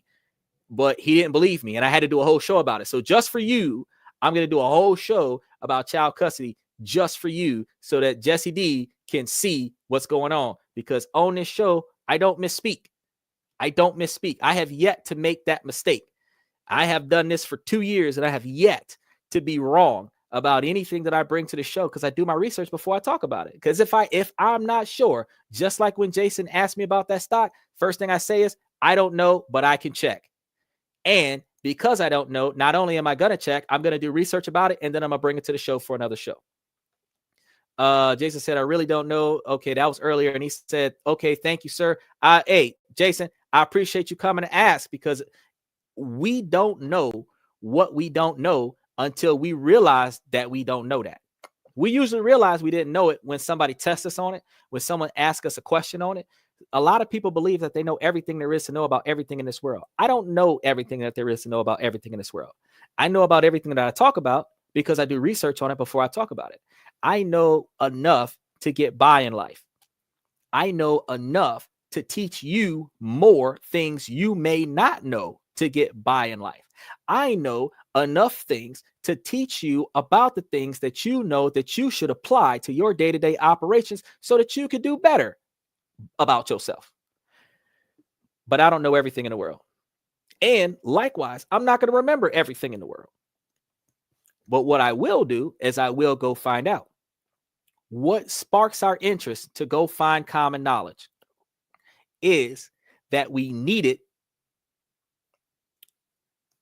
That's what gets us to go look for stuff. When we're being deprived of something, that's when we decide to go look for stuff. Until we are deprived, it is what it is. It ain't what we make it. It is what it is. We don't put forth effort to make our lives better. We just complain about the fact that life sucks, that shit's hard, that adulthood is tough. But we don't look for ways to make it easier. We always say, I can't. I can't. It's not possible. You're wrong. But we never go and try to find a way for us to do stuff. Children are better at living life than adults because they're not limited to the restrictions that we put on ourselves as adults. We are only not able to do what we don't feel comfortable with doing. We are only not capable of accomplishing when the decisions that we make negatively impacts our reputation, which prevents us from qualifying for a position in society that requires a certain reputation. But from birth, you are not restricted from anything in 2025 until the choices you make disqualify you.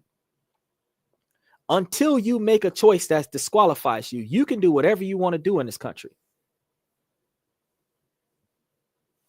You could be the first female president. You could be the first female minority president. You can do whatever you want to do in this country. The only thing stopping you is that you're not 35 years of age.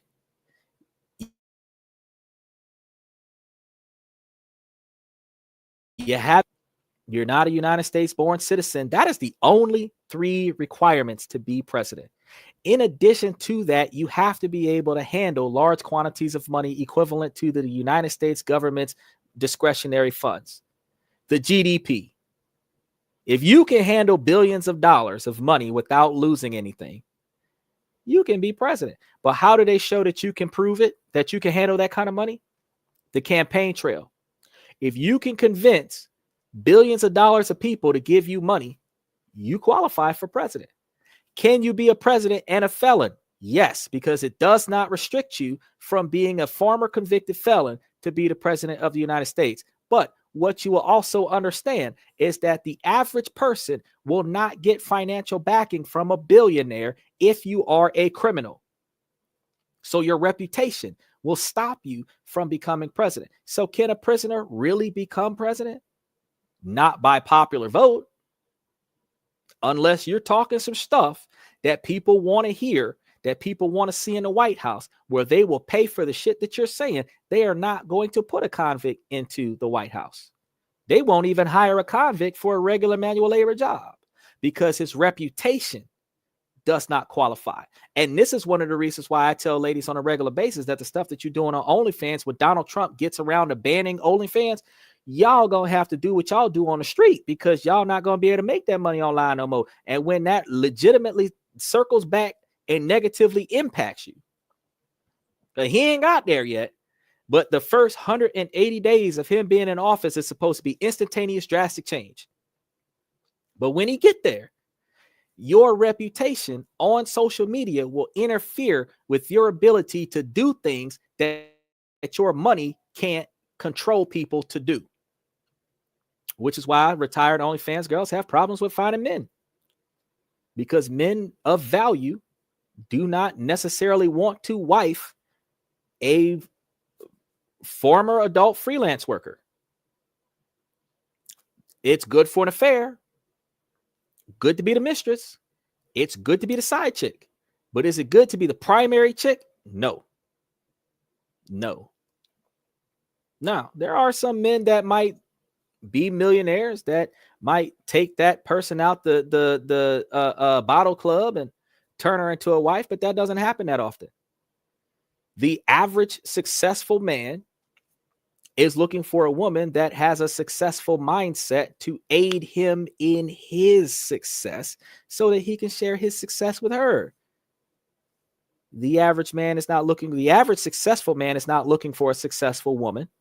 And the average successful man that will do a business merger with a successful woman is because his parents, his ancestors, is trying to keep the wealth in the family. So since our Fortune 500 company is going to merge with their Fortune 500 company, which is the direct competitor of our company, if you marry her, we no longer have competition, which is considered an arranged marriage. But that is when a woman's wealth marries a man's wealth to become wealthier.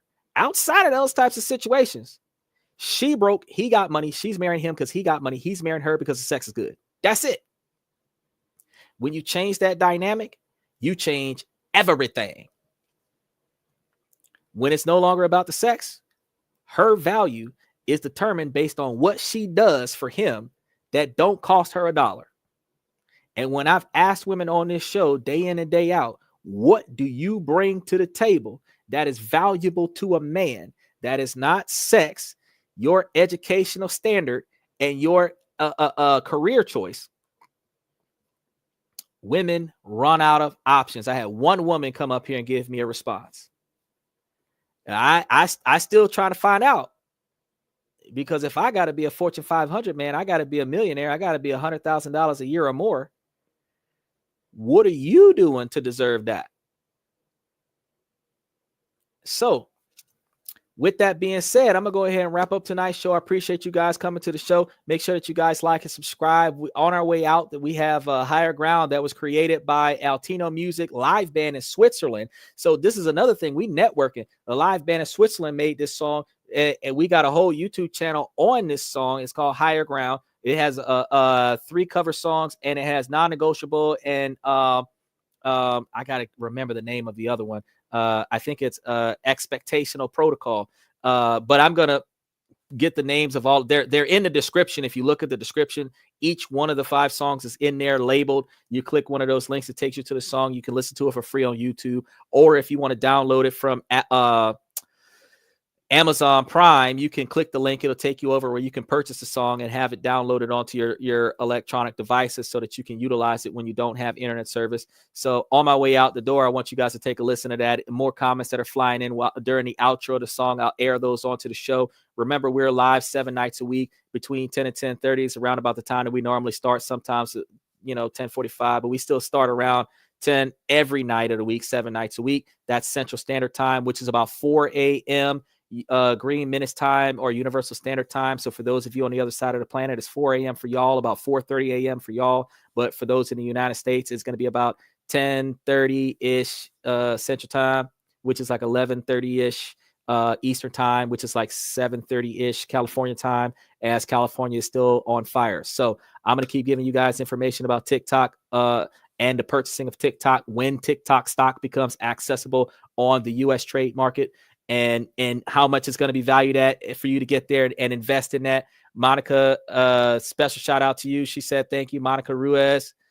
The question still goes out to you too, ma'am. So you can always come back tomorrow. And when you think about it long and hard. And when you come back tomorrow, you'll be able to tell me. If not, you can wait till Thursday. And I give you 3 days to tell me, because Thursday we're going to be talking about topics like that. What do women that want that higher value man bring to the table besides sex and their career choice and their education? Because a man is valuable to a woman based on how much he has to provide to her. And a woman's value to a man is non-tangible, non-sexual provisions that benefits the man. What the women bring to men that men benefit from, that is not sex, her education, and her career. Because he doesn't need her to be smart. He needs her to be helpful. He doesn't need her to have money, because he's required to have his own money since he's a man. It's a stereotype in this country.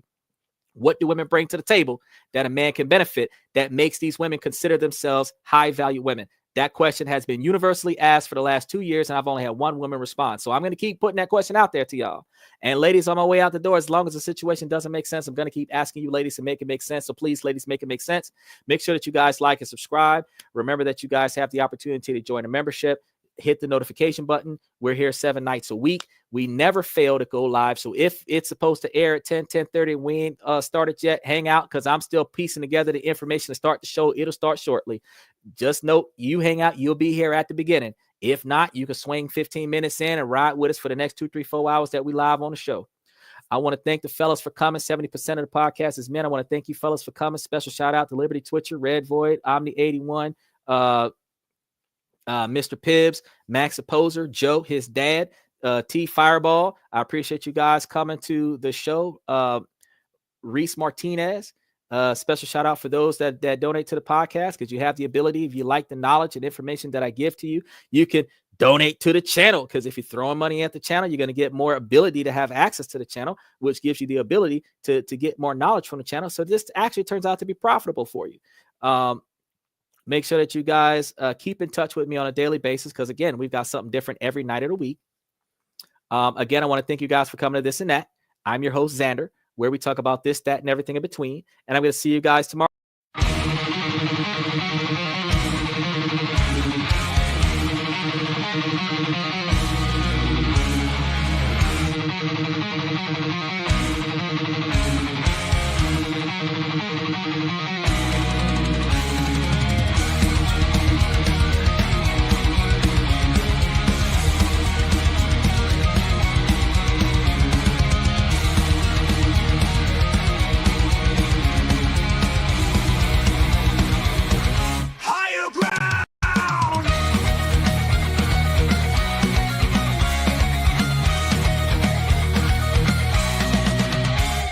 Chase validation, now I validate myself. Building inner strength, putting doubt upon the shelf. No more unnecessary drama, no more wasted time. Climbing higher, constantly making my own climb.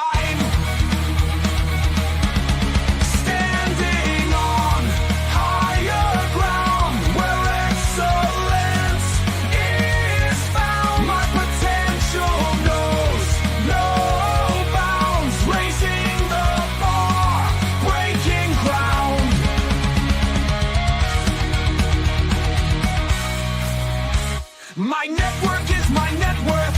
Choose your company wise. Surround yourself with eagles, not with sheep in disguise.